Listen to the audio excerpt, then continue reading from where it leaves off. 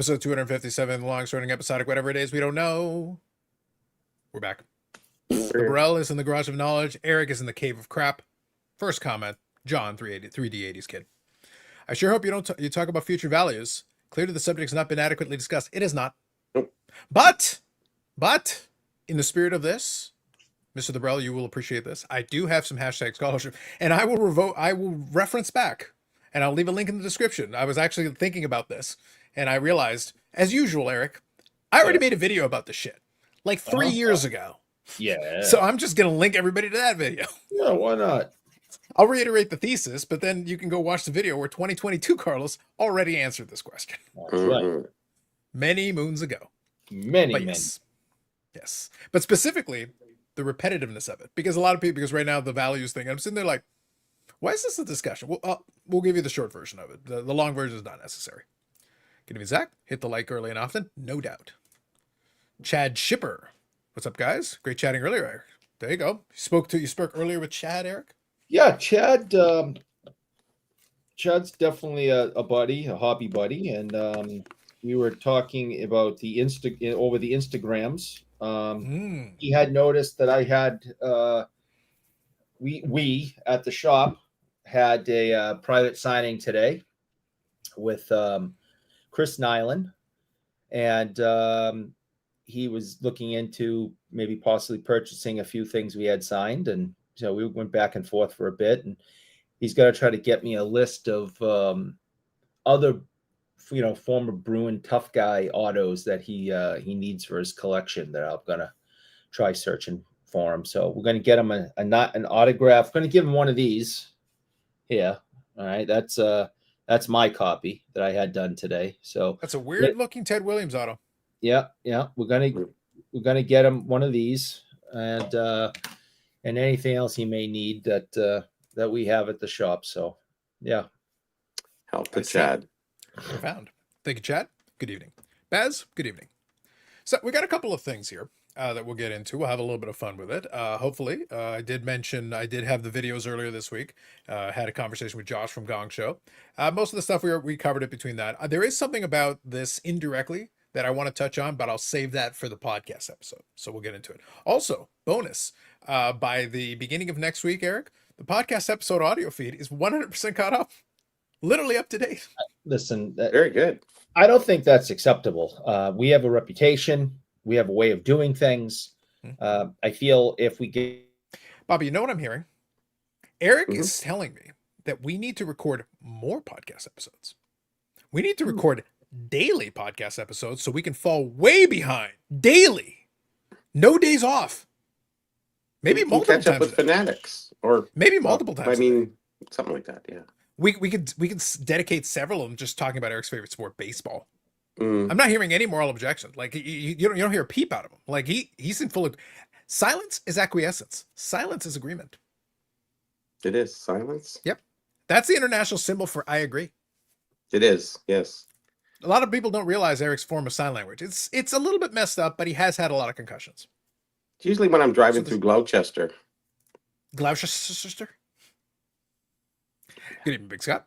But yes, so Eric is, I don't know, folks. I don't think I can commit quite to daily podcast episodes, but Eric is pitching it pretty hard. He was also, I got to be honest, he was also pitching pretty hard to go 8 hours tonight. Like, Eric was like, Carlos, listen, I got off my bike, the one without the seat. I was extra excited because the hills, the roads were a little bit bumpy. So I was getting a little excited. I was kind of in a manual space mode. I was really excited about this. I feel like I could go 8 hours today. And I go, Eric, look, I'd love to. I love nothing more.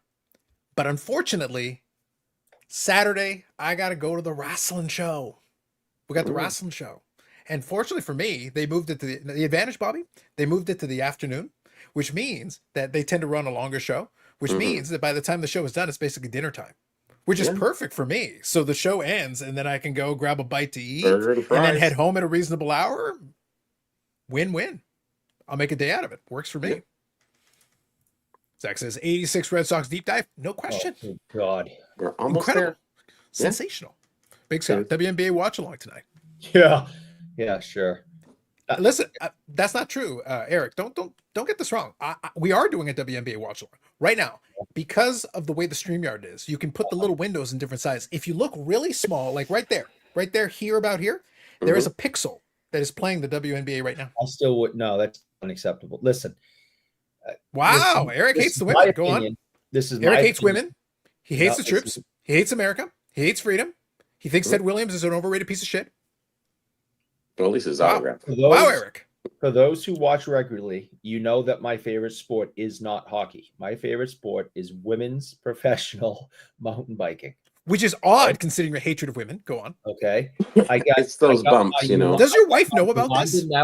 Does your daughter know about this? I got my former world champion Yolanda Neff signed Trek jersey. That's a made-up name. Over there.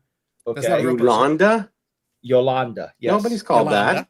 Yes. That's in Harold Bowler's wife. No, that sounds vaguely Dutch. Okay. Yeah. No, she's Swiss. All right. So I got my Yolanda Neff autographed jersey framed right over there. That is my all-time favorite sport. I rather watch women's tennis than men's tennis. With that being said, the WNBA is unwatchable. It is horrible. Caitlin Clark doesn't matter. No, every game. That is big words, Bobby, from a man who talks about a fake sport. So it seems. Yeah. Hockey says, Carlos, there are now two bigs in the content space, Big Brian, Big Ken. Apparently, so it would seem. And in both cases, they're the only ones who called themselves that originally. I can't think of anybody else who called them this prior to them calling themselves this. And I guess you have to go with it? Question mark? I don't know. Big Shot says, made up name for made up sport. Yes. Agreed.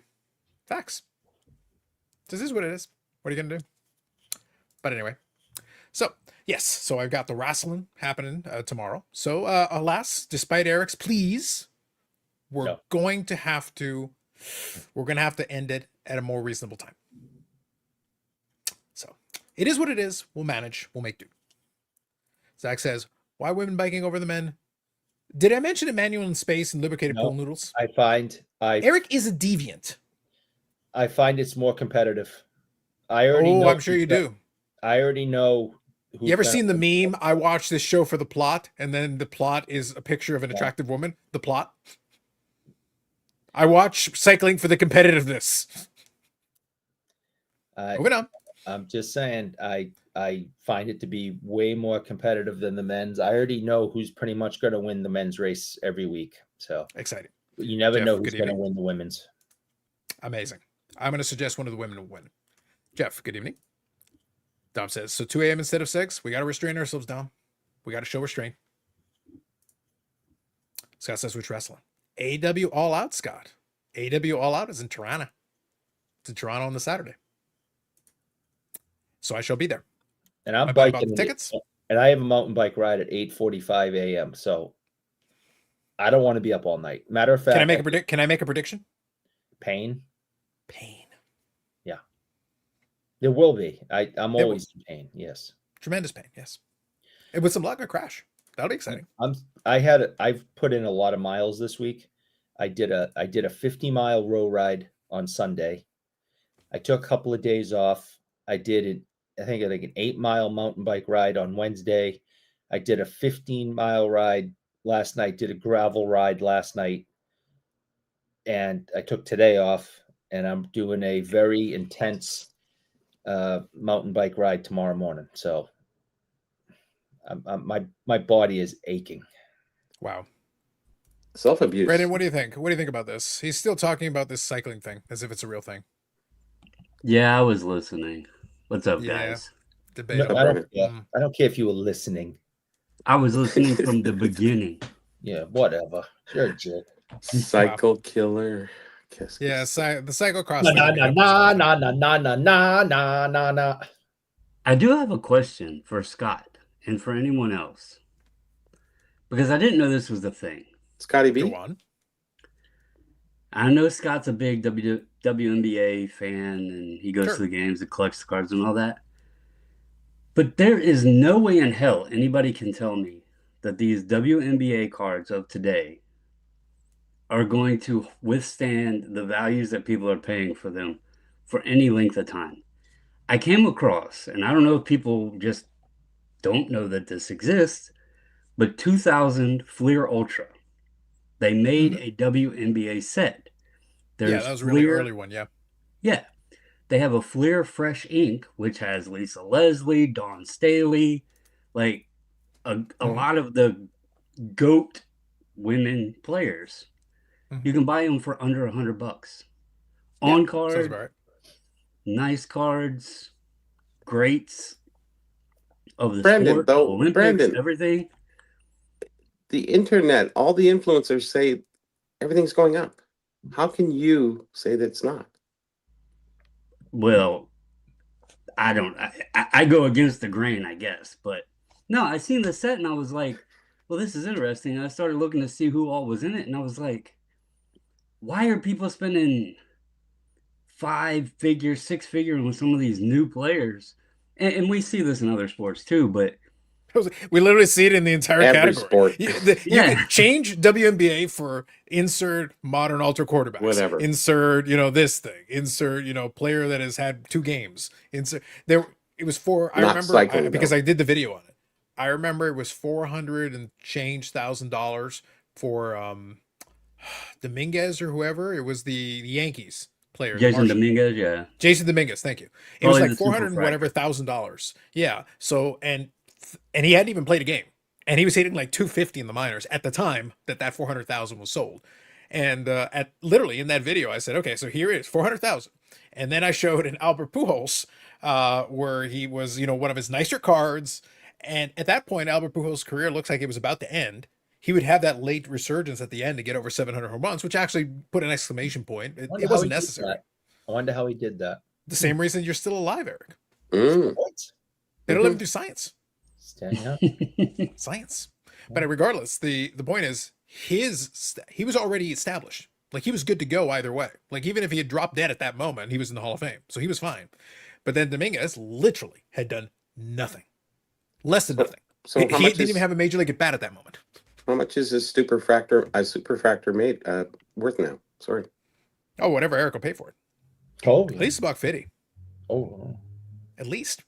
and in all seriousness, because I already went through, the WNBA discussed me. If they actually go on strike, which would be the dumbest thing any organization has ever done in the history of organizations, those card prices are going to drop because out of sight, out of mind. Plus, people are going to be just disgusted by the entire thing. This is an organization that is billions of dollars in debt since its creation. It's only alive because the NBA finances it. There's nobody goes to these things, and they're saying they want equal pay. So they want LeBron James money when they don't fill the stadium. So they're thinking about going on strike. If they actually go on strike and stop playing the games that they play, it's going to destroy their card value because you're going to have people going, screw them. This whole thing is ridiculous and out of sight, out of mind. Oh, there is no NBA season. The players are on strike. Think of how much third-class money they'll save on flying. Oh my God. Yeah. That the NBA pays anyway, for. Brandon, Eric hates women. So we've It established still that. seems, but he likes watching It's along women's with the rest of sports it. except that one. Yeah, it's fine. But look, the reality, here's the thing. Here's the counterpoint. I don't care. Like one way or the other, whatever. Great. Do it, don't do it. But imagine being stuck with a Caitlin Clark card that you paid a lot of money for, and the thing just That is not an issue for me. Well, that is I know, not Imagine, I can't even imagine. buy Caitlin Clark cards. $10. This is not an issue I have. You're good. Yeah. You could have saved it all by saying, I don't care. Don't care. One way or the other. Good luck to them. And by the way, for the record, as an aside, despite Eric's hatred of women, my thing is always, and Bobby, I'm consistent on this point. Mike, I'm very consistent. As far as I'm concerned, you should ask for as much money as you can ask for. Doesn't mean they give it to you, but you should ask. Like, Why not? I've in my career, every place I've ever been, you have to ask.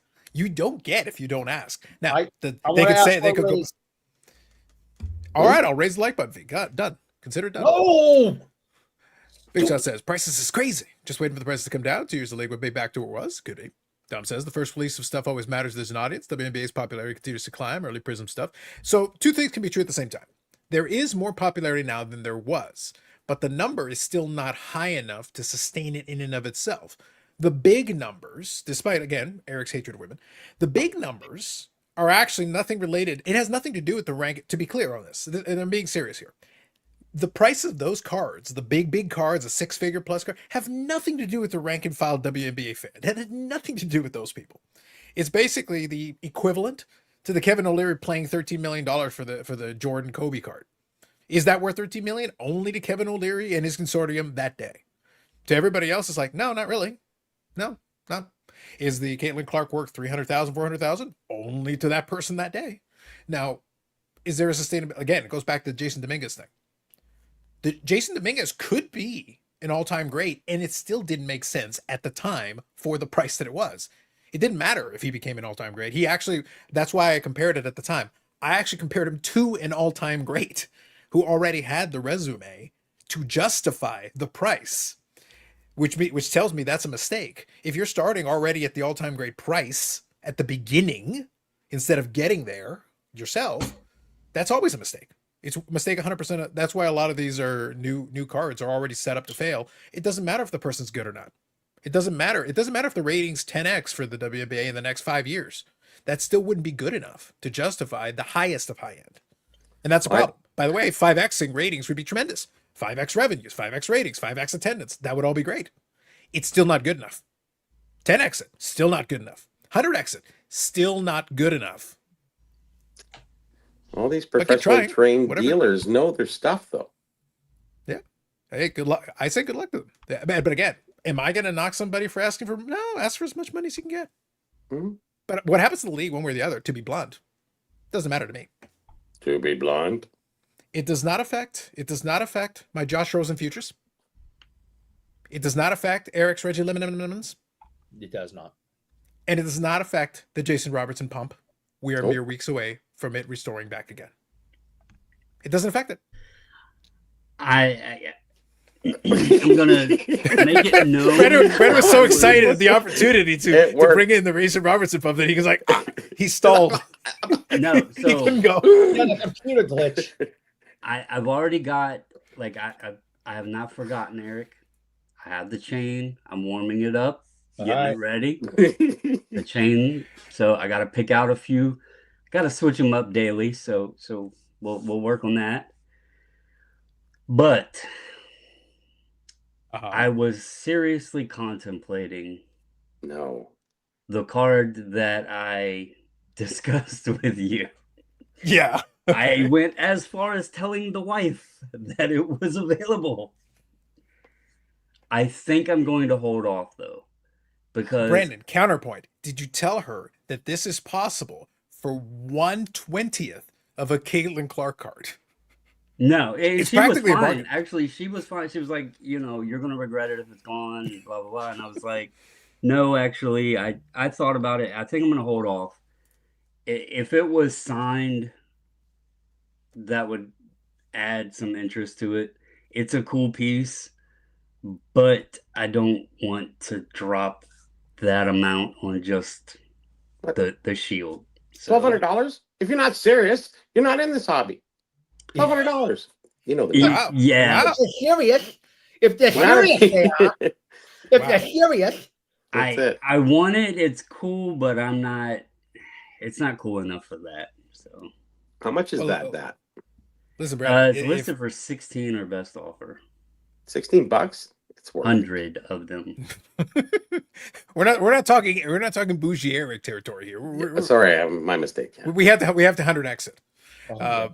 10x, But is there truth to rumor to the rumor though, Brandon? When you do, when you come up to Expo, is there any truth to the rumor though that you will be the bearded man walking up and down that street? Because it'll be gridlock traffic during certain parts of it, the street heading to the Expo. But you could be the guy with the play card walking in up and down, being the Jason Robertson truther.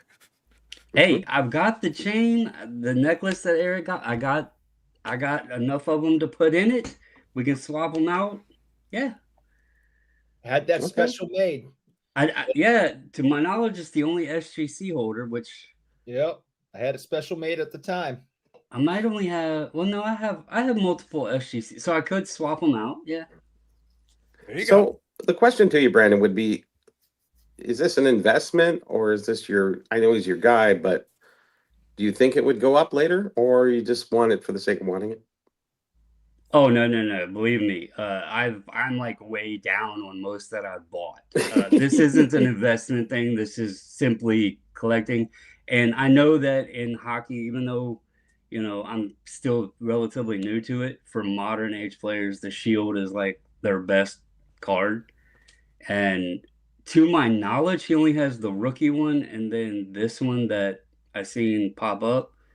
I don't know if I haven't seen or heard of any other ones. So that's why I was like interested in it. But after thinking about it, it's like, it's a cool piece, but I don't think it's 4-figure cool. So, well, the problem is, like, jokes aside, is kind of an aside here. The problem is it doesn't matter if it's 4-figure cool. I agree with you. But the problem is a lot of other players who are already established are already the price point is not unfair relative to what so it's one of those things. Like, I'll give an example, Bobby, that maybe will work here.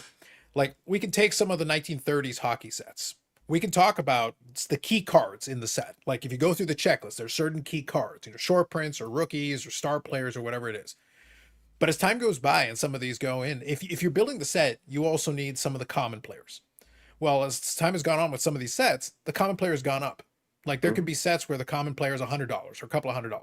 And you can sit there and go, it's a common player. I don't want to pay $100 or $200. Well, it doesn't matter whether you want to play it or not. The overall set over time you can't have a $50,000 card in the set and have a $2 common as part of the same set unless there's some weird discrepancy. No. Exactly. So the tide raised all the boats. Yeah. So it didn't matter that. So I agree. Look, I don't think Medano should be $1,000 for a Shield.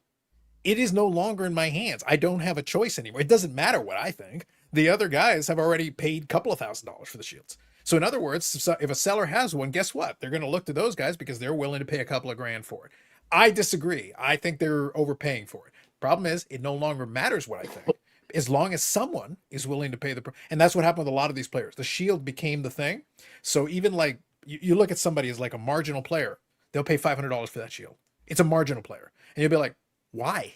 So then if a player actually is any good, if the marginal player is $500, it stands to reason that a star should be more. It's created that scenario, whether you like it or not. And that's why it's like, I agree. But at the same time, it's now the market we find ourselves in because the other people already did it. And then for the really big players, even forget that. It goes into 5 figures. The Howie Morenz, like William Patterson's, is like, wow. Even a beat up one is like $2,500. It's like, what? And because of that, you can't have the common player in that set be a $5 card. It doesn't work. There is no $5 card anyways. That's the point. That's what I'm getting at. So it doesn't. No. It all got dragged up, all of it. So now if you want to complete the set, even the commons are more expensive, as well as the stars and as well as the short prints and everything else. It's all part of it. So speaking of pre-war, on Wednesday, I think I drop Victor drops a video of us talking about pre-war rookie cards. Look at that. There you go. Wow. Bonus. That's going to be a battle. Yeah. Well, pass along the link when you guys get around to publishing it, and we can pass that along when the time is right. Real quick, I do want to touch on something. I know John said it in jest, but obviously they made videos about it. By the way, I will link people to the video that I was referencing because I can have a little bit of fun with this. So the debate, and the thing is, it's actually a really bad debate because the arguments were really lazy and dumb, to be honest. So they pretty much all the hobby debates basically fall in this category. So it was talking about future card values. So let me give the basic question, and then I'll answer it in about 4 seconds. This will be really easy. It's surprisingly easy to do this one. Should you care about future values in your collection? Here's the correct answer. I've heard a bunch of answers. Here's the correct answer. If you want to. That's it. If you're buying it for the reason that you're concerned about the future, that's fine. That's the reason you're doing it. Cool. Glad to hear it. If you're a person who has enough minutes money, to answer. Yeah, but it doesn't take that long. But I'm saying if you want the correct answer is if you want to. If you want to. If you're a person who says, "No, I'm buying this and if it's worth 0 in 10 years I don't care." Well, then great. Then that's the answer. It's irrelevant beyond that. Now, one important thing though is the idea, the notion, even if you're in the second category, You buy whatever card and you say, I don't care if it's worth less than 10 years. That can be 100% true. Fine, no problem. Whatever works for you. I will push back, though, on somebody that says value in totality doesn't matter, because that's not true. The conversation we had a moment ago proves that. Brandon just talked about a card that he's interested in. He is interested in it, but the value matters, not because of the future value, but the current value. The money that is going to come out of his pocket matters. So he's looking at it and saying, yes, it is. If that same card, Brandon, if the guy was asking for $600, would you buy it? Yeah, probably. Probably. Yeah. Yeah. So you'd still take a moment, you'd think about it, but more than likely the money would come out of your pocket and be like, all right, here you go. Deal. Yeah. So I was actually like, I was kind of looking around, and if it was even at 8, I would probably, if it was at 6, I probably would definitely be 800. I would also likely buy it. Yeah. The 1200 range, that's pushing like, yeah. I was looking at some other things of his that I could add. And that's the key, though. Less. So the number does matter, not necessarily because you're worried about the long-term future value prop, right? But you're also looking at, well, out of the money that I have to spend on cards, the budget that I have, if I spend more on that, then I lose out on the opportunity to get this. So I want to stretch my dollar as much as I reasonably can. So it does matter, at least for the moment. At least when I'm buying it, it matters, because I don't want to pay. Going back to the thing I said a second ago, I don't want to pay $500 for a $1 card just because I'm claiming I don't care about money. That's stupid. That seems moronic to me. So go ahead, do whatever you want. But the point is that it's like, no, you're going to say, like, if that's a $1 card or $5 card, I would preferably like to pay $1 or $5. That would be what I'd like to do, or less, or less if I can. That'd be even better. So the value does matter at least a little bit. Now, after you've already bought the thing, then maybe you don't care about the future value. Then that's fine too. But the answer was actually, if you want it to matter, then it matters. If you don't want it to matter, then it doesn't matter. The future value also is kind of like, it's a somewhat irrelevant topic or thought, because to be honest, if I bought that card, the future value would be unknown because it's a one of one, and I wouldn't expect to ever get rid of it unless some drastic emergency came up and I needed to.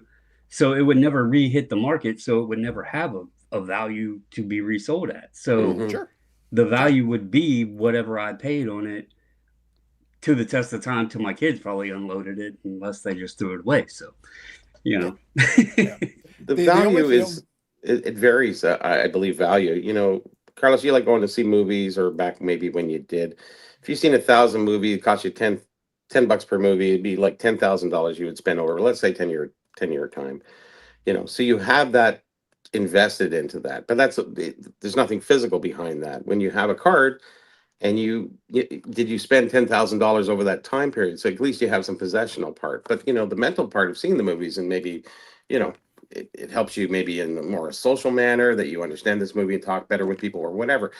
Our investment is personal at the end of the day, And for you being a collector, I would say that the card has to have that intrinsic value more than it does the value of it later down the road. And going forward and answering Carlos's question, whatever you wish, but realistically, have fun in the hobby and collect what you like, pay what you like. If you want to invest, I don't think anybody on the internet right now that says this card is going up and what's going to happen in the next 3 to 5 years, nobody knows. Nobody knew about the pandemic. Nobody knew what's coming around the corner. So you'll never know. All that time wasted about predicting the future, just, you're in the here, the now. Do what you can, enjoy what you want, and go from there. Basically, simple. And that's stuff. fair. Yeah, that's why I say, like, my one caution with that thing is, again, it took a very lazy topic and kind of played into it. And by the way, though, I don't blame them, because people, whether they can complain as much as they want, they want to talk about the same stuff over and over again. They do, whether they You mean claim it's otherwise. repetitive? It's very repetitive. But the thing is, the irony though is that then we're basically the angrier people get is because it becomes that infamous collector purity test again. It's like, no, but you're not a real collector if you care about the value. It's like, dude, do whatever you want. I defer back to the original thing. I don't care. It gives us fodder for our show. It totally does. That's the thing. Like it genuinely does. So real quick, I'll show just the kind of the heading on this one. But it was funny because when I was thinking about it, it reminded me of this, and it took me 5 seconds to see it, and then as soon as I saw it, it just made me laugh that I had it here. So let me go open up the tab for 1 second. So right here is Carlos from 2022. The title is "Why is derivative or repetitive content so prevalent?" Been there, done that, have the shirt. Already did it back then. I'll leave a link in the description. That's why the same type of videos circulate over and over and over. The same talking points circulate over and over. And then guess what?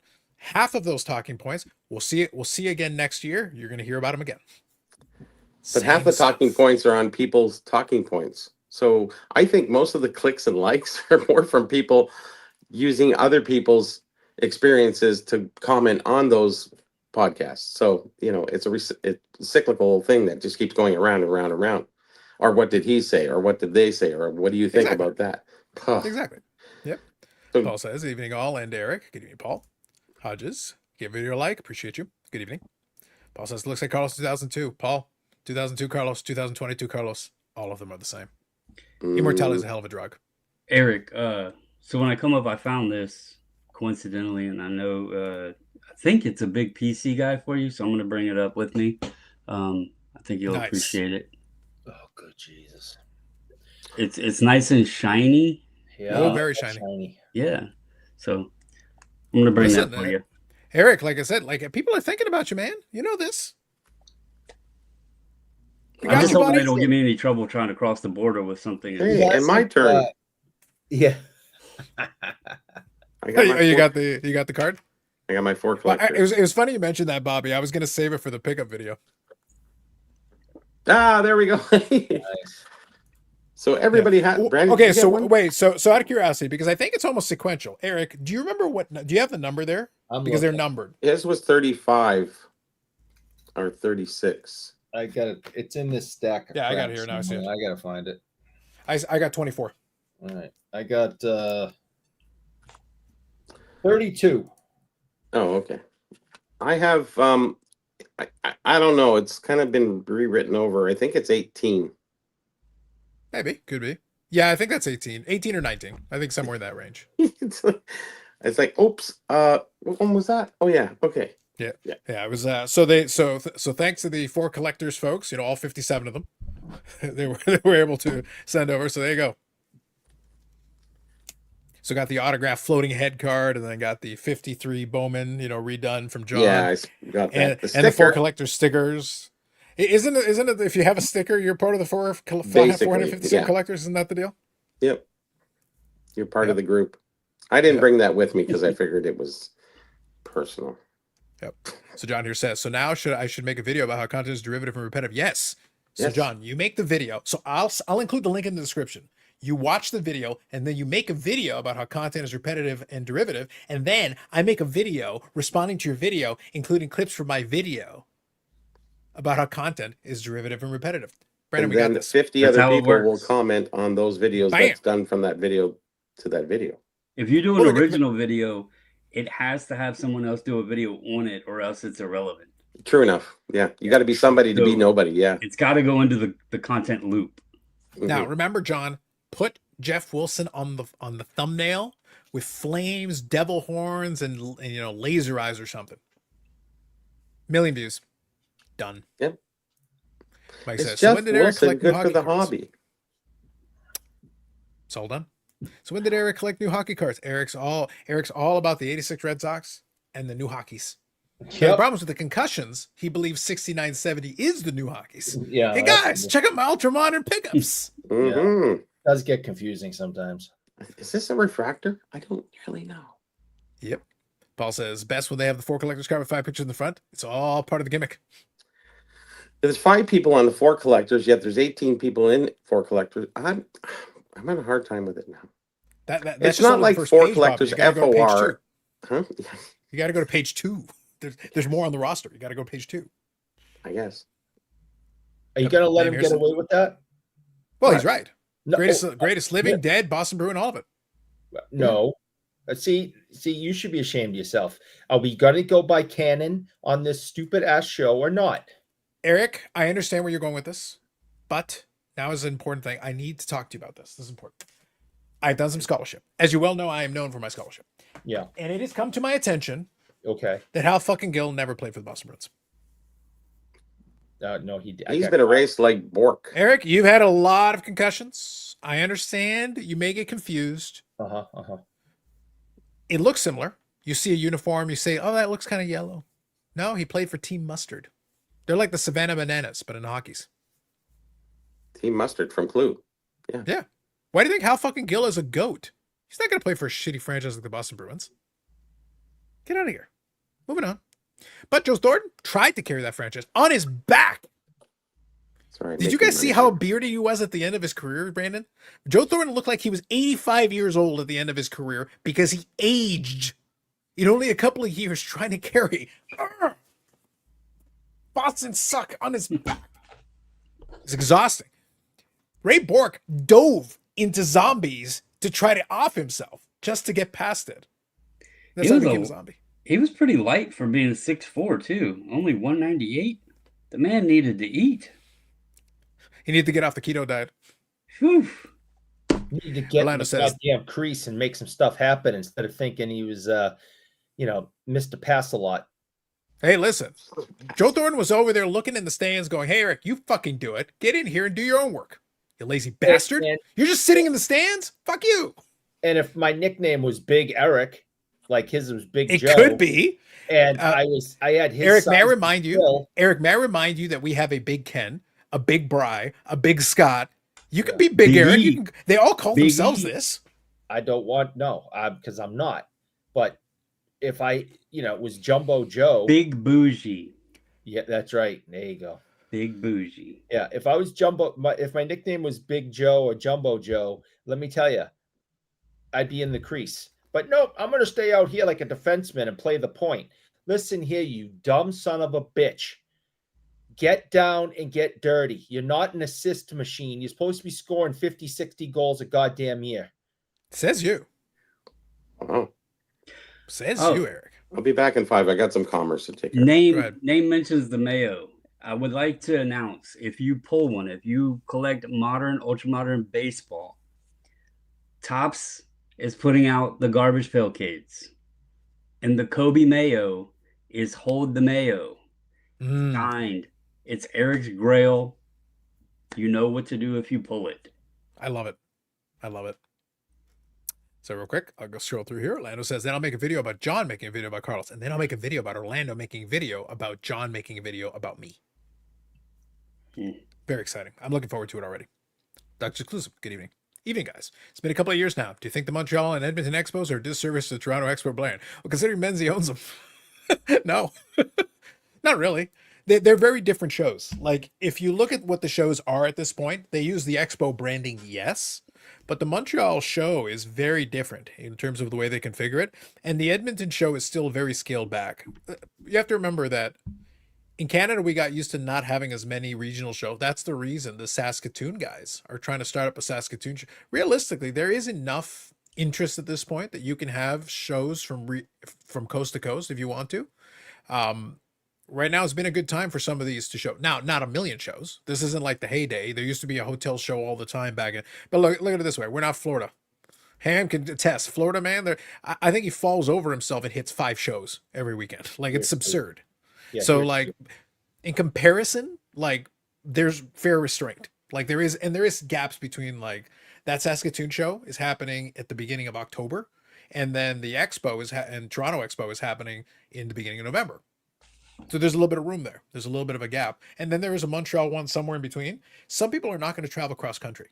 So if you're in Quebec and you don't want to leave Quebec, well, then there's a Montreal show. You're in Alberta, you don't want to leave Alberta, well, then there's the Edmonton show. You're in Saskatoon and you literally never get a show. Hey, there's one coming. Great. And some dealers are going to do the circuit. They're going to go from like section. They'll basically, move sideways up back and forth because that's an opportunity for them to make business. They like to do it.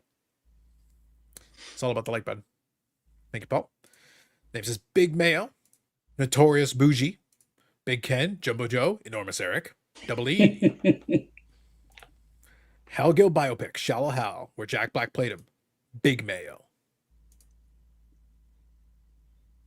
Indeed. So yeah, no, you can totally like realistically, it's fine to have those shows. Not a big deal. It's fine. You can have some fun with that. But that's why I don't feel bad for those regions. Like if you are in Saskatchewan, it's going to be interesting. I actually was aside from that, I was chatting with Steve, and I may get a show report from him post Saskatoon show. It'll be interesting to see his perspective because he's not setting up as a dealer. I believe he's walking around as a showgoer. So I think it'll be interesting if he pops in and we get a chance to chat with him after the fact. I may have him on the channel to talk about that and get his perspective on it. It is a brand new show. It's the first time they're running it. So we'll see how they do. Obviously, I guarantee there's going to be some growing pains. But good for them. Good for them for trying to set up a show somewhere that hasn't had really a big show of that caliber at all. Like, Marlborough, Massachusetts, which we thought was fake. The Marlborough man, who knew? He settled. Well, they're supposed to have a 1,000-table show next year. So if Marlborough, Massachusetts can have a 1,000-table show, then goddamn it, Saskatoon can have a show too. Fair enough. Just saying. Unless the Marlborough man is personally, greeting people at the door, that'd be pretty sweet. I thought he was dead, but what the hell? He died of lung cancer, I believe. Irony. Name says, Edmonton used to have the summit before the Expo went there, and much like the Toronto Expo, it's not held in said city. Yep. Well, the beauty of Eric, I would like the fact that I think all the expos as a branding choice, no matter what city it says, it's never held in the city. The Toronto Expo is held in Mississauga. The Edmonton one, I don't think is necessarily held in Edmonton, so I think that's right. And then I don't think is the Montreal one actually in Montreal, or is it just outside of Montreal? Couldn't even begin to tell you, but yeah, it does. I got to double check because it might be outside too, which would be funny. It's a little silly. I understand why they do it. You put it the nearest, largest city. You advertise. Yep, there it is. The Montreal Expo is in Laval. Ha! Yeah. It's not Montreal either. Right. So, I totally get why they do it, but it's, for example, and I'm at this moment, I am not making fun of Brandon, but we can get back to that shortly. But, last year he's interested in going and he thinks the thing's in Toronto. Why would he think it's in Toronto? Because it's called the Toronto Expo. Yeah. It's not in Toronto. Well, how does someone who never been there, is only heard about it and really wants to go and starts trying to find hotel rooms, maybe find one in downtown Toronto? And sense? Oh no, wait a minute. With traffic, it's an hour and a half away. So I was actually searching for the Toronto Expo Center, and it actually brought up a Toronto Expo Center. And that's what had me all confused, because I was like, holy shit, there's hotels around here, but them things are a bit pricey. So yeah, that's what happened. I didn't know it was called the International Center. And you also didn't know it was in Mississauga. No. Right. Mm-hmm. All clear now, though. Everything is set up. There you go. Matthew says, don't sleep on Saskatoon, population 270, the 19th largest city in all of Canada. The problem is that it's 270,000 and the province's population is like 300,000. It's like the majority of the province. Like it's basically like Saskatoon and Regina and yes. And look, Regina, Saskatchewan. I wouldn't want to live there. That was the name. That sounds like a nice place. Listen, Eric can hang out there with the manual in space, some mood music, and a lubricated pool noodle. It could be a good time. Give people your address. I see nothing that could possibly go wrong. Look, you try to make fun. We're going to send Eric on a correspondence trip. We will send him to Regina, Saskatchewan, so he can report back his findings. Telling you. So Baz is saying, can Marlborough say that? No, Baz. But you know what Marlborough can say? Marlborough can say that it is surrounded by Southborough, Westborough, Northborough. Then there's Marlborough. By the way, I'm not making this up. I'm literally not making this up. There's a Westborough, Northborough, and Southborough. Yes. Why? I live in Scarborough. Eric, with respect, what the fuck? I didn't name them, brother. I was, Massachusetts been around before the United States, so I don't remember we talked about the short memory retention. Dear Lord. Dear Lord. Like, what are we doing here? I actually have to look this up. This is amazing. Look, so I'm going to go ahead. South of it is Hopkinton. Hopkinton. That's where the Boston Marathon starts. Wonderful. I give Eric crap about his concussions. However, I don't remember. I have to admit something, and Eric and Carlos already know about it. We discussed it prior to the podcast. But I went the other day to go do the passport thingy. And there's a question on there. Have you ever been married previously? It was marked yes. The lady was like, do you happen to know the date? And I'm like, actually, ma'am, I don't remember. Now, I suffered a grade 3 concussion. Mm-hmm. The memory loss, time periods that just disappear, that you don't really know what the hell happened, is a real thing. The funny part to this story is, though, I was like, I'll just call the courthouse and get the date for you. I call the courthouse and the lady's like, I'm sorry, sir. The judge didn't sign your paperwork because your ex who filed never paid the filing fee, so it got dismissed. And I'm like, what the hell are you mean? Because I'm now in another state and remarried. And she's like, you're going to have to see a lawyer. Believe it or not, this does happen at times. And I'm like, you've got to be kidding me right now. I know I got paperwork back and everything. Polygamist. Oh, it's actually. I already told Brandon. It's like, listen, everything's legal in Vegas, Brandon. This problem's solved. For legal reasons, I can't discuss my Vegas wives, but I'm just saying it's legal in Vegas. Mm-hmm. Well, for about 2 hours, me and her both are like, okay, what the hell are we supposed to do now? Because I'm sitting here thinking, I don't know where my ex even is. I don't know how you go about filing and explaining to the IRS and everybody else that the last umpteen years has all been a lie. And I'm like, what kind of trouble is this going to be? Lawyer! Well, she has a friend that has access to background checks and all this other stuff. I give her all my information. I give her what I knew about my ex. And she was able to dig in and solve the mystery.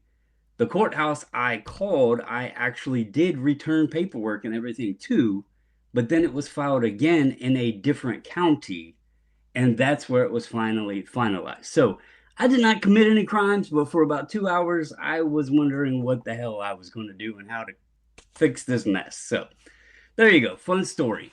Concussions. I honestly think the only way it could have been better is if it had happened in Massachusetts, and we would have had the Northborough, Southborough, and Westborough situation. Mm-hmm. It's like, wait, which one did you file it in? Yeah. Look, you want to know how confused? You want to know how confused they are? Like I'm looking at the map right now, and that's how I found out about Southborough, Westborough, and Northborough. By the way, Northborough is literally to the left of Marlborough. It's not north. It's fucking to the south. Lying sacks of shit. Yeah, what about Foxborough? And Westborough, by the way, is the most southern of all. Westborough is more south than Southborough. That's retarded. Yes. Hmm. A lot in the state. But if that isn't bad enough, Bobby, over yonder from Marlborough is Sudbury. Yeah. There you go. They think they've got the big nickel. They don't have the big nickel. Nothing. That's lies. That's They it. got nothing. They got nothing. Speaking of Bobble's morbid problems, didn't he fight with Brigham Young in ye old days? Mm. Yeah, I had to go take care of some commerce. I listed some stuff, so someone wanted to give me $160. So I said, "Great, that's 10% towards my JR shield." So amazing. What? Amazing. Yes. Now, side note: if you can ever make your way to Montreal, not Montreal, Expo, then on Saturday you can get an autograph from Ed Belfour, which I assume was booked there to protect the Toronto Expo folk. You know, Brandon's first trip, he doesn't need crazy Ed Belfour. No. He chased you down the street. I'm just surprised Eric isn't going up early and going to Montreal, because he seems to be the top Montreal Canadiens fan now. Shut up. He is. Like adding another one to this is what I heard. The case. Yes. Well, look, I understand. Look, Eric, if it's any consolation to you, I did also notice that the signers for the Expo were also updated. And in addition to several that were added, were noted Savannah Banana Willie O'Ree. Mm. Well, that's awesome. We'll ask him how close you really are. That's Mhm. right. Eric He is who? included. He is on Eric Sunday. who? He is on Sunday. Maybe he'll hang out right beside Medano and the two of them can compare notes. Like, you see this fucker? You heard what Marcel Dion told us about? Yeah, that guy. I am. I bet he's from Westboro. I don't. Fuck that guy. Thing. Willie and I are friendly. We are not friends, and the man is 90. So if I explain to him who I am, he'll oh yeah, and then it'll be all good. If I just walk up to him and say, "Hey, Willie," he's gonna be like, "Who the fuck are you?" Oh, he preempts. I like that. Okay, sure. Yeah, we're friendly. So the question, Carlos, is if you live south of Westboro, are you in another state? I think it's a time and space vortex at this point. Like I said, we got Sudbury over there. We got black west holes where west everywhere. shouldn't be, south where south shouldn't be, north where north shouldn't be, and then the Marlboro man in the middle of all of it, like the Bermuda Triangle. Yeah. It's wild. Good of you, Stu. We need to add Brandon to the BIC card variation set, perhaps. Oh, yes. Perhaps. I'm not doing the floating head. I'm not doing the floating head thing, but $1,600 get you one of these. Make the choice. Make the choice. We might have found part of the mystery of why Eric falls off his bike so much. He tries to use like the little map quest things, but since everything's so out of place there, it's like you get a compass and it just sits and spins. Like you mentioned the Bermuda Triangle. yes, He doesn't know where the hell he's at when he's riding the bike, and then all of a sudden he isn't even on the path anymore. Eric's still using Garmin. That's my watch. Is a Garmin. What? Explains a lot. it really does. It Really? all makes sense. Mm-hmm. That's why you can't find the restaurant either. That wasn't fair. That's Probably. Bobby told him, Brandon take a didn't even left have at to be there to know the Westboro. story. Wait, the South Westboro or the West Westboro? That's not fair. That was Timmy Two Hats with him, so it was 2 for 1 on that one. In the GPS, just typed in the restaurant name. That's where it sent me. These clowns did not give me any directions of, hey, it's 200 yards down the road on the right. No. They just said, meet us at Chop. Okay, fine. Put it in, followed the GPS. Took me like 45 minutes down the And how far out did you wind up, just out of curiosity? We were a long ways away. So Brandon, he thought logically that we, being at the Expo and having hotels nearby, We're going to would pick travel a that restaurant 45 minutes away. I thought it was stupid myself. I never been there before. You could have called. That was like the first year. You I could have had no called. idea. You took if anything, a I said, wrong Chop's turn at just Westboro. down the road, Airport Road, off to the right, No, right beside the no, hotel. no. Probably. Just- I probably told that to Timmy No. Two Hats, Yes, but he's got a memory like a goldfish too. So well, for the same reason we were discussing earlier. yes, oh yes, Yeah, understood. same reason. Oh yes, Same- I know that. Yeah, hmm they're both from the same city, so that tells you Wow. something. Just wow. Okay. Eric not being a man of peace, as usual. It's wild. Yes. Is it So Westboro quick- at least? Yeah, right. Or Southboro, or Eastboro, Foxborough, Northboro. Attleboro. Scarborough. Don't forget. Oh, Attleboro. Scarborough would at least be decent. That'd be fine. Yeah. I heard so they have quick a fair aside. there. I did laugh, by the way. It was a quick aside. I'll spend more time talking about it later. I'll get Brad to come on and talk about it. So they finally did announce officially. What was funny is I had a message, I think it was on Lapper's Discord. I think Lapper was asking just for some validation in it. They got the email out that the new place is being the new PSA Canada office. So they officially sent out the press release for the October 20th date, as seen on this very live stream 2 weeks ago. But yes. It's official, unofficial, official. It's official. Mm. Well, PSA put out the press release, so they're basically committing to it. So you better make the timeline. Mhm. You've already committed to it, so you said. Well, so. since there's offices and everything, if you use SGC, make sure you send it to the right address because they moved inside the building again, which would be the third time in the last 5 years. So. Well, Brandon, I'm envisioning what I said earlier. I would love that unit number to actually be inside the same unit, but it's just the guy from Office Space being moved around the office. They're just it's like, if you move to the office, that'd be great. He might stay here. To the basement, and then they just shut off the light. I think the new one is 101, so maybe it's just the front desk when you walk in the building. Brandon, I'm telling you, they're just moving a desk at this point. They're literally just moving a desk. That's all that's happening right now. Mm-hmm. Joe Burrow, that's right. All the boroughs. Yeah. Got all the boroughs in Massachusetts. Bobby Burrow. Bobby Burrow. Oh, man. Well, see, Burrow is actually, if you pronounce it in Scottish, it's Burl. Burl. Right. So, anyways, I had to throw it in there. We also have a Boxborough. We have Foxborough. We have Boxborough. A Boxborough? Are you sure? Are you sure the naming people didn't have a lot of concussions, Eric? Are you sure like this is not a local problem? They're like, what should we call it? Burrow. It's like, what did he say? I think he just said Burrow at the end of it. Just pick something in the front. I was born in Salem and grew up in Beverly. I then moved to Yes, PV, we know you're a witch. And now I'm in Danvers. You're a witch. So I don't know. You're a witch. A witch. I was born in Salem Hospital. See? Wow. And then brought to Beverly. Wow. Quick aside, I kind of a follow through with, I think it was last week. So I mentioned that our friends at UPS are still sending me emails relating to customs clearance for a package that was returned to me. They're still sending me emails related to this. So finally, today was the day that I said, all right, guys, it's been a couple of weeks now, like for the love of all that is holy. So I literally messaged them. And of course, like, you know, having worked at a call center, I try to give a little bit of I do try to be a man of peace. But this is a very straightforward thing. They're like, oh, have you gotten any paperwork? No, I haven't got any paperwork for it. You returned my own package to me. And it's like, oh, but you've returned my package to me. This was supposed to go somewhere else, and it came back. Yeah, please hold. I got one of those today. Like, all I want you to do, all I need you to do is stop sending me fucking emails or something that is not going to go anywhere. The card is sitting on my desk right now. I'm not sending you more information to ship a package that is literally, the card is sitting in my desk. It was hilarious. She was like, well, if you ignore the email, I have been ignoring the emails up until the point that I'm calling you. There you go. Worcester, Gloucester, Peabody. Massachusetts sounds out their words. You really do.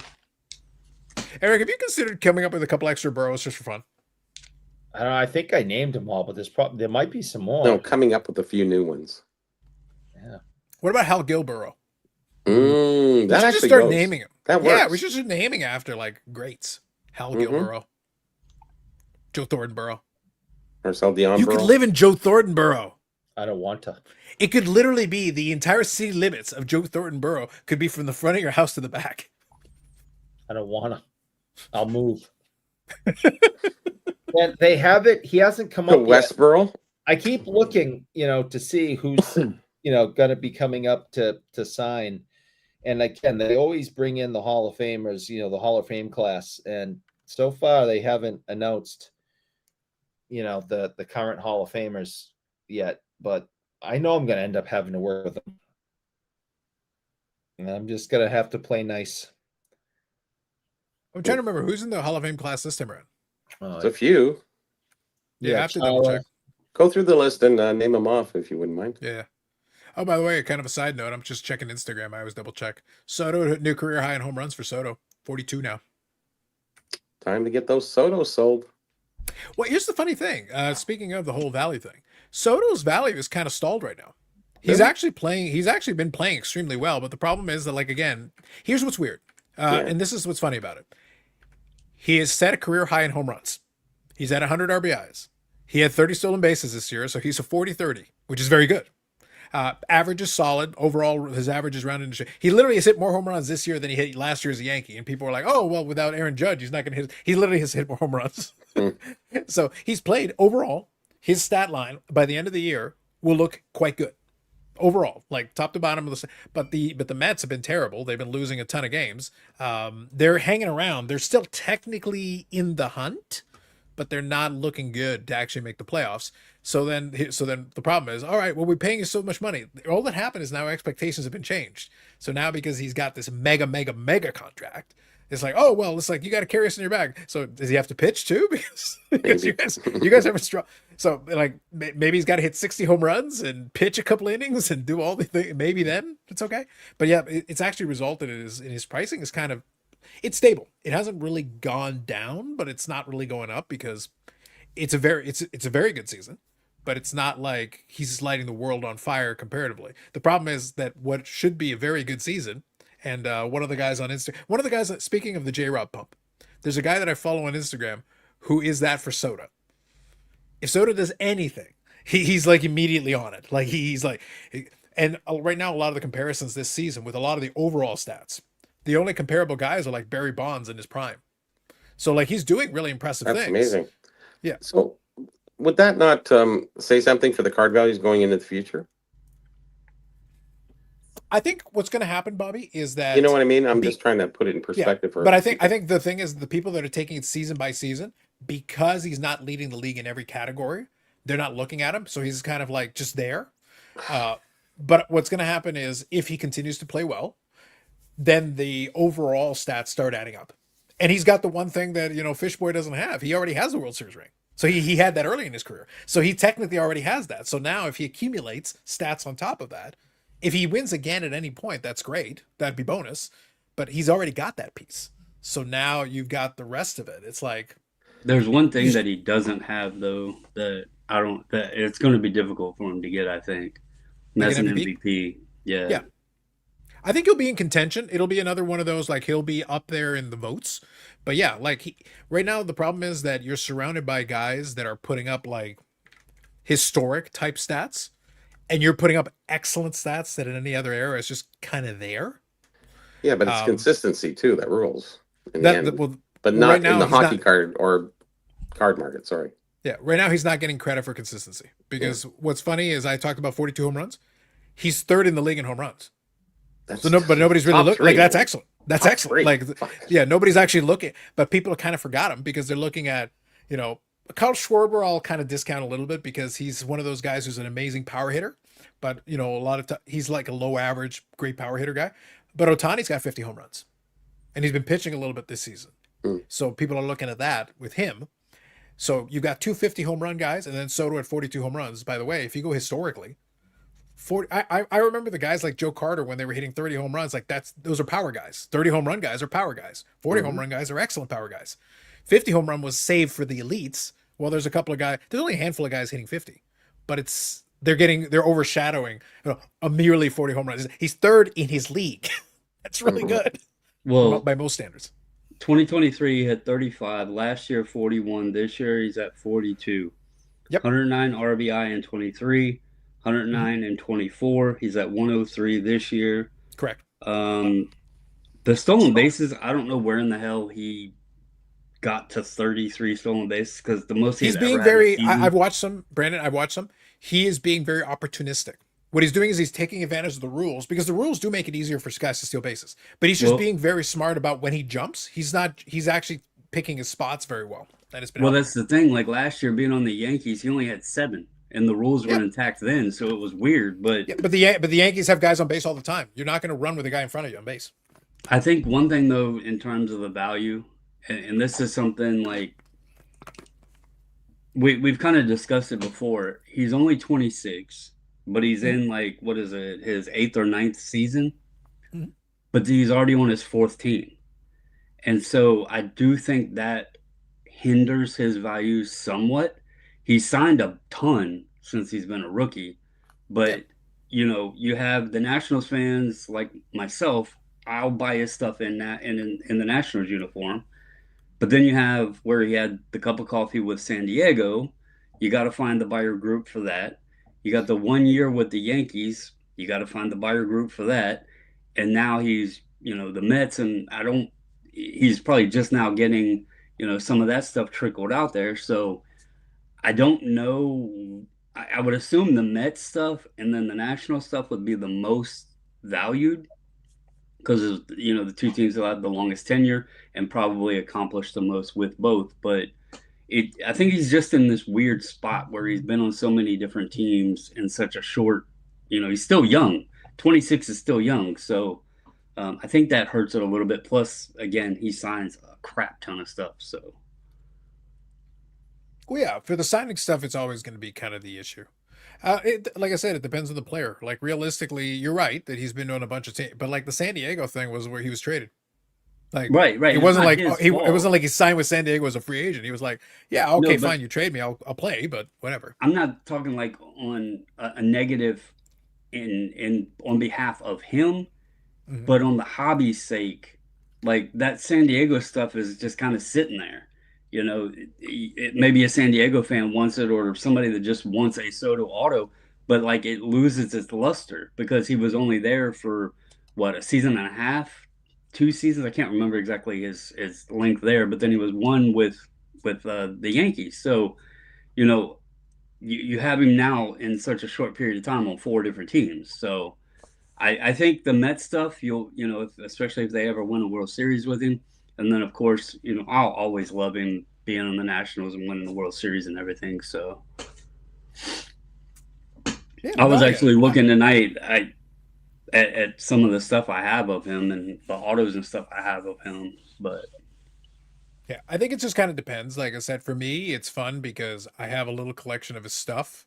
I'm enjoying it for the different. For me, it would be interesting, and something that I want to do eventually is I want to have a couple of pieces from all the stops. The San Diego one being a short time is fine by me because then there won't be as much stuff for that. So grabbing 1 or 2 pieces to represent that, to go along with the Yankees, to go along with the Washington stuff, to go along with, the Mets stuff now. So for me, I always joked about it, but it was one of those things where I was able to get it on discount. One of the jerseys that I have, and I wore it on the most recent podcast, I think, it was actually San Diego Soto jersey. I was able to get it on discount. And by the way, so here's the thing. Him not being on the San Diego is perfectly fine with me because it makes sense. But I will say, like, I actually like the brown Padres jersey. Like, I actually like the aesthetic of it. Some of the national jerseys are pretty nice. I'll probably get like a Mets one as well. So probably I'm gonna have like a set of the different ones because I like some of the jerseys, but I always like I'm one of those people that if I'm gonna buy one of those jerseys though, I want the ones with some color. Like the chocolate brown San Diego jersey, I think is pretty nice. A couple of the Mets ones, like the blue one with the orange, is kind of solid. It can't be the white ones though; that's boring. Or the gray ones, like that's San Diego's desert camo one. I think that one. That was interesting. Good. That was interesting. It's kind of interesting. Yeah. Stu says Soto is trending at Clemente level, slightly ahead of Frank Robinson. Like he's been consistent. The funny here's the thing though, I like it, and I like that he has been consistent. If he ever did break out with like a 50 home run season, that'd be great and everything. But I'll be honest, like this is the unfortunate thing of the way that baseball has gone today. Everybody's sitting there wanting the 50 home. Like, so Brandon, my question would be, what if Soto just keeps putting up 40 odd home run seasons for like the next 8-9 years? That's amazing. It would be like in traditional, but like, this is the thing. The short-term person is saying, "Oh man, he never hit 50." Well, Hank Aaron never hit 50.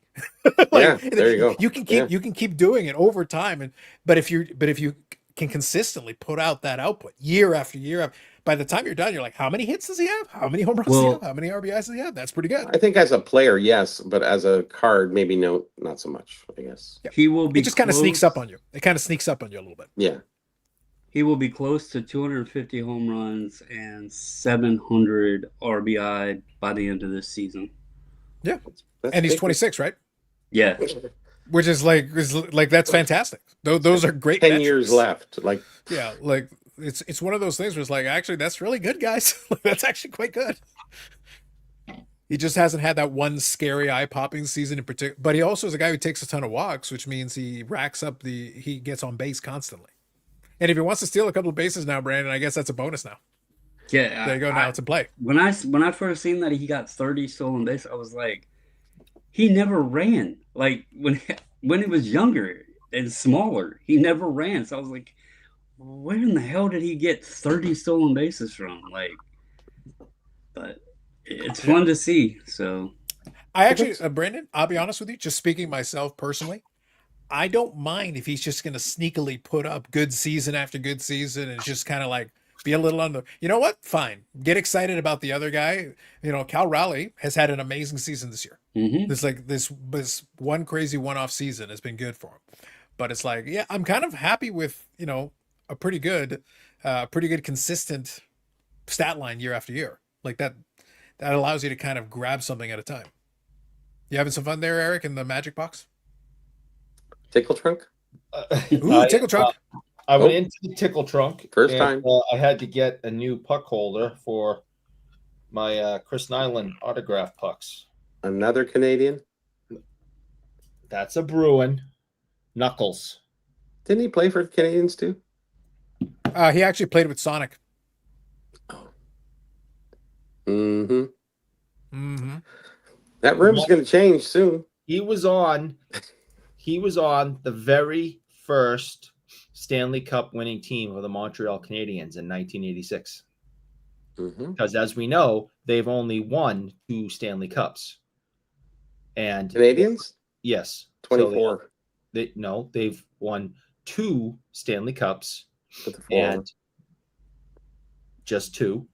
And their first one was in 1986, and he was on that team. So Duke says strikes out a lot too. That could be normal for modern players. Right now, for modern players, it is very much so.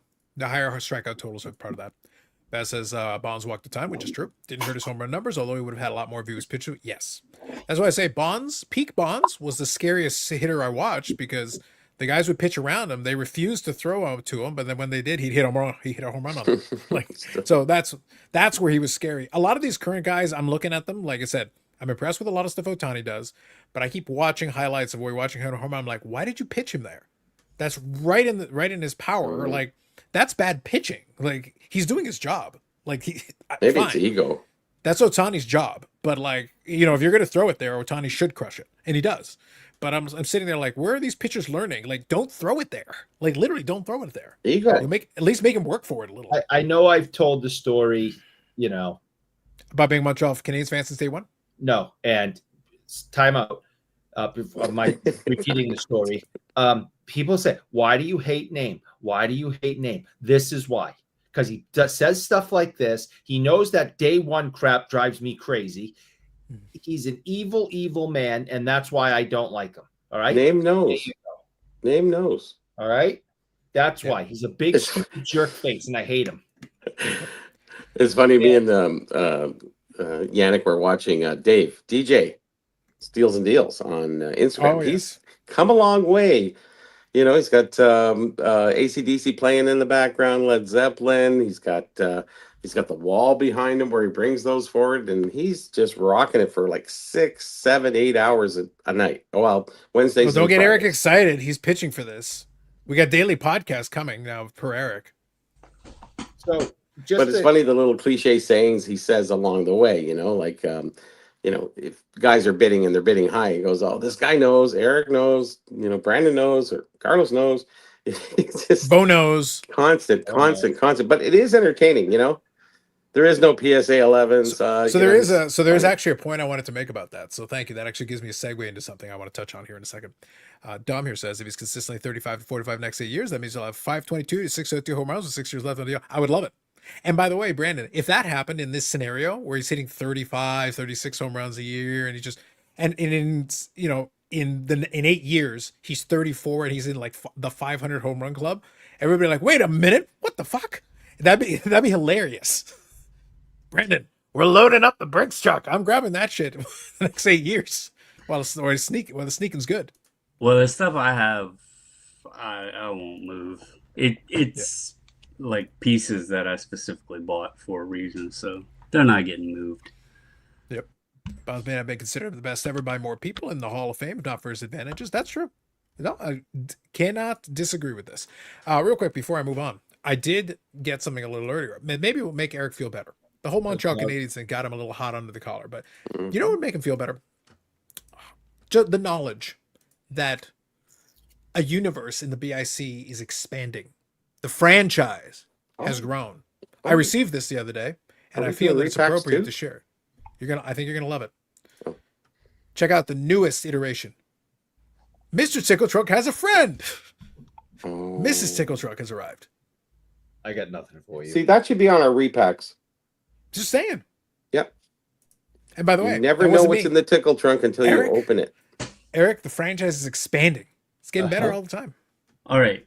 So I just pulled up some stats, and people have been really interested in the Juan Soto thing. Okay. Man's got some stats. Yeah, I did some stats. I pulled up Juan Soto and compared him to Bryce Harper. Okay. Okay. Harper, multi-time MVP. Well, he's won an MVP. He's got been two compared to Fish Boy throughout his career and everything. So I did Harper 2012 to 2019 and Soto 2018 to 2025. Same ages, coincidentally, 8 years for each of them. So I don't know if I can share this, just to make it easier. Why is it a secret? Share screen. No, it won't let me anymore. All right. WAR, Soto 42.5, Harper 32.5. Games played. Soto's only had 3 more games played, so it shows you how close this comparison is. Hits 1,077 to 1,071. Soto takes that. Home runs 242 to 219. Soto takes that. RBI 692 to 635. Soto takes that. Literally every single category Soto is beating Bryce Harper on, except for one, and that is stolen bases. They're even at 90. Now, Soto has the ring. Bryce has 6 All-Stars during this period. Soto only has 4. Bryce has an MVP. Soto has a batting title. Yeah, Bryce has 2 MVPs, but during that period, you're right. He does have one more MVP later, but I knew it was multi-time, but during the comparison here to keep them even, Soto has 5 Silver Sluggers compared to Harper's 1. So, I mean, everything that you compare to them, except for more All-Stars and the 1 MVP, Soto takes everything. And everybody has said, like, Bryce Harper's one of the best players ever to play the game and all this other stuff. And literally, apples to apples, same amount of years and only 3 games played different. Soto takes every category except for the All-Star game and MVP. So that's pretty damn interesting. Yeah, that's the thing. That's why I say it's like that. That's why I use again, to be clear, so that we're all on the same page. I am not comparing the 2 players in totality, but I am stating that you can achieve all-time numbers with consistent longevity, because that's how Hank Aaron got the home run record. It wasn't by racking up 50 home run seasons. It was by consistently hitting 30, 40 home runs year after year after year after year, and just doing it over and over and over again. Into old age, he kept consistently doing it. Even into, like, I think his age 39 season, he had 40 home runs. That's how you break a record, or that's how you build up the big numbers over time. The other alternative is to be a shooting star and do it all at once. If you can do that, that's great. But a lot of players build up their Hall of Fame resume over a long period of time, and that's what happened with that's what happened with Hank Aaron. That's how he got to his point. And the Montreal Canadiens the same. That's how they won 24 Stanley Cups. 2 Stanley Cups. They were consistent. They had won dynasties. 2 Stanley Cups. They're not a dynasty. They only won 2. Domir says, all that said, how big is Bryce's hobby right now? Think for his expectation of success he's had, he's still reasonably affordable. Yeah, I would say so. I think though to Brandon's point as well, the guys that put up these stats consistent, like if you go look, in the Bryce Harper example Brandon was using, Harper led the league in home runs one year, but it was 42 home runs. It's all timing. It's like, how do you, if it's the right year in the right situation. So I'll use a personal favorite of mine, Brandon. So I'll use an example of the hockeys so Eric doesn't get confused. My personal favorite. I collect 2 main hockey players. You got Modano and you got Jamie Benn. Modano has the Hall of Fame career, all the stats, all the stuff. Jamie Benn has 399 goals. So, next goal he scores will be 400, which is great. He's the longest tenured captain in that Dallas history. But nobody is going to say that, Jamie Benn is as good, has put up anywhere near the offensive stats that Modano did. But Jamie Benn has one thing that Modano doesn't have, an Art Ross trophy.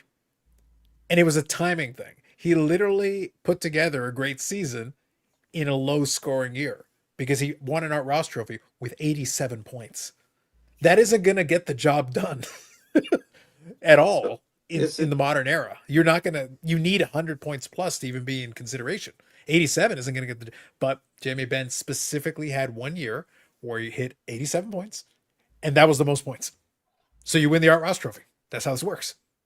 So is it fair to say in card values in today's world that somebody who is currently playing and they have this high-end card, and equally to somebody who is retired, has a record career better than him, which one goes for more?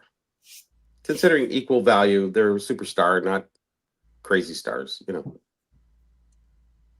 Sorry, can you repeat the question? Sorry, can you repeat the initial part of the question? Yeah, so if you have somebody who's a great player right now, and they're Sure. They've been playing for such a long time, they've got a great record, and they get this PMG, whatever it is, high-end card. Mhm.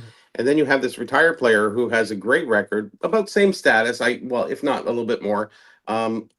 If they get the same card, whose card is really worth more in that, if they're equal in that sense in today's world? So it's whoever has the popularity. It really It's comes down popularity. to that. Yeah. Yeah, it's always a popularity contest. Yeah. So having great stats helps because that can build you a fan base. It can create that Sure. popularity for you, but it doesn't guarantee it. Look, we always joke Well, about it's more about speculation than it is about guys who've already done what they did. Are you talking about if they came out in the same year? Like if 2025, a legendary player has like a PMG come out and then a current day player come out? No, not necessarily. Somebody who is maybe even just recently retired and retired with great stats. And this person has been playing for maybe a couple years and he's on his way. Like to reference it with hockey, I mean, and you can correct me if I'm wrong on this. If Gretzky and McDavid both had like PMGs, not superstars, but yeah, maybe lesser well, if stars. you're going mid-level player, then I would say like Jason Robertson kind of guy. I would say at that point, if there's a baubles and ball card bidding, no price is too great. That is what I've heard. I already admitted that I've put it this way. If I had waited today and bought the green PMG and my cup RPA, I could buy that 1/1 shield and it wouldn't cost me anything. Really? Yeah. That's probably how far down I am. Well, that's what I kind of wanted to hear anyways. Yeah. Yeah. So it's more about the speculation and who's hot now opposed to who was hot. Even though you have Gretzky's and stuff like that, I'm second tier down from them. So, well, it has to be though. Like I think a lot of people fight and push this. I'm sitting there like, so then what other criteria? So remember the discussion I had maybe about 45 minutes ago, where I said, if you've got a vintage set and you've got these high end cards, short prints, these things that are more valuable. Over time, that pushes up the value of the commons. But if I ask the person individually, they're like, wait, do you want to pay $100 for this common? The answer is going to be like, no, absolutely not. And they're not going to feel good about it. But they're going to be like, well, if I want to finish the set, I need the common. It doesn't matter that it's a common. If I want to finish the set, I need that card to finish the set. So I'm going to have to pay the freight, whatever it is. But if you removed all the other factors and said, do you think this card is worth $100? A lot of them would be like, no, it's not. But that's what the market says. That's what the cost is. And that's how it plays out today.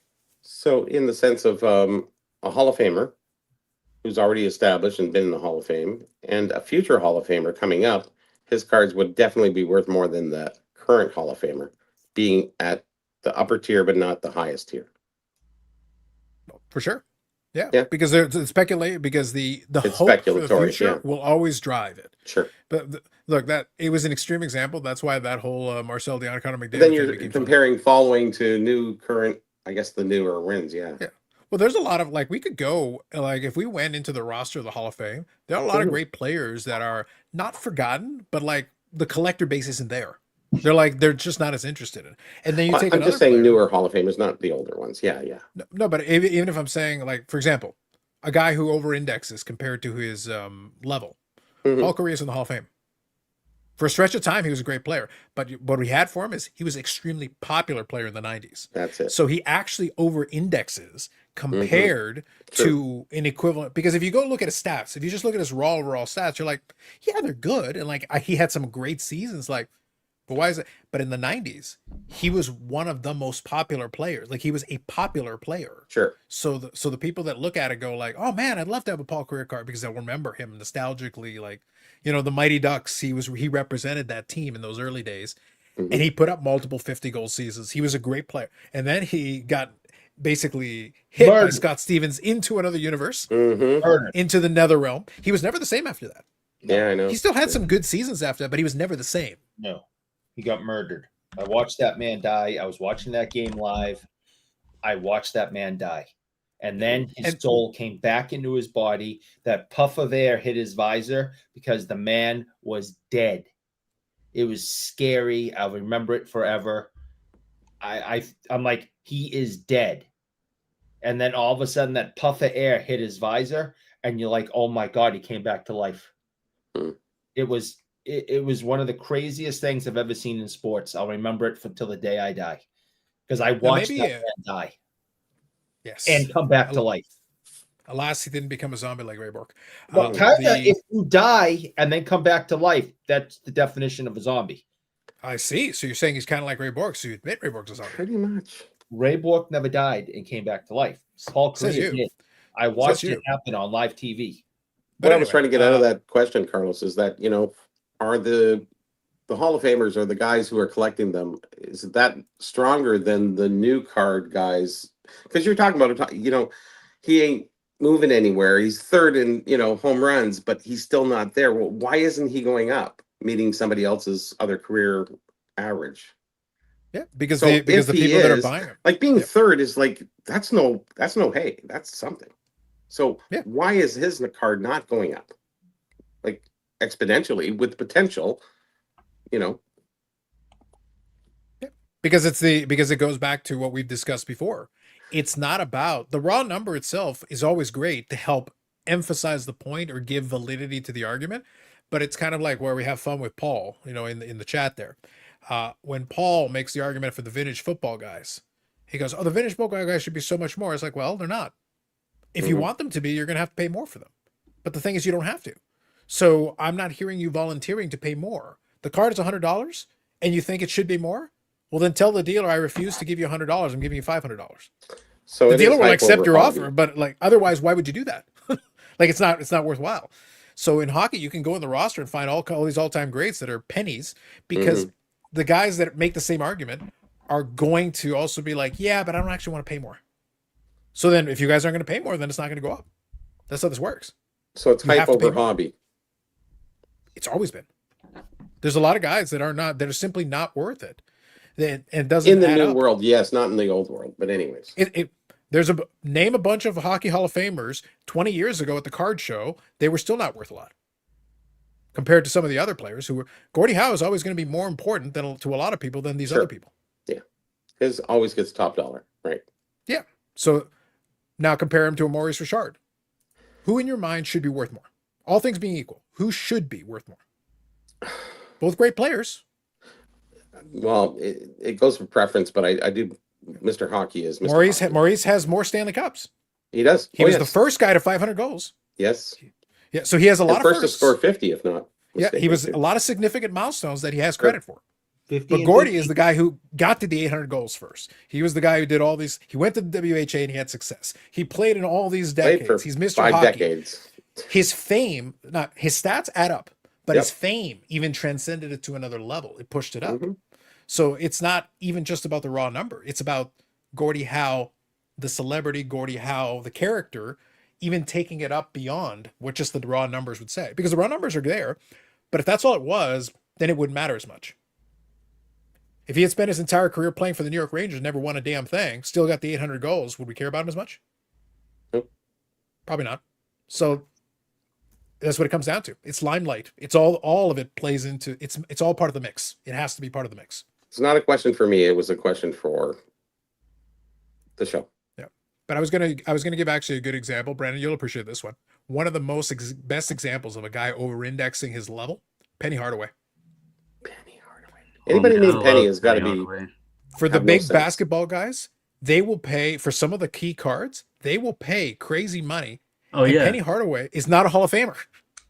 No, but it's that era and yes, the Got a cool kind of name too, though. Icon with he was also part of an an ad campaign at the time with Little Penny. Like his fame, and the thing is, in his best, he was a very good player. Like he wasn't that he wasn't a terrible player, but it was the thing that the fame actually transcended. So nostalgically, they'll look back on it and be like, "Oh man, Penny Hardaway, I remember him." Yep.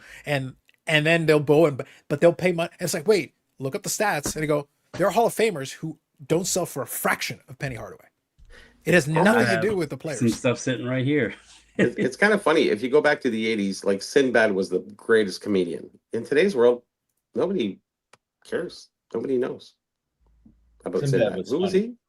Huh? Sinbad. Eric, you should take some steroids. He was great in the 80s. So it is, as we go on and move on, like how much did you really affect? Like he was the one word name guy, right? So, you can't forget him, but you forget what he did and his stand-ups and stuff like that. Eddie Murphy's still around and still relevant, but I'm just saying, all these other guys have taken over and he's sort of Hall of Famer, but just not there anymore. And do you guys even know anything about Sinbad? Carlos? Mm-hmm. Brandon? Yeah. I mentioned Sinbad when you referenced the comedy. Barely, yeah. It's kind of like plus he had the show. He did a great football movie. That was the funniest line I've ever heard. Yeah. Wasn't he also a genie? Show. Wasn't he also a genie in a movie? Yeah, I don't even know if I watched that. I don't know. Yeah. I never went to the genie part of things, so. Well, Shaq was a genie. Yeah. Oh, he was too. Yeah, he was. Right. Mystery Boxer. Yeah. So here we go. Hold on. So Simple Bobby, Modern Baseball. It's about upside down consistency. It's the mystery box. It could be anything, including boat. It could be extremely lucky. Someone like Juan Soto. It works for me, man. I can still get some Sotos relatively cheap. I still get reminded for sure all the time by my wife about not buying Juan Soto when I should have. Anyone if you'd like, we can all remind you should have bought Juan Soto when you should have, you cheap bastard. Yeah. Should have bought Jason Robinson Shield when March you should have. 2018, you could buy Soto first moments at the little sum of $50. Oh, yeah. Yeah. I think they're still like, aren't they like 2,000 still? I don't think the base are, but you could like buy refractors and stuff really cheap back then too. Well, that's the Bowman first auto, right? Yeah, that's the Bowman first auto, right? Yeah.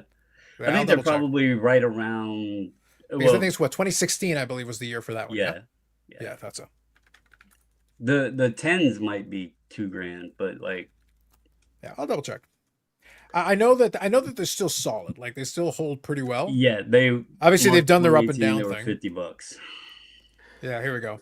Okay, so a 9, last 9 sold for $13.75. Yeah, 9.5 is $16.55. I think I gave about $1,200 for my 9.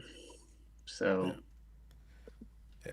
So it's still, I get reminded all the time about it. It's a little more than $50. Also, since we've had a lot of baseball talk, I'll slip this in here as a Nationals fan. Well, Eric's getting excited. Go on. A player that I actually like, but I have proceeded with caution and been very patient this year, and that's James Wood. For those that like records, he's approaching a record in his rookie season, but it's not likely a record that people go for. He will be as of right now, he is 13 strikeouts away from tying the most strikeouts in a season. That is a record, though. Yeah, it is a record. Once you're in Guinness, you're in Guinness, right? So, hey. He's at 210, and the record is 223, and he's going to have 8 games left to not strike out 13 times. I believe in you. Eric, you like your subheading? Who in the sports world has the biggest baseball fan this side of Southborough? Yeah, that's really small, but yeah, I see it. Assuming we can find which side Southborough's on, that'll be our first step. But yeah. I feel it stands up right there. I think it holds up to scrutiny. Oh, there we go. Now I can see it. Yeah. Yeah. I think it holds up to scrutiny. Talking baseball. We should do it all the time. Well, it's going to be part of our daily podcast on the 86 Red Sox. It's going to be very exciting. I'll talk about the 86 Red Sox, how they ruined my childhood. No problem. Well, here's a question for the chat. So who in the sports is best known for their folly? Leon Lett. Well, Brandon brought it up. You want to put Leon Lett ahead of your boy Bill Buckner? I'm not talking about 86. So you're not here to talk about the past. No, not here to talk about the past. So I'm going to go with Leon Lett. I'll actually open it up if anybody else wants to take a shot at it. There are some good candidates, by the way, if you want to think about it. Mm-hmm. Yeah, and then what's his name? Oh, I always forget his name, but the kid from the Oilers who had an own goal in the playoffs and knocked the Oilers out. And then Gretzky. Shoot. Yeah, there's been a lot of those. And then Gretzky was handed him, he was the first person he handed the cup to. Yeah. The following year. So his name's skipping my mind at the moment, but he was the defenseman and had an own goal against himself for Edmonton and knocked them out of the playoffs. But yeah, there's lots of guys like that in the. Yeah, Numbnuts knows it was Steve Smith. See, Numbnuts. Oh, is it Steve Smith? Okay. The Chris Webber Michigan timeout. That's a pretty big one. Yep. Yeah. It's horrible to be known for something, but it's good to be known for something. A lot of people want your autograph for some reason, so it works out. Right. Hey, better than not being known for nothing. Yeah.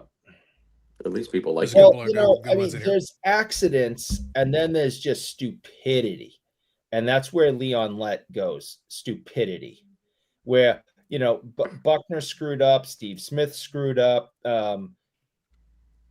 You can, I don't think what's his name from Michigan there? Weber. Yeah, Weber. I don't think that was stupidity. That was in the moment. He made a mistake, right? Leon Lett, just complete stupidity. Well, sadly, there's players that still do that today, spiking the ball and they're not in the end zone or whatever. So, yeah. It still happens. They're premature ejaculate, Yeah, I'm still lower stakes because obviously a lot of these are higher stake situations. Of course. My personal favorite, though, remains one that was for Dallas because I was in the conversation with Josh. I referenced obviously some of the old rookies and such. I was using some examples, and one of the examples I used was 99-2000 and Patrick Stefan.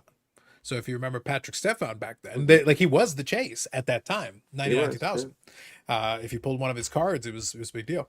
But I remember him less so for that and for his brief time with the Dallas Stars, where he managed to miss an empty net.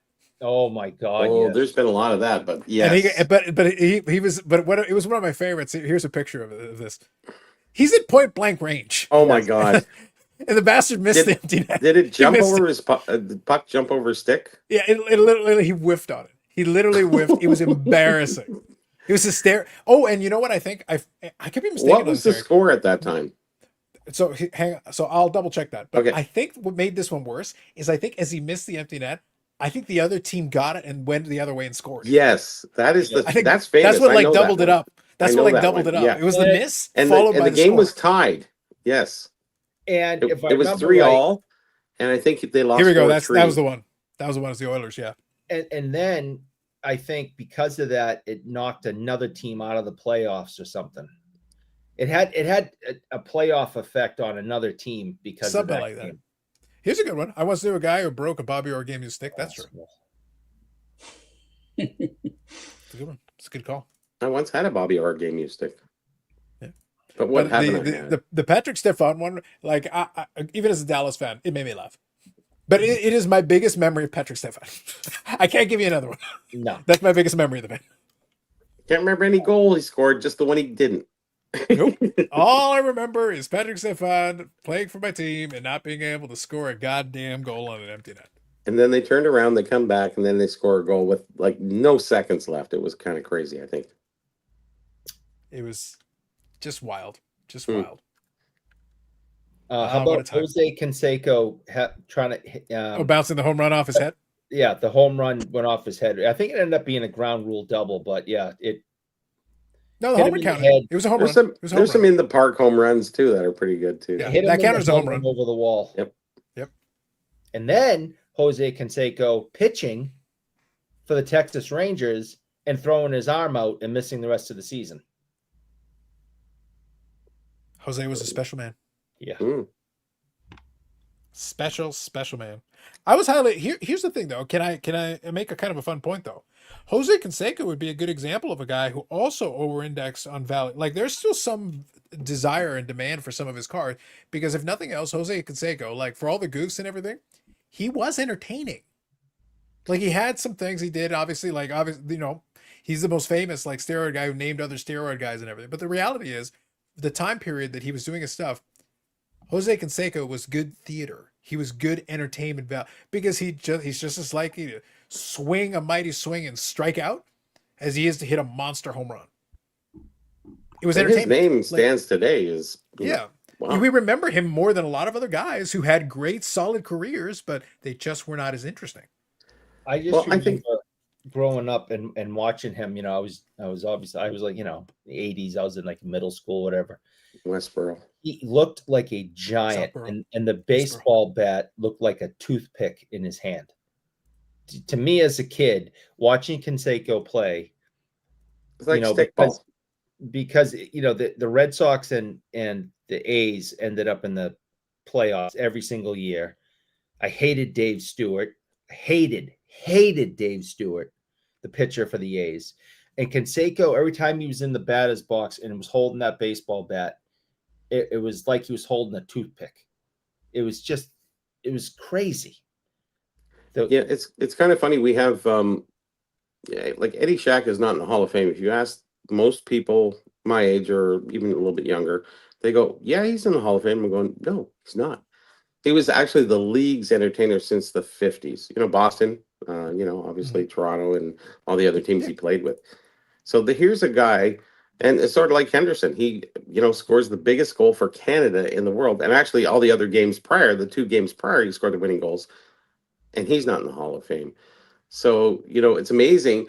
Out of all the lunch boxes, there's a Gretzky, there's a Bobby Orr, and an Eddie Shack. And he's not in the Hall of Fame. But nobody else got a lunchbox. Like, it's really funny how we determine things, So he was illiterate. A lot of different things he did. Had his own donut shop. Yeah, the donut shop and stuff like that. But he, pop shop, all that other stuff that he did through that time period. He was such an entertainer on the ice. He was amazing, and you don't get in the Hall of Fame for that, obviously. So. Yeah, exactly. Get off the track. Here comes Eddie Shack. How do you know that? I know everything. Oh, sorry. Settle down, Bougie. Calm down. Whoop. Put the bong down. Put it down. I think he has a bong somewhere. I don't care if you got it out of the magic box. Put it down. Tickle trunk.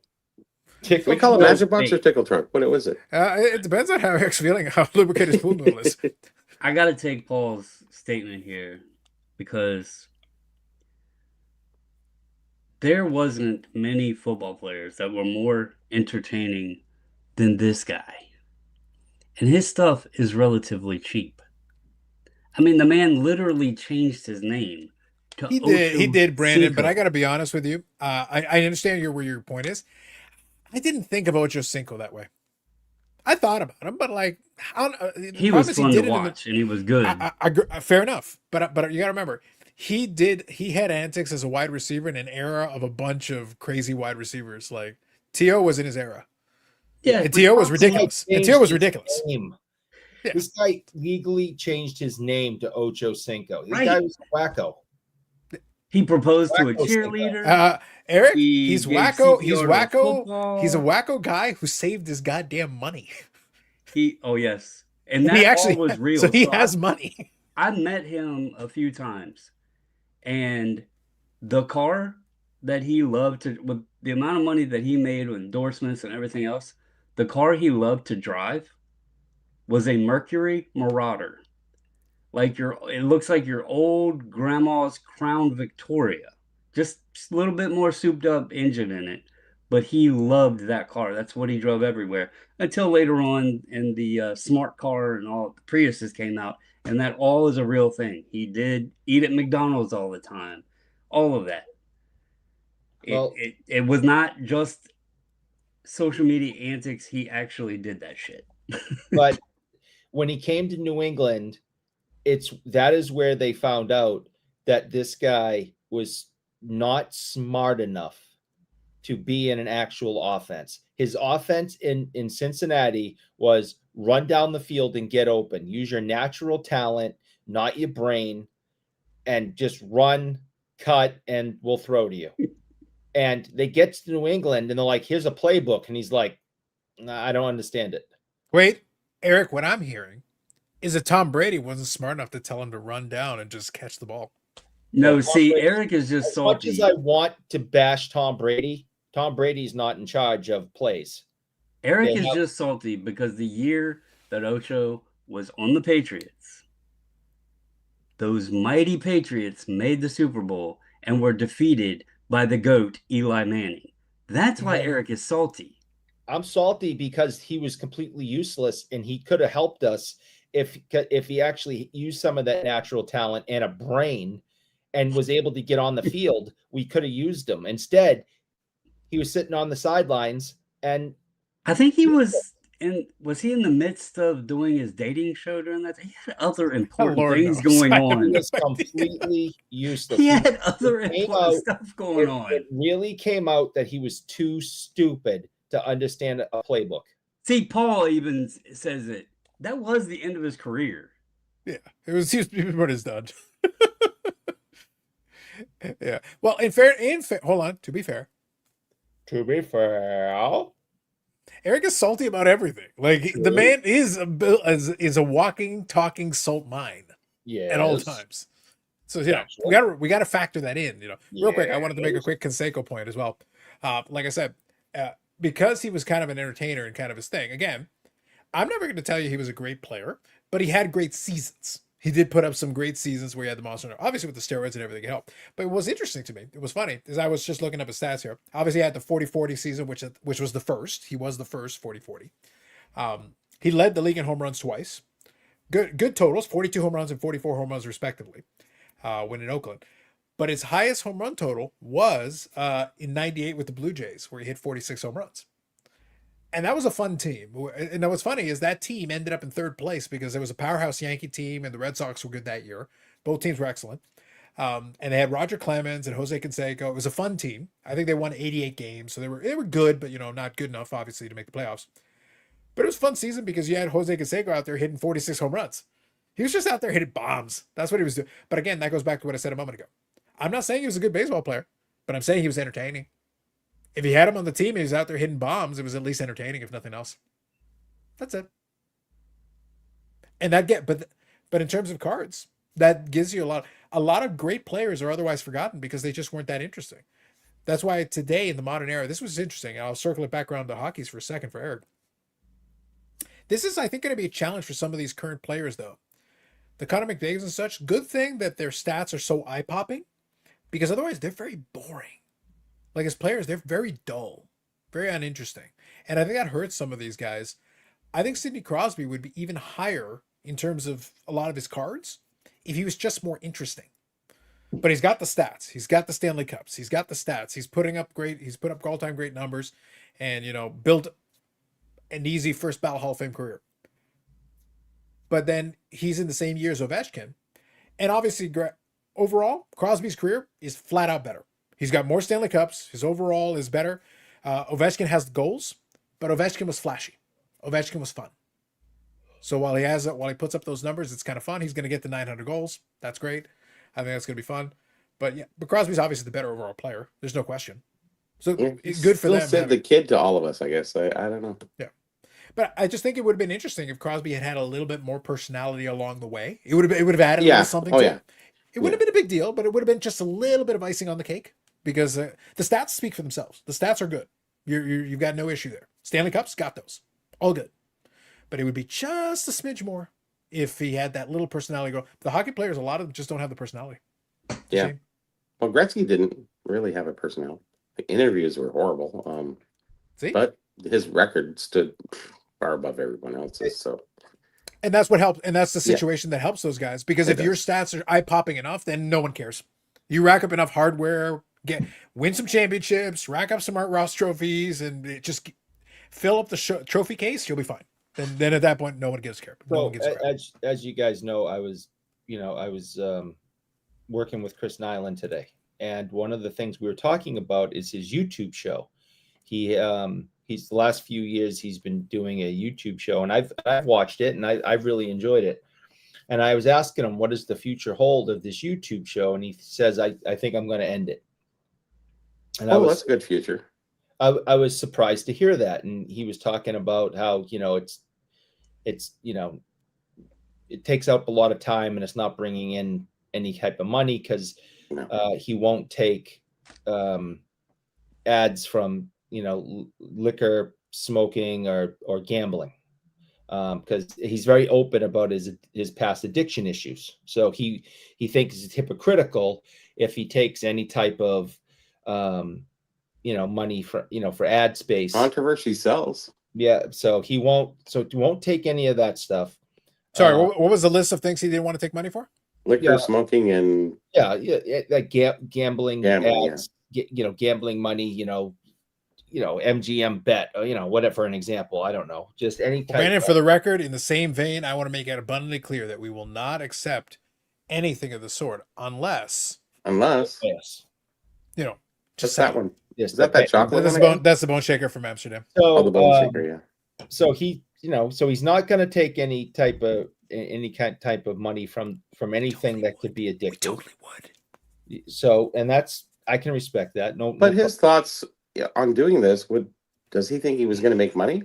No, he's just, he's so then just do it. Who cares if anybody watches it? He's decided, I don't know, he's 67. He's decided he's be done. So anyways, the point was, one of the things he was also saying was it's tough to get people to come on. He can get all of his old teammates. He can get guys he played with, but they want to hear from the newer generation, right? No. So, this is just his opinion. I don't want to hear from the kids. I want to hear from the old guys. But and what he said was, to go kind of what we were just talking about, this is why I brought this up, is that these kids, that he can get, are boring. They actually go to media classes now where, the teams have classes to work with these kids to say, you don't be controversial. This is what you say in interviews. This is how you conduct yourself, blah, blah, blah, blah, blah. And now you have people like Crosby and McDavid and the way Gretzky was that are just bland.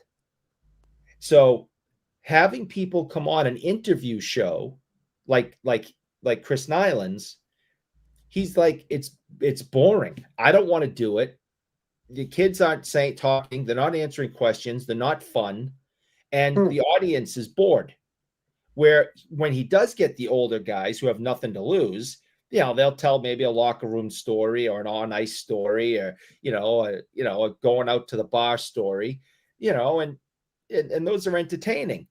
But you bring in a young kid that's playing for Montreal now because Chris lives in Montreal and still has a lot of connections there and with the team and the kids. It's like just flatline. So I think Eric is bringing up inadvertently like a good kind of point that I can segue into a thought I was having. And Brandon and Eric, just a heads up, I'm gonna elaborate more on this on the podcast. I think this can be a topic we can explore in more depth. But just a starting point. Let's play off Eric's point though. I think he makes something interesting here. We'll even give Eric credit. I think this leads into an interesting Chris Nyland credit. He's the one that said it. I don't know who that is. I think he's the first NBA three-pointer guy. Anyway, bottom line. Chris who? Yeah, exactly. No one remembers him. Anyway, so the thing is that I think you're discussing a contradiction. I agree that the current modern players are not as interesting. And we just had a conversation a moment ago about, so from a card value standpoint, it does matter. And I think Dom said a very good statement here. I'll reiterate it here. True inner circle greatness trumps all, which is correct.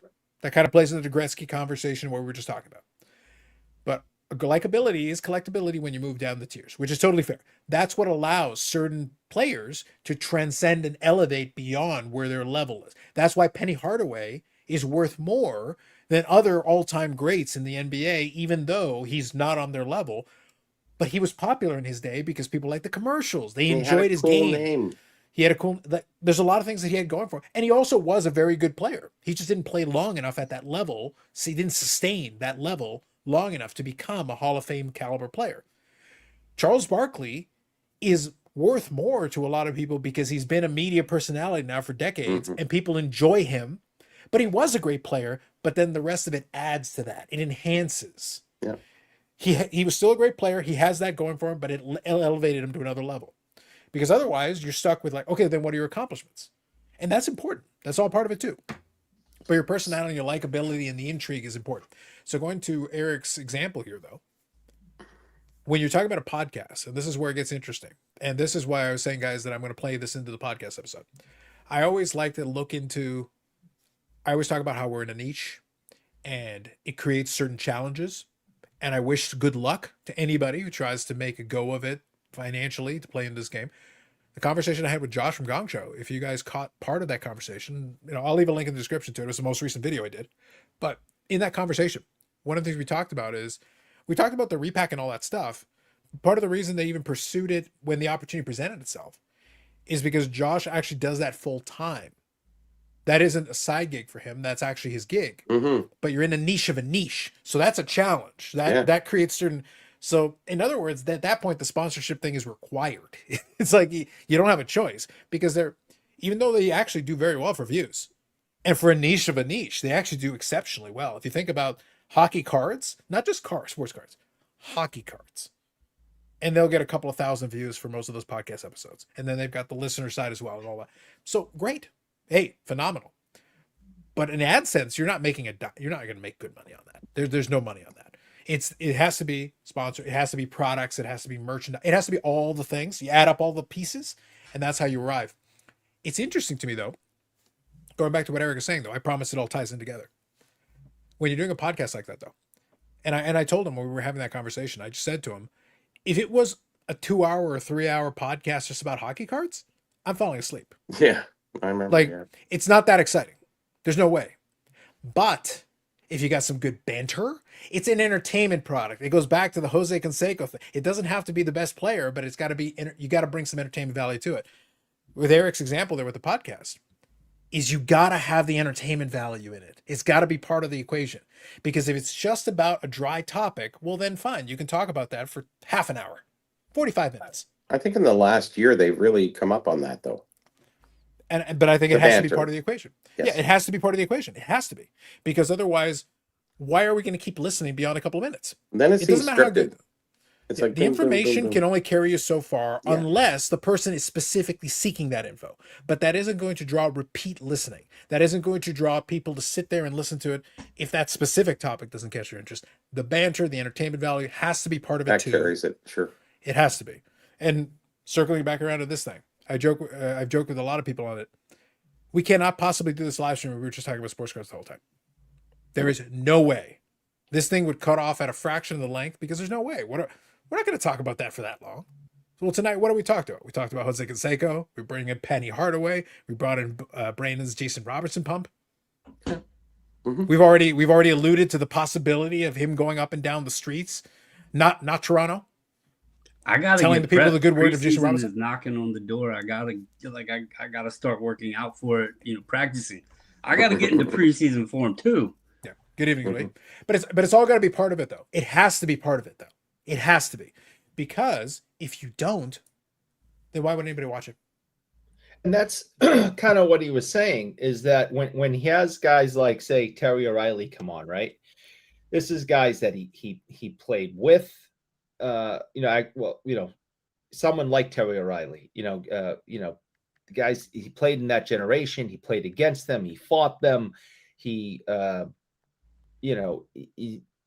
they have all these stories they can go back to and say, hey, remember when? And they start laughing, and then they start talking about this other guy.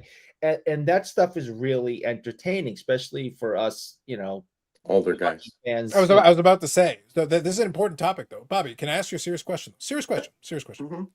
That is perfectly fine and is perfectly valid. But he just said a moment ago, people want the current guys. Why do they want the current guys? Because they can relate more to the current guys who are actually playing today. Now, that doesn't mean that Terry O'Reilly can't have wonderful stories. But the question is, and this is an important piece, and this is just a question that I leave open to the content producers out there. This is always the challenge. Okay, we can have Terry O'Reilly come on and tell stories. I will speak for myself. I know who Terry O'Reilly is, and I respect what he's done. I don't give a shit about his stories. Don't give a shit. Not at all. That will not get a click from me. No, I understand, Bobby, but because I grew up through it. That's the difference. But it's not. But that means you will listen to it. That means Eric will listen to it. But if the podcast is to succeed, it also needs Brandon to listen to it. It needs other people. You need more. So you want if you're going to have Terry Riley, that's cool. But then you need the other pieces too to bring in the greater whole. Let's be specific for a quick second. So when he's talking to Terry, they're able to go back and forth, and they got inside jokes and stories and laughing, and there's a connection between the two of them that will come across.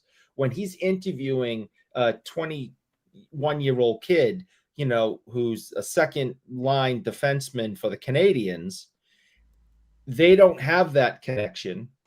They don't have those common stories and common rivals and common teammates. And so Chris is asking questions, and the kids are just giving very straight, flat answers. Yes, playing for the Canadians is a great privilege. Yes, that kind of makes sense, though, Eric. It really does, because I think people are scripted now. Don't say anything wrong. Don't say anything this way, that way. So they're restricted to a degree. Whereas back in the day, there was no restrictions. Right. Stories are still the stories. I totally get you. And Brandon, I'll go to you in here in a second. But I'm gonna represent. I'll play devil's advocate here. I understand what you're saying, and I agree that the retired players will do it. So Hockey's talking about bringing the entertainment value. Depends on who you're talking about, though. I've listened to some of those things, and that's great. But here's the thing: I don't give a shit about you. I don't. I can respect what you've done, but it's the same. I can listen to a lot of old athletes, and they give a similar kind of story. Change the locker room, change the names. It's the same shit. I don't give a shit. I don't care. What else? Womanizing, there was drinking. There was Whoop-de-doo. I can hear that on any old athlete podcast from 30 years ago. What else you got? Some people live for today, and some people live for yesterday. So, no, I understand, but I'm saying, what else you got? If I listen to old Mickey Mantle interviews where he talks about his heyday in the 50s, guess what? They were doing the same shit. Yeah, but it's Mickey Mantle. What else you got? What else you got? Drinking, smoking, womanizing. Right. That's literally the Mickey Mantle story. Right. What I'm saying is and that who doesn't like that? We can change the names, we can change the sport, but the concept is the same. The idea is the same. So like Bobby was kind of saying, that's exactly what Chris was saying today, is that these kids are coached, they're trained, they're put through these classes, these PR classes with these major league, hockey teams and all the other sports teams too, I'm assuming, and being told how to answer stuff and how to be bland, because you don't want bulletin board material. You don't want to make the front. You represent the team. Yeah. Yeah. You're representing the team. You're representing your teammates, your family, your city, your this, your that. And he's just, it's not fun for him to sit there and talk to some 22-year-old kid who's given nothing in return in an interview. And how many times can he interview his ex-teammates? You got to think of a couple things though, Eric. For one, the modern player today is making a lot more money than the guys were back in the day. He discussed, he brought that up also, Brandon. He really did. Have to, they have their agents and everything. A lot of times things can't be discussed unless they're, they have people, deals, contracts with, companies out there and everything else that their face is a part of and everything. And let's not forget, sadly, we are in a society today that everything is out there. And you can ask Carlos. He's good at keeping receipts and copies of things and everything else. These guys get on there saying something. There's cameras everywhere. There's social media stuff everywhere. And one little wrong thing. I mean, we've seen it where athletes, their Twitter account, people have found shit when they were 12 years old. And then they got reamed over the coals because they said something as a stupid teenager and about lost everything they had over something that they said 10 years ago or whatever. Yeah. So Thank God they didn't have video cameras in the 70s. Whew. Oh, thank God. I can't. Well, Eric is happy they didn't have video cameras 10 minutes ago before the podcast started. That's a different story.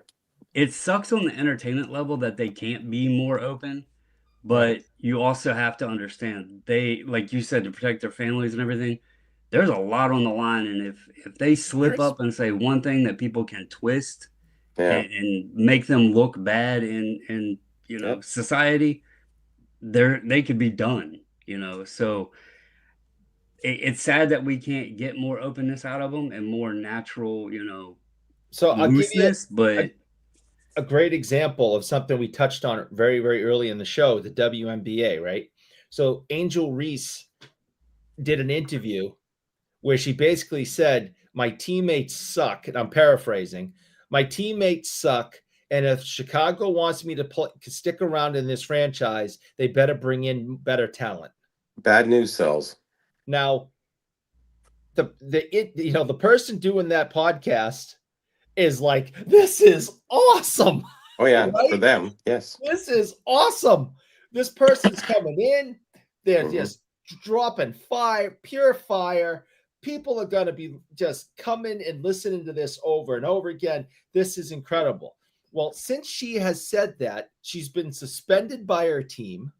She's been destroyed. That's nothing new. Destroyed on the internet.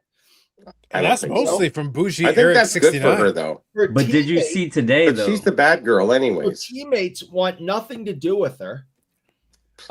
When did they? But the point is, the interviewer and the person that owns the podcast that this happened on, they're doing backflips because they got like 1 million views, and then it got passed on to here and there, and so that's what Chris is saying. That stuff doesn't happen. You got this farm boy from Saskatchewan or whatever the hell to come in and talk, who just went and got a class about don't say anything. These kids aren't. It's boring. Did you see the Angel Reese news from today, though? Oh, and God. I can tie this back into she the got Shaq another and me Penny bound. thing. She must have got another me bound. So Shaquille O'Neal and Allen Iverson are trying to reignite the brand Reebok. They were, big faces of Reebok back in the early 90s and everything. And they are now president and vice president or something like that.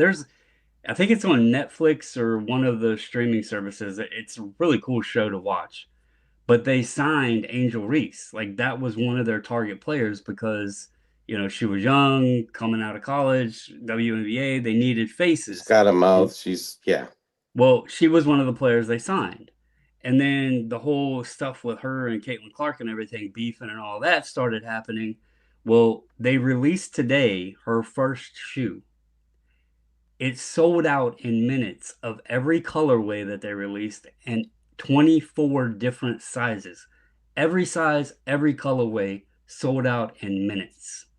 So people can hate her and talk shit and all that, but it's the Labubu effect. It's the Labubu effect on everything. Everybody is in while you're in, and that's it. Everything's a trend. Everything that people follow is a trend. And it doesn't mean anything because by the end of that, those shoes are going to be worth nothing at the end.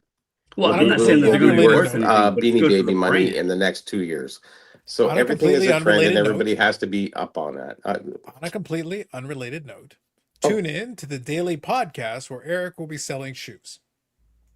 I don't know where he got Angel them. Reese I don't know what happened. I don't know where he got them.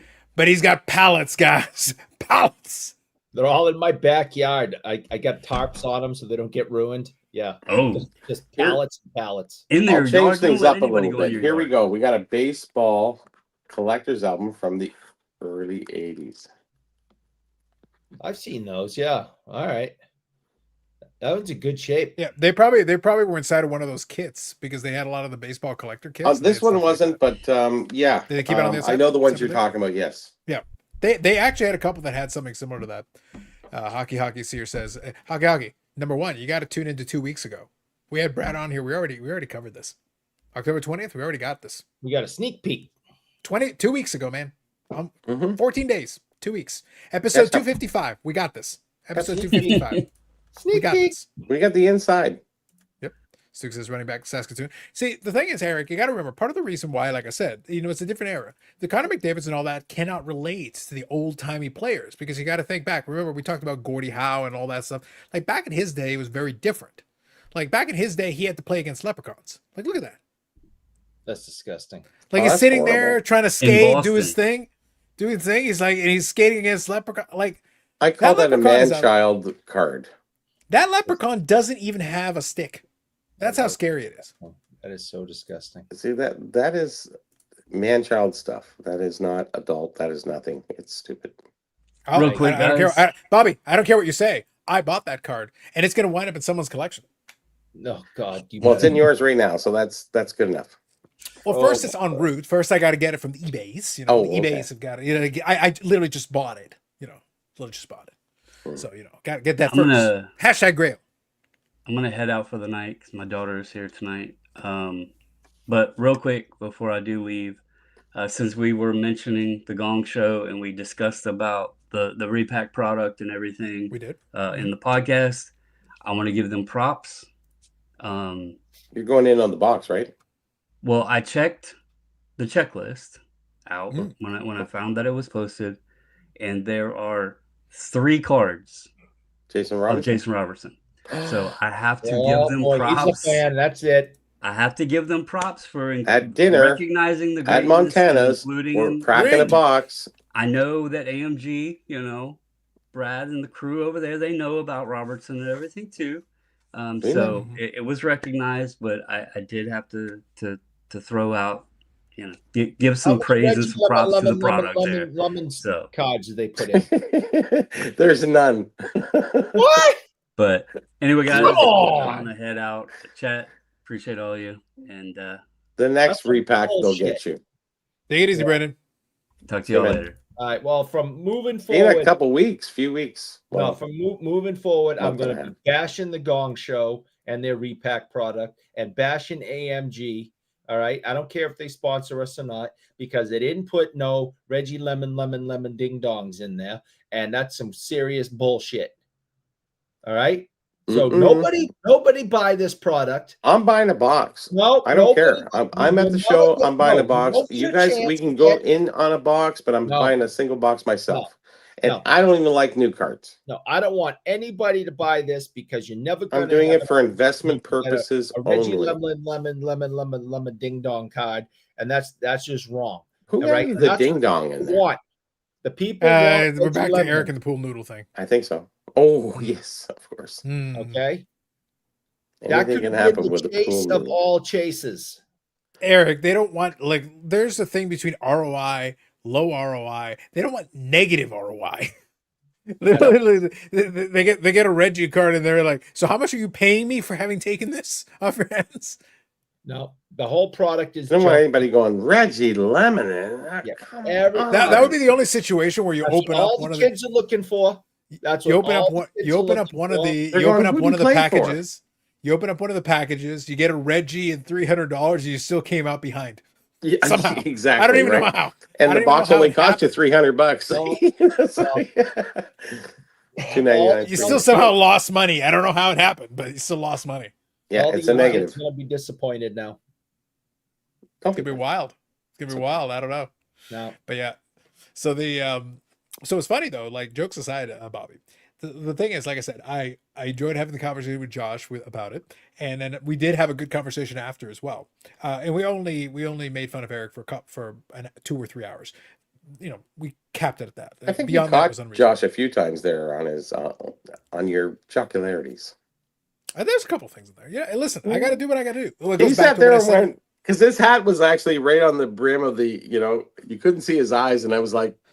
You could see him perk up when it goes back. Bobby, it goes back to what we just talked about a little bit ago. If it's just a straightforward sports card show, no one cares. He answered well, though. I have to give him credit. He answered very well. He was very articulate. He did a very good job. I think he did a good job.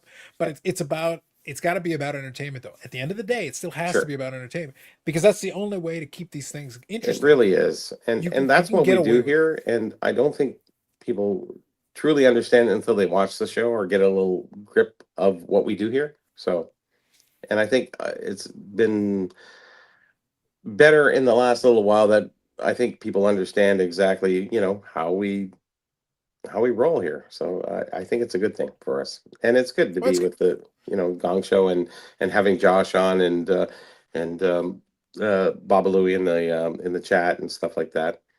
It's good. It's all good because we're all the same, really. We're all just collectors. We're all looking for to advance our collections or talk a little bit about don't lump us in with Eric. Bobby, no, except for name. I didn't say Eric. I didn't say. I said us, like Gong Show and me and you.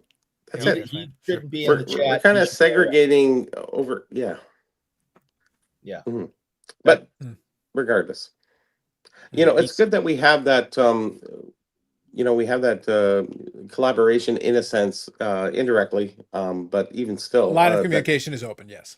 It is, and that's really important for the hobby in general, because that's the socialization. That's a lot of things that we do in the hobby that even though maybe we don't watch certain parts of their show and they might not watch certain parts of our show, but even still, it's that's what the hobby is really all about is coming together as like-minded individuals who enjoy a hobby within the hobby. So. Yeah.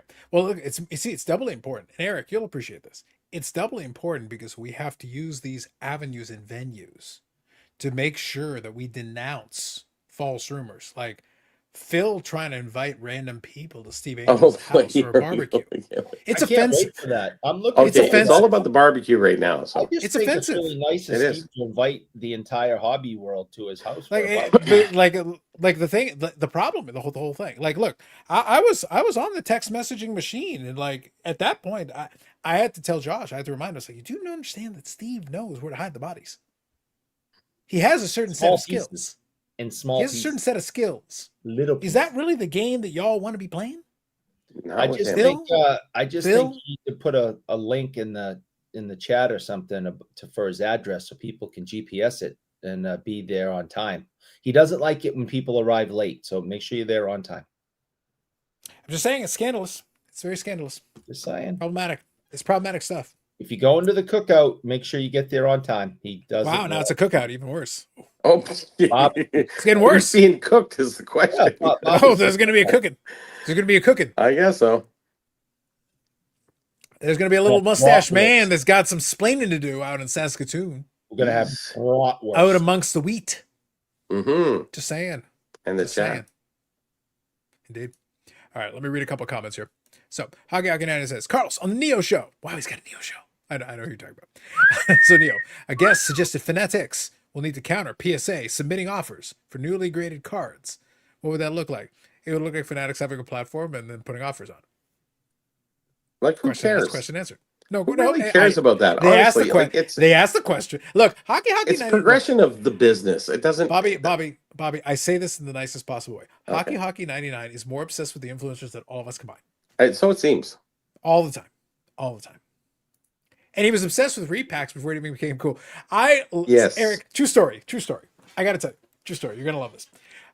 Steve, and we spent a lot of time looking at it. Hockey and I would ask about repacks every 14 minutes, like literally every 14 minutes, just endlessly asking him, is the AMG going to do repacks? The AMG going to And Steve was like, no, we're not interested in doing repacks. We're not going to do. And then finally this happened. And I just go, so Steve, what's going to happen?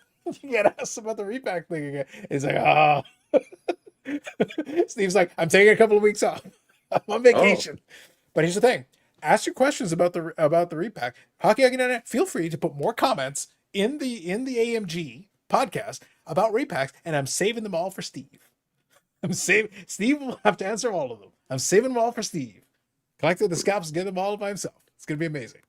All right, so that's the first thing. Second thing, Josh's interview was boring, so I want to touch on this here. Dude just doesn't bring it. I thought that was interesting.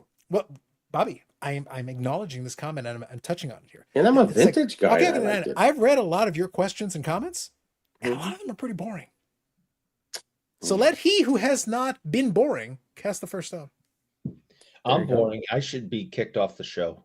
No, you will be punished in perpetuity. Silence. I want to be punished in perpetuity. Perpetuity is forever.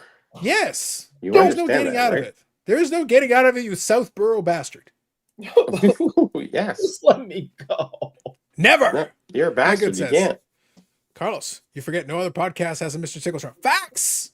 That is true. facts, sir. And Mrs. And we have Mrs. Tickle Trunk. And wait until, Eric, we're getting ever closer. Look, when you think that you're finally safe off in the distance with a mariachi band is Senor Tickle Trunk. He could show up at any time.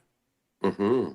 I'm not telling you he's going to show up next week or week after. I like Senor But Eric, Tickle one day. Trunk. I like that. One day when you think you're safe, Senor Tickle Trunk. Arriba! And then you're going to have a mariachi band come play, and you're going to know exactly. Say it with me, Eric. Arriba! Yes. I'm not saying no. Viva Tickle Trunk! No, I'm not. Si, senor. Mm-hmm. Not saying that. Mm-mm. See, Bobby, I'm trying to culture this. I'm trying to culture this bougie bastard. There is one person on the screen who can get away with saying that, and it's not me or Bobby. So Brandon's gone. Yeah, I was gonna say, like, I happen to know he is El Brandon of El Salvador. Oh, you can't tell with the beard; it's very disguised. Yeah. Mm-hmm. Si, senor. Just say. But Mike, you are 100% correct. Thank you for acknowledging. I appreciate you. Stuke says, "Does Mr. Ham look like? Does Mr. Ham like Mrs. Tickle? Ham likes all the ladies, apparently. He likes the Boo Boo Tickle Trunk. He likes it's all of it. It's all of it. Yeah, it's a lot. Yeah, it's a lot. Okay, let me predict this right now. Okay, Labubu runs about a year and a half, and then he's losing money. Oh, who are we talking about? Sorry, Labubu. Oh yeah, probably. Who knows? Yeah, no idea. It's like the WNBA thing. Like, good luck to you if you participate. Yep. Teach their own. Best of luck. I wish you the best.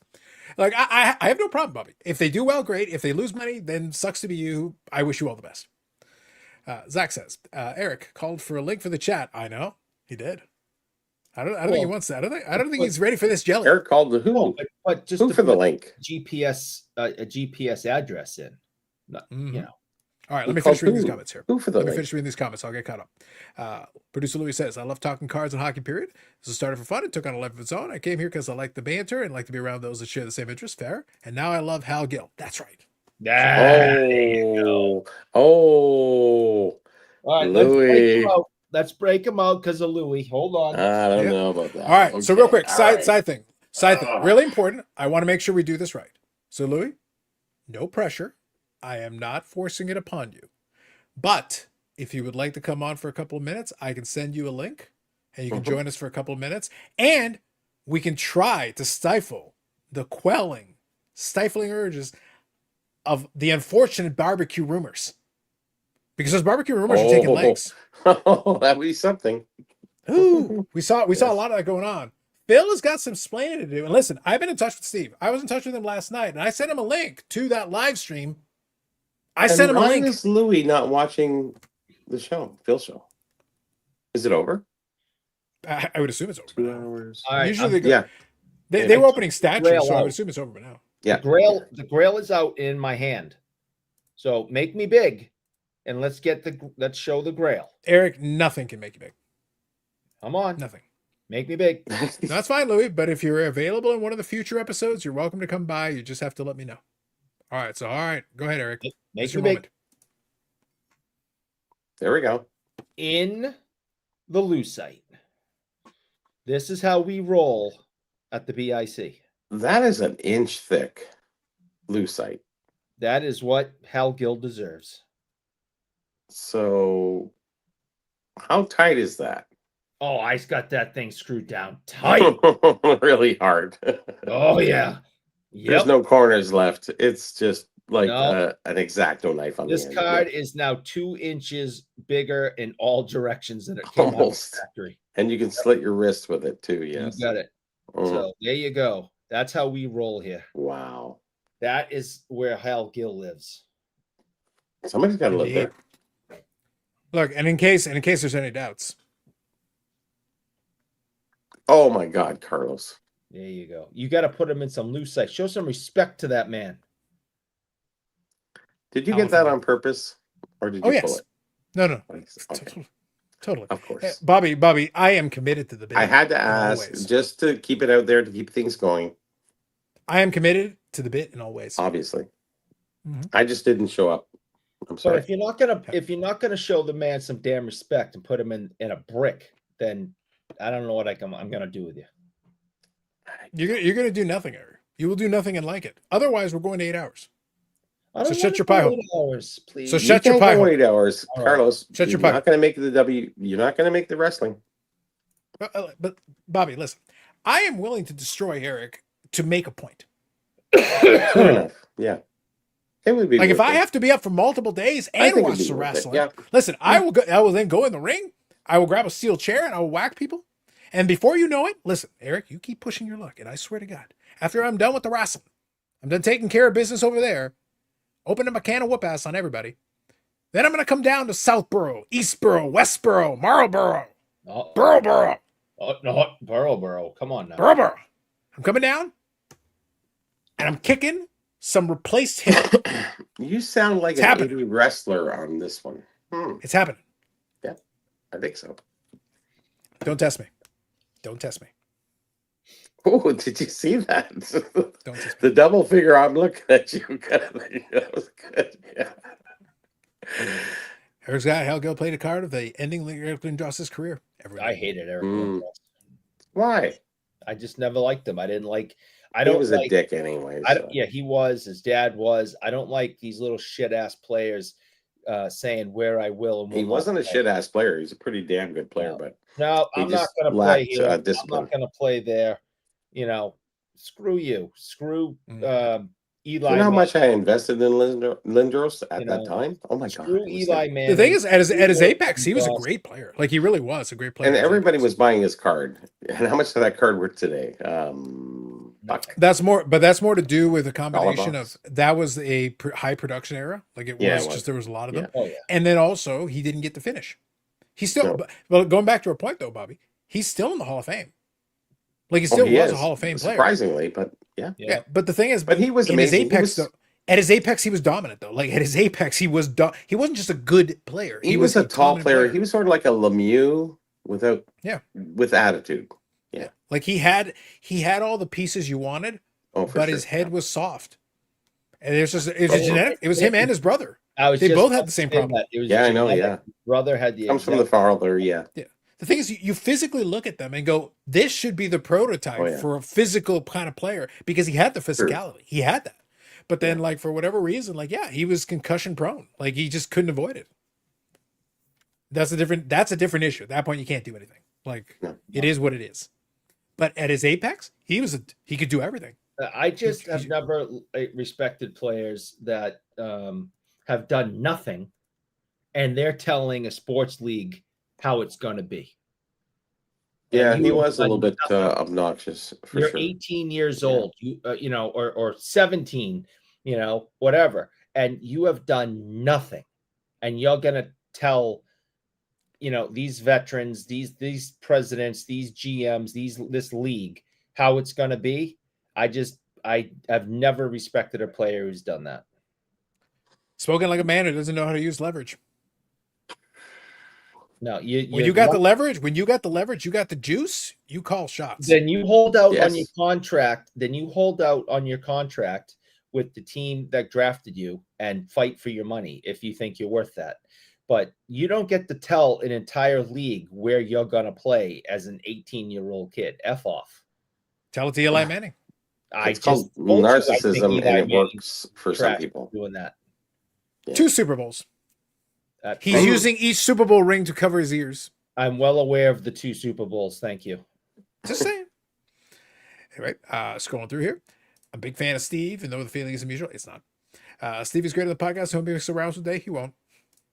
Steve doesn't mind doing the podcast. He's not interested in doing other podcasts. No. He's just not. Not everybody is. I actually am very pleased. I will say, just as a quick side note, I've actually been very pleased at how well Steve has taken to doing the podcast that we're doing. He's gotten very good at it. Like at this point, like he understands, we can kind of flow and it works well. But like not everybody is interested. Like if you knew anything about Len Potty, you would understand that like basically I'm shocked we were ever able to get him onto a podcast. Potty, don't worry. Yeah, but I'm saying, but consider the fact that we have a weekly podcast and it has worked as well as it has. I was as surprised as anyone else that has worked as well as it has. And the fact that Steve at this point, like, has got the flow. He's comfortable, but he's not interested in doing more stuff. Right now, what he's doing is fine, and it works well for him, and that's about it. Well, Steve's got in person, Steve's got a great sense of humor. He does. And, so the more comfortable he gets doing the podcast, the more he'll show people that. And and that's the thing. We can go back and forth. He'll roll with it. We won't. I've always been very clear about this. Every single video or piece of content or live, podcast, whatever, all of them have to have their own flavor. And this live stream is an example of that. This is the whole 5% more mature thing with the podcast is because the format on the podcast is different. The goal was always to have it separate. The AMG thing is a different thing entirely as well, because I'm dealing with a different cast of characters. I'm working with Blair. I'm working with Steve. I'm working with other people in the AMG. I don't expect them to follow in a similar format to what I'm doing here, because that would be trying to force my style onto them. No. Yeah. I need to work with what they're comfortable doing and what they do. And also we have a time crunch. Like, we literally have a time cap. I'm recording that with them before the shop opens. If that, I'm lucky if I get an hour. Like, I literally have a small window of time to discuss what we're going to talk about. We usually have an idea ahead of time, what the new product is, whatever. And then maybe I'll make sure to have one or two topics ready for them just in case. I'll play it by ear. My goal is to get them out the door before the shop opens. I am literally there with them just before. As soon as we're done recording, within minutes, shop is open. So I have a completely different. So I have to style the format, Eric, completely differently. I have a very specific and limited time cap, and I never know exactly how much time I'm going to have until we hit the record button. So I have to play with that. And Blair and Steve have to then kind of, as they go through it, they've gotten a lot more comfortable. So they'll kind of play along. But then I'm also listening to what they're doing, and I'm going with them back and forth. So my style has to change completely in order to make that work. I'll still throw in some stuff in there for them, just here and there, because it's fun. But that has to be different than what I'm doing with you and Eric and Brandon on Mondays. And it's come a long way too. It has to be a completely different thing. Yeah, and it's way different than what I'm doing here. It's a lot better than when they first started. That's for sure. Of course. Yeah. And that's what it should always be. As you do more reps, it's going to be more comfortable. Yeah, and I think Steve settling in, and they get more comfortable with where they're going and what they're doing. Yeah. Yeah. But at this point, like, realistically, Steve has no reason to do any podcast for anything else. Like, that's for the shop. That is to help the shop and to give information. And Steve likes to talk too, right? So yeah. But that's it. So I wouldn't expect to see him anywhere else unless there's a damn good reason for it, because otherwise he has no reason to do it. True enough. Yeah. So that's that. I'll scroll through quickly. Says Carlos, does she need a coaster to put that card in a tag slap? We got to show more respect to Hal Effinghill. Oh. Got to show love. Carlos can't I heard that in Jeremy's show that he's no longer invested in tag. No. He is no longer. Tag is no longer. He no longer, quote unquote, works for Tag, but he's still an investor in Tag. Oh. For what that means. Well, I thought he said he was not affiliated anyway from his last podcast.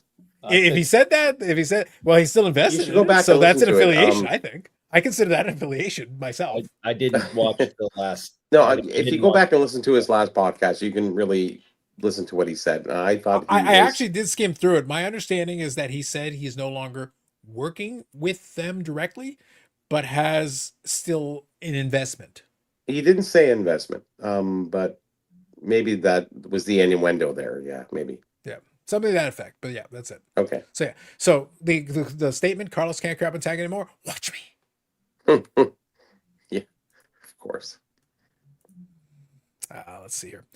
So Ty says, new for the first video, I watched Carlos. I thought this is smart cookie. Man, you're going to coordinate all that with a short amount of time. I have to. But I've said, like, jokes aside, all of them are different. I can't treat them all the same. I have to consider each one of them as their own thing. That's why I said it was a good conversation with Josh, because we actually talked shop and compared notes, because what he's doing with Gongshow is going to be different than what I'm doing. We're operating, and also one of the conversation pieces we had. So I'm just letting you guys in behind a little curtain. Gongshow obviously is focused on hockey cards. It's the Hockey Card Gongshow. That is, what they're focusing on. I am not a hockey card show. I'm not a hockey card channel. I can talk about hockey cards.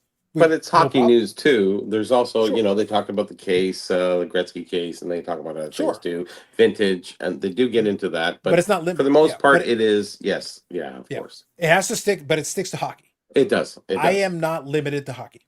What we're talking about here expands beyond that. It can be different things. And that's kind of like how I like to do it, because my collecting goes beyond just hockey. But I do have a couple of very specific hockey collections that obviously I can go into depth in. But the rest of it is like, no, we can talk about the 86 Red Sox. No, we can't. Excitement. Yes, we can. No, we can't. Oh, we totally can. No, we can't. And we can talk about CFL football. One here. I think we can. No doubt, no question. Oh. We can talk about CFL football. We can talk about NFL football. We can flip back and forth between all these different things. Easy. Yeah, it's not a problem. I have an app for that. Bingo, exactly. So that's what I like. For me, it's more interesting to be able to flip between all these different things, because my collecting sphere goes beyond just that. I don't focus on the I think we all do, here. really. I have a separate channel with that, but I can still talk about it when I need to. I'll touch on it for a moment and then go. Otherwise, you can go to that other channel and watch. That's where I'll go into more depth on that. But I can do it here and I can do it there and back and forth. But the Hockey Card Gongshow has built itself up a specific focus. That helps, though, because it also allows you to direct your attention to, all right, we're going to talk in more depth about this. And that's good. That's for what they're trying to accomplish. That makes sense. Because then those folks, so there is crossover audience, but there is also separate audiences, right? We got the. I find that they're more comedic now than they were, like I said, about a year ago. They are really interesting to listen to. So if you actually listen to the whole thing, you will see where they are kind of funny banter between each other, opposed to where it was just segregated into certain parts. So it's actually entertaining watching the whole thing right now. Whereas before, I wouldn't watch the modern stuff, but then they make some funny little jokes between themselves, and I went, okay, that was cool. I'm glad I didn't miss that, because I think we find that entertaining. We're looking for entertainment really in this hobby, and or stimulation sort of. That is so, Bobby. That has been kind of my overarching point with a lot of this stuff, is that we are looking for entertainment. Sure. If we're going to listen to a podcast for any stretch of time beyond a couple of minutes, there are some podcasts that are really good in going into super depth in one topic. They're really good at it. And I like those, because if it's a topic that I'm interested in, yes, but I don't want you to spend hours and hours and hours on just one topic. No. But if you've got maybe 45 minutes, but you can talk about this specific, like one of the podcasts I subscribe to is a philosophy podcast. And it's three guys that studied philosophy extensively, and they've gone through all the classics and a lot of different things, but they like to do a full breakdown on it, like a real discussion on it. But the episodes are like 45, 50 minutes. And then they'll break it up into parts, and that's very digestible, because philosophy can get dense. Like, it can get really in the weeds super quick. It almost gets redundant at a certain point. Yeah. So you keep it at a length that allows you to go into the depth that is required, give it a good, discussion, and then allow you to take it. All right, that's the end of the episode. We'll come back and talk a little bit more about this after. We'll do another episode on it. So they broke it up into pieces. That allows you to absorb it, take it in, and there you go. But if you just, you could spend 6 hours talking about Nietzsche. It's like, okay, Nietzsche. That's gonna be. You can spend 60 hours on Nietzsche. You could, but the thing is, like I'm saying, but you could do 6 hours in one sitting, and that would be rough for the listener. That would be tough. For some, it's good. For most, be boring. Yeah. Yeah. So that would be. So that's like, it is. So, that's kind of how you have to play this game. You have to understand that the entertainment is part of that. Let's see. Are you not entertained? Right, exactly. Hockey says the entertainment would be great content review of Ziggy. Never heard of him. Did he get the first NBA three-pointer? No, that's Chris. Is that who you're talking about? Chris Ford, Boston Celtics, 1979. All right, Doug Honda. Larry Toyota. I could make up names too, Eric. Like, big deal. Ooh. Larry Bugatti. That's not Jeremy Ferrari. Not real. Not real. Yeah, because yours is. Chris Ford. Bullshit. No. Never heard of him. Not related to the Canadian Ford brothers, the politicians. Wow. See, I know stuff. Oh, I think you think you know stuff. You learned that in the mean streets of Southborough? I honestly don't know if I've ever been to Southborough. I don't remember. There's so many boroughs, you might have walked in by accident. You must. I might have just bumped into a borough by accident. It's like, if you drive through, is there like a welcome to Southborough? We're not Eastborough or Westborough, bitches. We're Southborough. There's definitely signs. There's a lot of boroughs around here. You keep driving, it's like, no, not that borough. That's over there. There's a lot. There is. Who knew that Marlborough would take us down a path, Eric? Who knew? I never know what's going to take us down any of the paths we go on and this show. I have no idea. So can I quickly make a completely unrelated side note? Oh, by all means. Since I must. I was making an offer on a card on eBay. And I got a counter offer, about 45 minutes ago. I'm just looking at it now. I was looking at one of the Medano cards, and I was like, oh, okay, cool. Our good friends at Burbank Sports Cards, the card father himself, And I've talked about this. This is a pet peeve of mine. Like, the card is like $58 is the buy now. But they've got best offer. So I was like, okay, cool. Let me make an offer. So I make an offer, and then they counter it. And the counter is $55. $3, you sons of bitches. Yeah. What are we doing? Right. What's the point of a best offer at that stage? Like, honestly, cents. I've literally, it's been cents. The counter offer. It's like, okay, you want, I don't know, make up a number, $25. It's $5 shipping. I'll offer you $20, to try to get the $5 for the shipping, whatever, right? And they'll be like $24.50. Yeah. And it's like, go F yourself, take your card, shove it up sideways, have a nice day. It's just embarrassing at a certain point, though. Like, guys, $3. Like, what are we doing here? Get out of here. So anyway, I'm going to counter that, but like, I'm like, guys, $3. Come on. What are we doing? Have some dignity. Yeah. I mean, if at that point, don't say best offer then don't bother with the best offer. That's what I'm saying. When you're talking about taking 50 cents off a, $25 card, why are you even bothering with best offer? Just sell it for $25. Keep it on there for $25 with your $5 shipping and move on with your life. Oh no, best offer. All right, $20. Nope, $24.50. F off. I hate most people on eBay. Right now, my favorite thing is going to be I think I mentioned in the podcast, I did a back and forth with a seller a while back on one of the Medano 1-of-1s. So if you've listened to podcasts, you probably know which one I'm referring to. So anyway, so they reached out to me the other day on Facebook, and my last comment to them was basically the effect of, if you're asked, because they reached out to me to do a deal off eBay, fine. But I flat out told them, it's like, what's your best offer? My best offer is the offer that I sent you on eBay. That's my best offer. And if you're trying to get me to do a deal off eBay, I'm not morally opposed. But my offer isn't going to get higher. It's going to get lower because you're saving on fees. And their response was like, oh, let me know if you want to, whenever you're ready to kind of go back into it. But, I'm going to go between your offer and the amount on there. And I'm sitting there and like, I said my best offer was what I offered on eBay. And if you're going off eBay and saving the fee, my offer isn't getting higher. It's getting lower. Less. Mm-hmm. It's going to get lower. So I got a ping the other day. And it's like, hey, do you want to, you want to finish up this thing? I'm sitting there like, I basically want to go in there and be like, an offer like $100 less than what I offered last time. Like, literally just drop the offer all the way down. Oh, yeah. It's like, what is wrong with you? Well, like I said, there's no qualifications to be a dealer. And it's actually at the lowest point is you have guys who just have cards and they just want to get rid of it and they don't understand commerce properly. And unfortunately, you're going to end up with the scenarios that you have right there. Yeah, but it's one of those things where I think I've discussed this concept, so I'll kind of reiterate it, but maybe we can name it in some way. But I've always been very clear on this. Offers or desirability on an item is dynamic. And what I mean by that is, sure, If I go in and I make an offer on something, I say, because I'm the kind of person where if you accept my offer, I will honor my deal.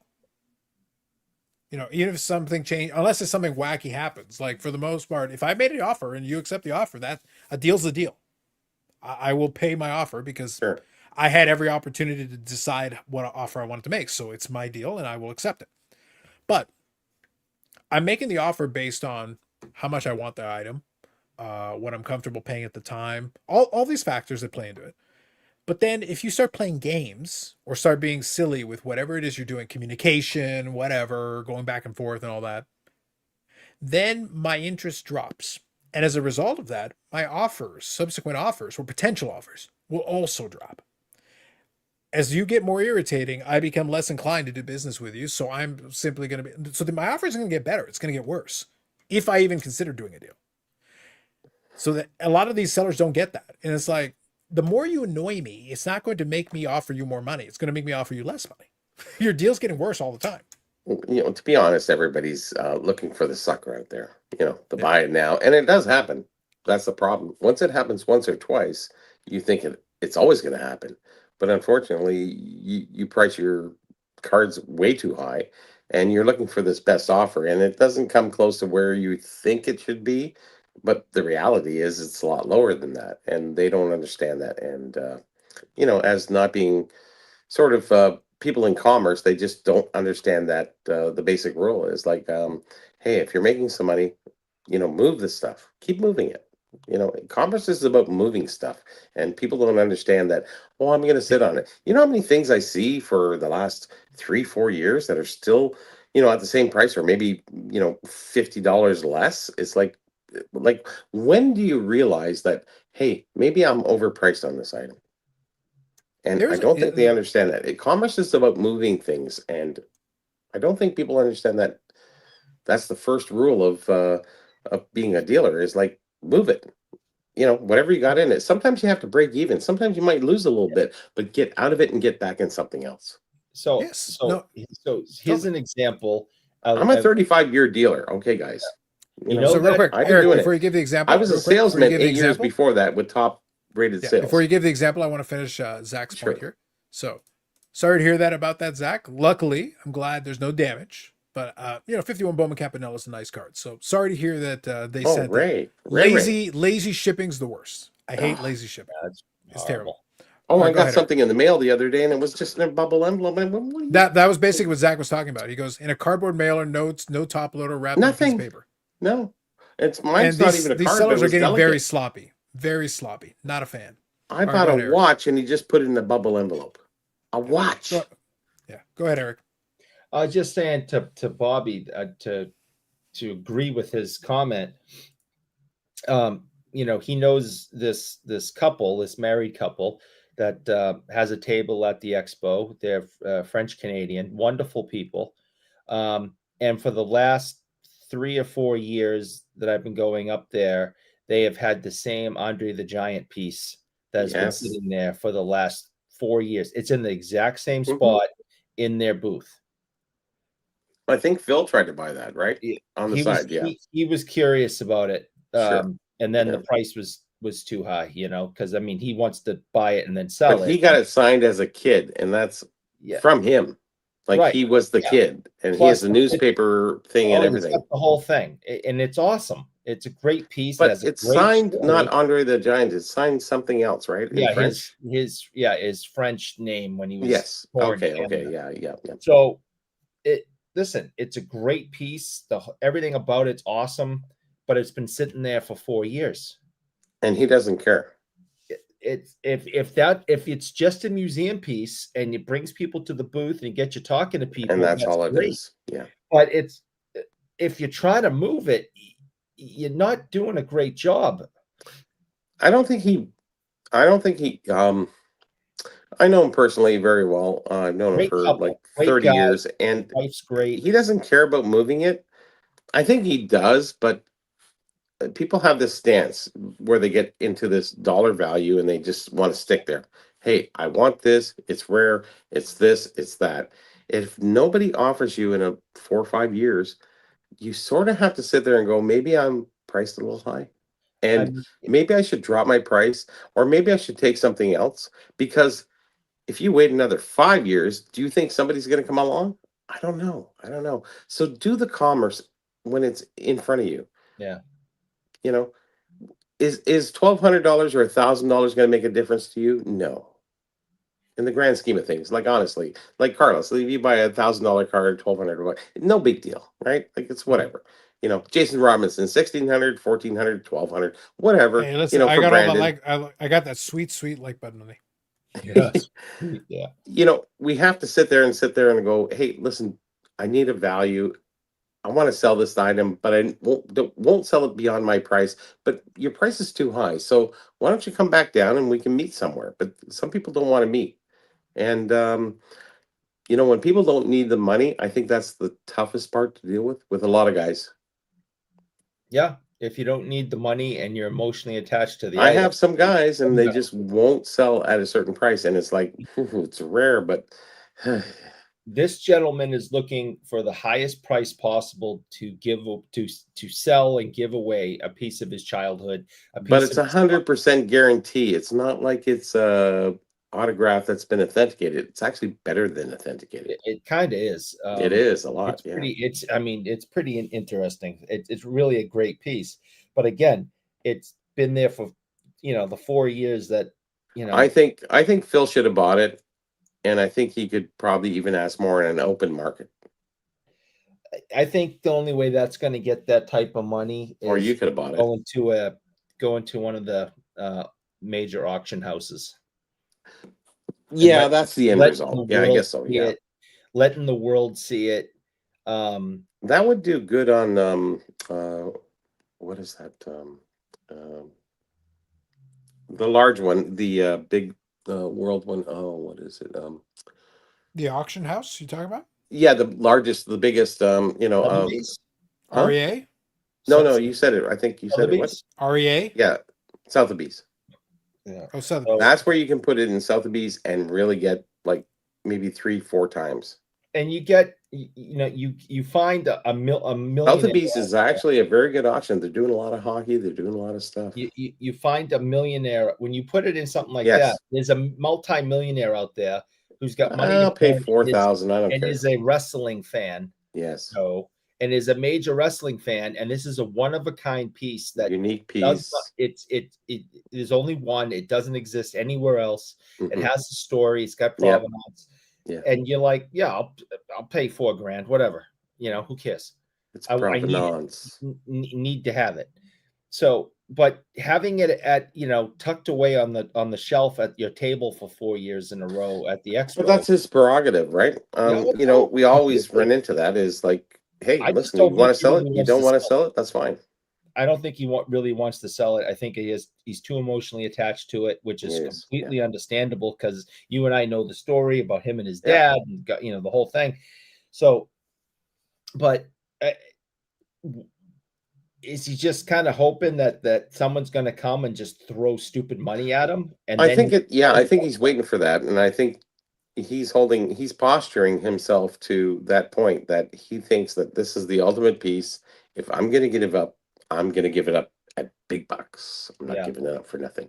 So, and I get that. So you're saying he's telling people that he's never going to give you up? Yeah. Never going to let you down? Never going to let you down. Nope. But but, I mean, you have, when you're a seller, you have to, sometimes. Did anybody get that? No. Okay. It's tough for us to sell things or emotionally. We'll let them see if they catch up on that one. But if is you got it, Carlos. I know you did. But if that I started it, I hope so. Well, I caught it on the end of it, so ain't nothing going to slow me down. Anyways, go ahead. If that's, sometimes we're going to have things in our collections and our possessions. Do you want to answer Zach's question there, Eric? I don't remember. But the last time I talked about it, Bobby got a price for me so I could pass it on. And I don't know if Bobby remembers what he was told, but I think it was a fair offer.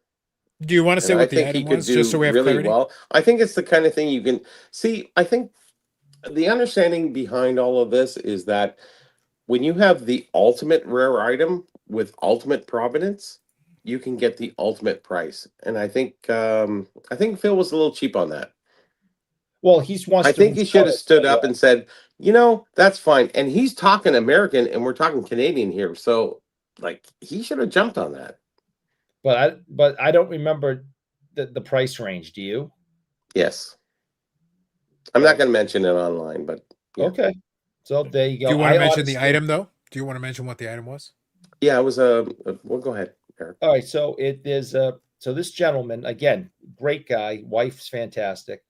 She's as hot. a child, went to a wrestling event up in Quebec, and got their picture in the paper of being at this event, so he can look at he still has the article and the picture, and he's like, "That's me when I was like 12." And there's a signing with Andre, so the provenance is 110%. And then so you got this picture of Andre the Giant. But Andre the Giant doesn't sign in French hardly ever.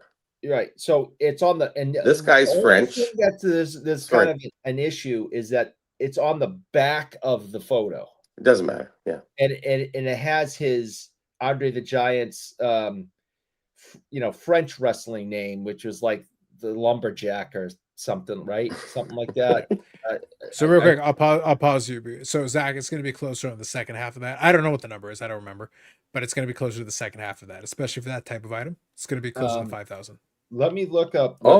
Really? Yeah. See, wrestling name was. Yeah. So real quick, I want to read this question. I like that. I like that he said that, because if you want to know how much he wanted. The reality is, though, like if you're talking about an Andre the Giant piece, that's got a value, obviously. But if you're talking, I think about he was higher than that piece, anyway. So yeah, but that's why I say it's closer to. But the Andre the Giant piece, if you're using one of his old gimmicks, that is a tougher piece. So that's going to draw a lot more interest to the connoisseur. Let's say the person who's focused on that is going to be a lot more interested at that. I think it's more attractive than just your common Andre. It was Jean Ferrer. John Ferrer, yes, that's who it was. Yeah, it was Jean Ferrer. Okay, with 100% guarantee. Yeah, so it's on the back of the piece, which is in my opinion. Okay, that hurts it a bit. Only downfall, because how do you hang it? It isn't like we all have. I think it's more possessional. I don't think it's going to be on display anywhere. I think it's more. Eric, I'm hearing a lack of creativity on your part when you could have a custom made piece that rotates in the middle of the room. It sounds like he wants that, right? And if you are somebody who is very wealthy, there's the autograph. Exactly what you would. There's the autograph again. There's the autograph. There's his picture. There's his autograph. So it is pretty cool. I'll tell you that. Yeah, so real quick, it's one of those things that either you either stand up and pay it or you just pass. And he chose to pass. I think it's a piece that's probably worth more than he's asking. To the right, in the right place. Okay, now we're talking about a resale, right? If you went to the end user, he would pay that in a second. Yeah, but it's finding the end user and the communication you had between between you and Phil and all that stuff. It doesn't get out there. But if you brought it to the common marketplace, I think it would be a very key piece. And I think guys who spend like 80, 90 grand on like I don't know, kaboom, let's just say, these guys would be those guys that would buy that item. I think it's that much in demand. Carlos knows wrestling, and I know Andre the Giant's autograph is not so common, but pretty common. But to have him sign in French and have that confirmation, that gives it a 2-3 times the value, right? Carlos? It could be more. Biggest reason, or more. I'm just giving the. You gotta remember, Andre died in the early '90s. He did, yeah. So like he never had the benefit of when things got even bigger later. Yes, he would have been a very sought after guy on the circuit. He could have been signing at different places, and he never got around to that. So yeah, like he signed. It's not like we're not acting like he never. Yeah, signed. It's not rare, but the thing is, compared to what a lot of the guys who were around from that era signed later on. Right. It's in comparison, a lot of them signed 100 times as many autographs. Oh, So yes. there were a lot of options. So, you know, Yeah, it 100 to 1 for sure. Yeah, yeah. In Andre's era, like his heyday was in the 70s and 80s. it So was. there was obviously big crowds where he went, but he was also this feature attraction. So it's not like everybody and their brother got near him all the time. So there were opportunities, but it's not like today where you've got shows where You have wrestlers literally go in and opportunities, do yeah, hours of signings, literally Yeah. hours of signings. Yeah. So Right. there's plenty True. of opportunities today. So House of Jordan, real quick, I wanted to ask a question here for you. So it says any hotels walking distance to the expo. Question for you: what do you consider walking Tons. distance? Right. No. Hold on. I want to clarify. Well, you have to book in what do you advance. consider though. walking distance? I would what say do you consider? Um, There are 100% there's hotels walking distance. 2 or 3, How many are walking distance depends on what 15, 20 minutes. Distance. Yeah, 2 or And 3. Yeah. And it also depends on how cold it is. Then there's one. I think if you increase it, to 25 minutes, I think you get it like a dozen. Yeah, like there's a 15. lot more. There's a Yeah. lot. It's not far, and it's an Uber drive that'll cost you like $8. 15-20 minutes, it gets a little narrower because that's it. But if I'm not joking. If you 15, 20 minutes, you're talking about 30. Yeah, it's way tighter. If you do 25 minutes, you get into dozens because there literally are clusters of hotels. Oh, there's 30. So they're like 2 or 3 hotels that are right You go beside down each other. So they're all the same distance. There's 3, 5, 7, 8, 15, 20. Oh, yeah. There's 30. Yeah. Easy. Yeah. So a lot of them are clustered. Like they'll be like hotel. Yeah, there's 3 like over 3 here. beside There's you. 4 over in the back. Yeah. That's how you stack them, basically. If you dress warm and you're in good shape, yes. If you dress warm and you're good shape and you're pedaling your It depends, bike. though, Eric. Anyways. I'll be honest. Like, we've had a couple of years where a lot of them are on the same road. That's the reason why I'm asking. That's the reason why I was Airport asking road. distance. Yeah, It's the because main literally, road. if you go down that street, like it's not a joke. I've made that walk from my hotels many times. 2, It's 3, not a problem. 4, 5, 6, 7, 8, 9. You can't get past. Well, geez, yeah, the 3 blocks, and you're looking at 15, Probably. and then you get past that, and you got and down the roads and down the streets. Oh yeah, you got another 15. You got 30 at least. Within, I don't think it's not too difficult, especially from that range. Within 15 right minutes. beside the If you you're took an beside the Uber airport. ride, it'd be 15, 12 minutes. You're beside the airport, so it's not too bad. Now, kind of to Eric's point, obviously, November is the thing that people question, but there have been some years where the weather's been rough, and there have been some years where honestly it's been perfectly fine. It honestly depends on the year. November is usually fine. It's the first week in November. It's fine. Yeah, that's what I say. It depends. Second on the year. week in November. I've had years where it's been a little bit rough, and I've had other years where it's like, no, just walk straight up and down. It's fine. Canadians are still wearing shorts at that time, so it doesn't matter. Yeah, I tend to be a little warmer blooded, so but even then, you wear a light jacket. Depends on the year. Some years it's a little bit more, but most of the years it's depends. And you're inside walking around, you're going to be warm anyways from walking. The first 2 days I've been in a light sweatshirt and shorts, and then the next 2 days I'm wearing a Tuch and I'm wearing a Tuch and a heavier jacket and jeans. So how do you spell Tuch? T-Uk. Good enough. Fair enough. Yeah. So it's November in Canada. You don't know what you're gonna get. I've been in shorts. For the most part, it's pretty mild. Yeah. Yeah. I mean, in comparison, it's fine. I mean, even compared to New England, it's still fine. But some people. Well, we run about the same. If you're we from parallel Florida, the weather in Florida, it's freaking cold. Michigan. Michigan is the same weather as we get. Yeah. Yeah. So I think in November in Michigan, could have a snowstorm. Most likely not. December, different. Yeah. For sure. Well, I'm looking forward to the show this November. It's actually early November. It's usually mid-November where 11th is involved, but this is the first week of November, which is good. It's a little bit before Classic ends because they're going to come out with a new auction, and far enough away from Christmas, I think. So I think it'll be that's why I said earlier. It depends on the year. Honestly, a lot of the years it's been mild. The last several, realistically, comparatively. Again, it's all relative, but it's comparatively. Like Jason January, is usually when it's a little chillier. January is when it tends to get chillier. Oh yeah, so it's like it's all relative. So for the most part, it's been fine. And some of the years, honestly, it's been dry. So even if it's a little bit cooler, if it's dry, then the road is literally dry. You just waltz up and down and whatever. We had a snowstorm maybe about 4 or 5 years ago, something. Yeah. Other than that, it's not like that's what I say. Like, but it was the one day, and then it dried up, and then that's what I'm saying. Yeah, I'm not going to act like it never happens, but it's been relatively mild in recent years for the most part, so it's not too bad.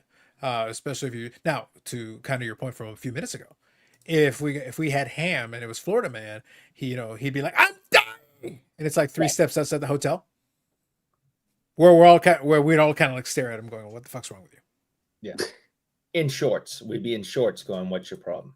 Mm-hmm. Well, no. Hold on. There are levels to this. Eric would be in shorts. Bobby would probably be fine with that. Remember, born in Panama in July. I like it warm. However, I have also been here for a lifetime, so I'd be kind of in the middle. Ham would be dying on the ground. I like it cold. Eric would be in shorts, and Bobby and I would just like stare at him, and then we go on a merry way. Yep. I'd be cold. I'm good. Yeah, I will wear the long pants, but I will just start walking up the street. So there's middle ground, There's the in between. One year, when I was heading home, it was whiteout conditions.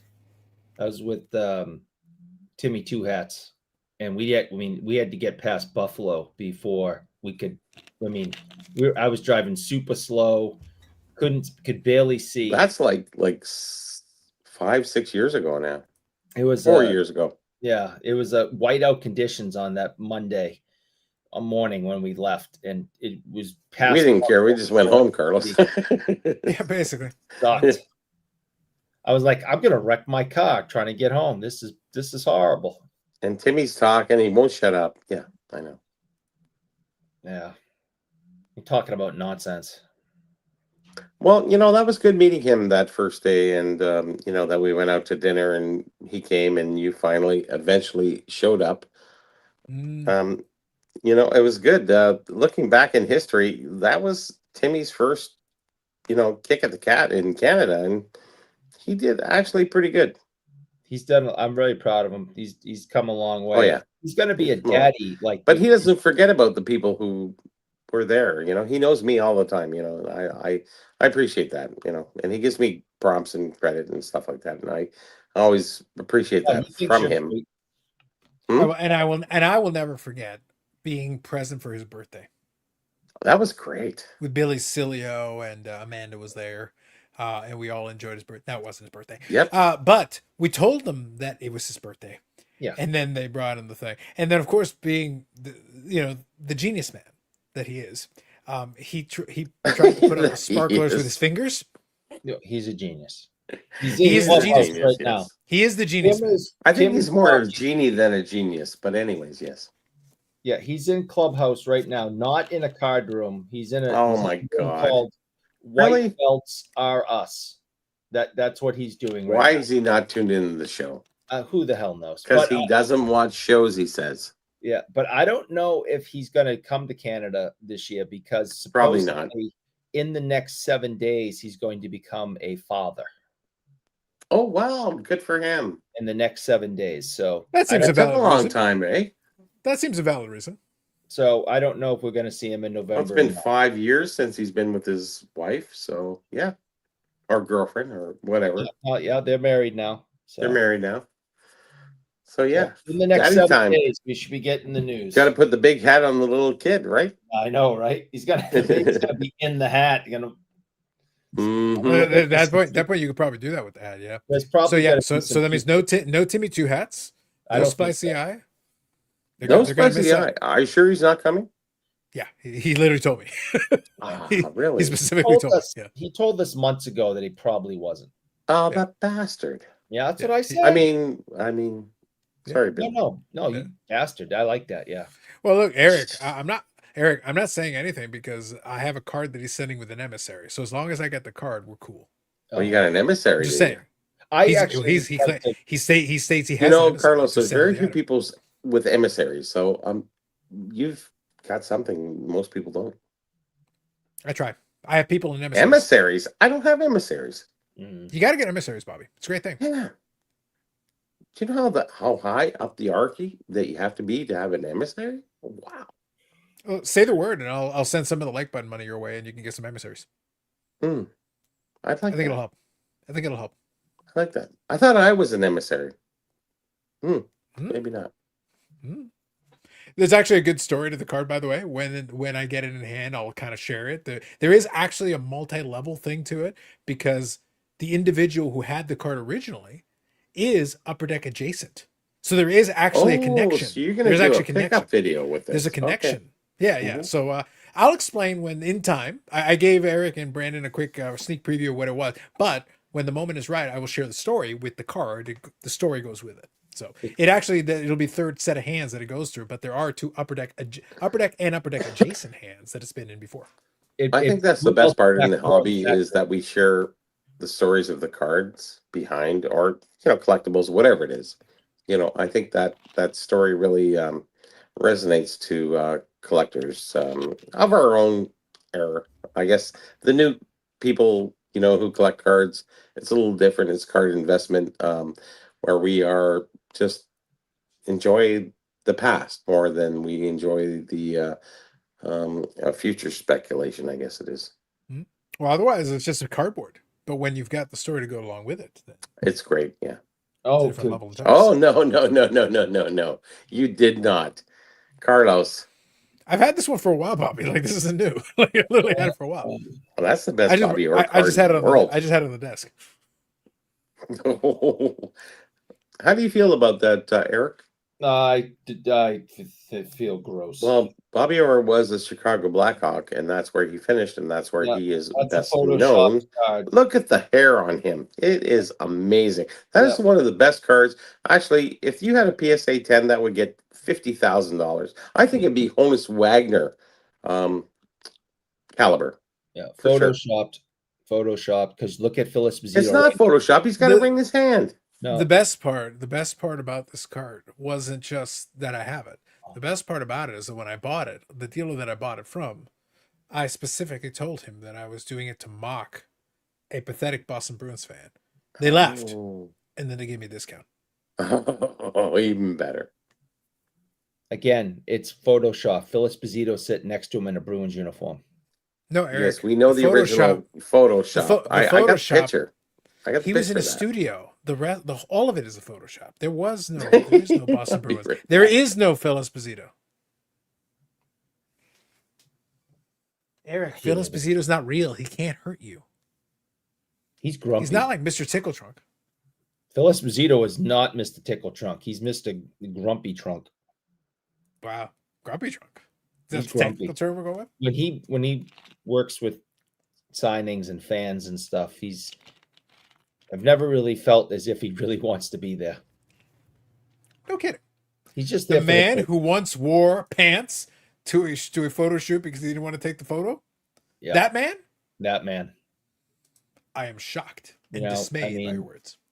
Gretzky broke, had records to break, and there were Gordie Howe's and Phyllis Bazitos. 76 goals. People didn't think anybody was ever going to break 76 goals, right?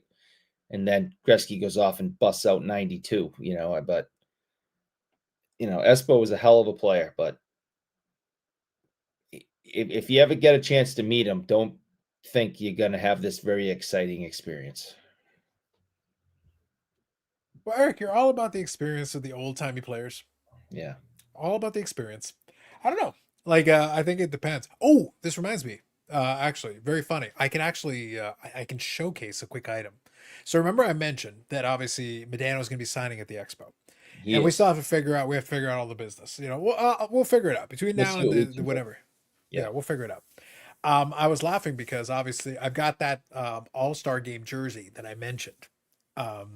Was the only piece that I'm looking to get signed. That's about it. So either way, one way or another, with this emissaries, without emissaries, we'll figure it out. But I actually laughed my head off. I lied. I actually do have another Modano jersey, and Eric, say I literally had it in a closet sitting on the side that I basically was cleaning up some stuff the other day. I completely forgot I had it. So I've got a regular Dallas jersey that I've got signed. I got a Minnesota North Star jersey that I've got signed. So I've got those two. They're signed and they're one place. But then I had this other jersey at the other place. So I'm gonna go get it because I just thought it was funny. But I'm sitting there. But it was funny is I've had it for so long. I don't remember when I got it. I never wore it. I actually bought it at some point, but I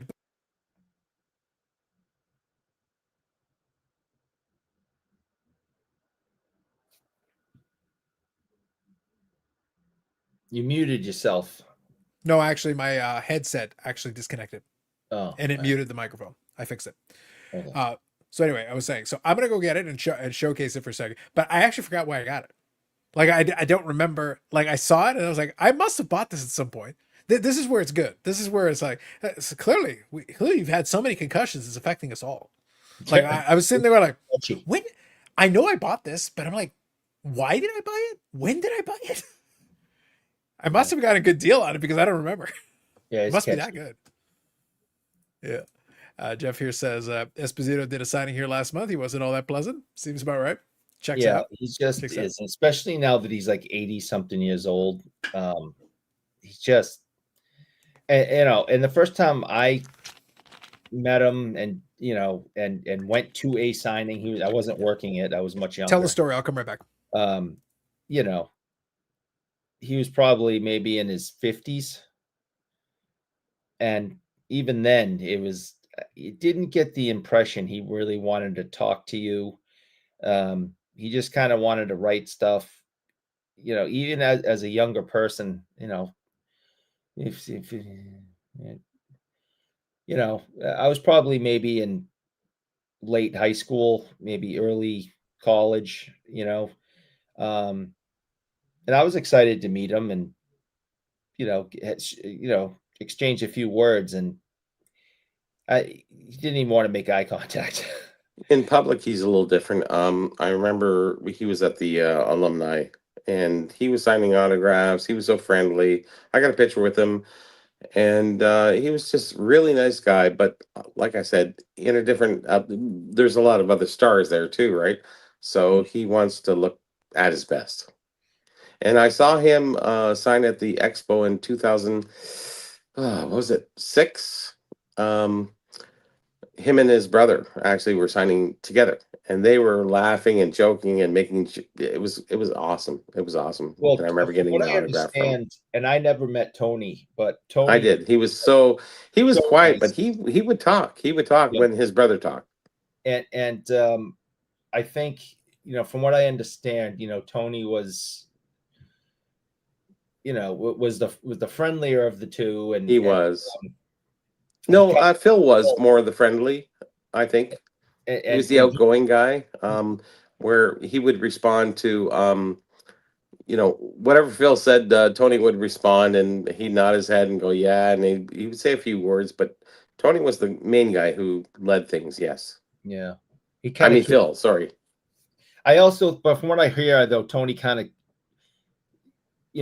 kept Phil in line, at these events. He did, yeah. Like, be friendlier, do this, don't be a grump, but still it didn't matter sometimes. Well, they did a dual signature there, so it was interesting meeting them both at the same time, and they were, bantering back and forth, but mostly Phil took the lead hand. Yeah. Yeah. So but Tony was a nice guy. He was so nice. I'll tell you so this, friendly. When Phil was at the Expo like 3-4 years ago, yeah, he had the longest line. And it screwed everything up. It screwed the entire pavilion up. It screwed all the timing for the next guys to come out. They just weren't prepared. They didn't shut, they obviously want to make money. All these people are buying tickets. They didn't shut the tickets off and say, okay, well, we capped it at 500. Yeah. They just kept selling tickets, and they worked him to death. And Well, he's got 72 Team Canada behind him. He has, you know, a great history. Yeah, 132 points. You know, 76 goals setting that record, like I said. So I mean, the guy's desirable. Oh yeah. Mm-hmm. But yeah, I mean, they had so many other superstars there celebrating 72. Plus, you know, there was a whole bunch of other, you know, stars. Daryl Sittler was there signing. You know, I mean, yeah, but in Toronto, you think that would just be such a big deal. Actually, it's his 50th anniversary this year for 10 points. Don't remind me about the 10 points. I don't want to hear about the 10 points, Bobby. You do, because you know number 30. I don't want to hear about the 10-point game, Bobby. Wow. Because you know who that was against. I might know. I might know. Number 30 was the goalie at that time. I can't remember his name right now. The funniest part about all this is Eric is making this big deal out of it. I have a Phil Esposito. Now, you can't see it because it's just above this. There's a Raleigh Fingers here, and directly above the Raleigh Fingers is a Phil Esposito 8x10. I just got that at a Team Canada 72 reunion thing. Did you go downtown for that? No, they did it at what was called the Hershey Center at the time. Oh, okay. They did it in Mississauga. So there was one downtown that he did the reunion, and it was they did really one there as well, but they had one that was at the Hershey Center. They literally had like a tent, like a mini card show thing along with it. But they also they did a thing. So that's where I got the box set. I got a couple of Team Canada 72 players, including Phil Esposito on an 8x10. Yep. Mm-hmm. So it's kind of a random thing, and I go, yeah, I'll go, and I got a couple of signatures on it, so it's good. So this is what I was referring to.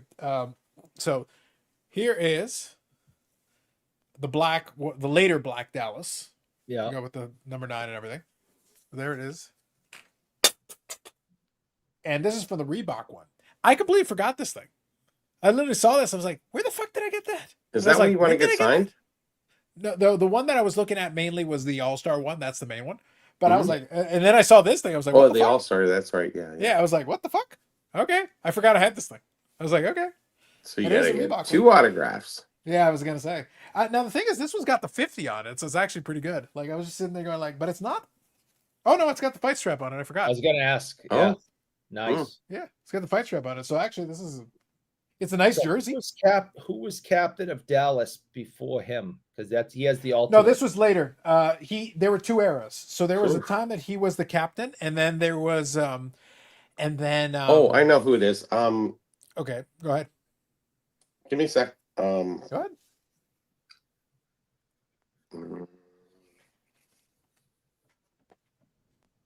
No, can't pull it.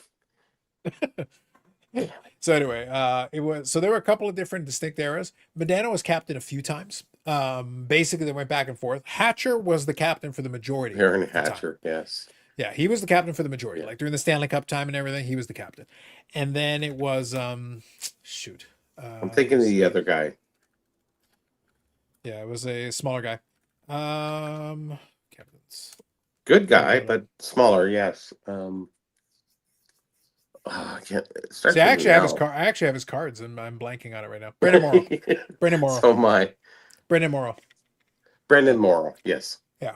So during the later era of Medano's, Brendan Morrow was the captain there for a bit. So basically, like all things considered, like I've got in front of me here. If you go through, like from obviously Dallas, Minnesota's a different thing. Mark Tenority was the first captain. Then it was Neil Broughton and Darren Hatcher. Broughton, of course. Then Hatcher for several years. Basically, it was Hatcher all the way through 02-03. Then Medano was captain for 2 seasons. Mm-hmm. And then Brendan Morrow took over that role because at that point, Medano was kind of at the end. He basically stuck around as the assistant captain from 06 all the way through his last season in Dallas. And then Brendan Morrow continued on as captain until 13-14, where Jamie Benn took over. And Jamie Benn has been the captain since 2013. Wow, that's a long time. Long time. Yeah, so he's been captain for 12 years. That's amazing, actually. Most guys, I can't say went past 8 years, 7 years. Ben is the longest serving captain in the franchise history. Okay, yeah, and probably maybe in the history of. I was gonna say, who do you think is the longest serving captain in history? I would think Yzerman. I was gonna say Yzerman. Yeah. I was thinking Yzerman would be one of the Kennedy, ones that I maybe? would think of. I don't know. Because you have to play enough seasons. Regardless, you have to right. play enough seasons. Exactly. And you have to, and generally you have to stay with the same franchise Mm. to kind of make that work. Yeah, Yzerman, I was definitely thinking about. I was thinking about Bork. Bork was quite a He while. was a captain for a very long time, but some of like the old guys, I mean, how long, Per the Google, it says Yzerman. Yeah, I would say, yeah. Yeah, the Google says served as captain for 20 years, 19 seasons. Wow, that's a lot. Yeah. So look at us being all hard smart. to beat that. Hard to beat that. Just from a logic standpoint, because the Red Wings were real bad when Yzerman started. So if he got the captaincy early, which would make sense, honestly, the team was bad when he started, and then he would never really lose it. So like he would just maintain it during the duration. So like there was no reason to flip back and forth. Yeah. Real quick. I got here we go. In honor of Stevie Y. Great auto. Good evening, Carla. Let's see here. It's just the players that make a lot of money don't do signings. It's mostly Eric. Yeah, that's one of the other issues with some of the younger guys is that they're making real money, and if they're good with their money, why do they need to come and do an autograph signing? They don't want to. Popularity. So they don't care. But they should really, because if you don't give the auto, they might be under contract with Top. So, well, no, if they Fanatics. have something like that, but what is making Gretzky come to the Expo to do an autograph signing? Never happened. No, it won't happen. It's like he's made tons of money. He's still making money. He doesn't need to go do an autograph signing. Yeah, but it doesn't really matter about that. It's staying relevant, and I think that would enshrine his. I think Bobby Orr. We never thought he'd come, and he did. Yeah. Does an autograph signing make you relevant though? Yeah, but Bobby Orr. No, it doesn't. He's literally on TV just right keeps now. you in the game. Bobby Orr made next to nothing in his playing career, and then what he did have, Eagleson stole, and he was basically bankrupt. So doing autograph signings and being Bobby Orr is one of the things that got him out of his financial difficulties. Sure. Right. Gretzky was the highest paid player in the league and made decent money even for the 90s. But his autograph is worth something where Bobby Orr's is not at this time. He signed every book. So. Oh, yeah. I mean, Gretzky is still $150 and Bobby Orr is $40. Bobby Orr used to be $100, but now it's down to 40. Well, it's got to get a lot more difficult to get him because now it doesn't matter. He signed enough. I know, but for everyone who has like that team piece that just needs Bobby Orr, you're never going to get it now because he shut down his company. He's not doing events. He sold out his collection. Yep, sold. Everything's gone, and he's just doing Upper Deck. So it's Upper Deck. And I know who bought it. And cards. Yep. So, everything. Actually, it was more than cards. It was. No, what I'm saying is now that he is just with Upper Deck, the only thing we, the collectors, can get is cards, Upper Deck cards. Yeah, not through his sister anymore. Yeah, of course. Yeah, not through Great North Road is gone. Yeah, I know. That's gone. And he's just signing for Upper Deck. So so if it's an 8x10, 16x20, it's Upper Deck authentic. But he's almost signed as much as Bauer now at this point. No, it's nobody's signed as much as Bauer. Almost, I said. Yeah, Bauer's still signing beyond the grave. You think? He's still signing to this very day. Bobby Orr's like, how can I keep up with this guy? He's dead, and he's still cannot. Signing. I know. And Gordie Howe too. His autograph used to be worth, I don't know, like $100. Now it's $40. It's not $40, Bobby. Like, what are you putting it on to get it $40? I would have 40 Howe is $40 all day. Doesn't matter. Railvac, you name it. Of them. In his book, you can't even get $40 for his book. You're talking about an item, sure. On an item, yeah, fine, $40. Yeah, of course. Autograph is an autograph. You know, if you put it on a card, it's a little different, I guess. But even still, I yeah. got so I got so many. How many you got? How many I got?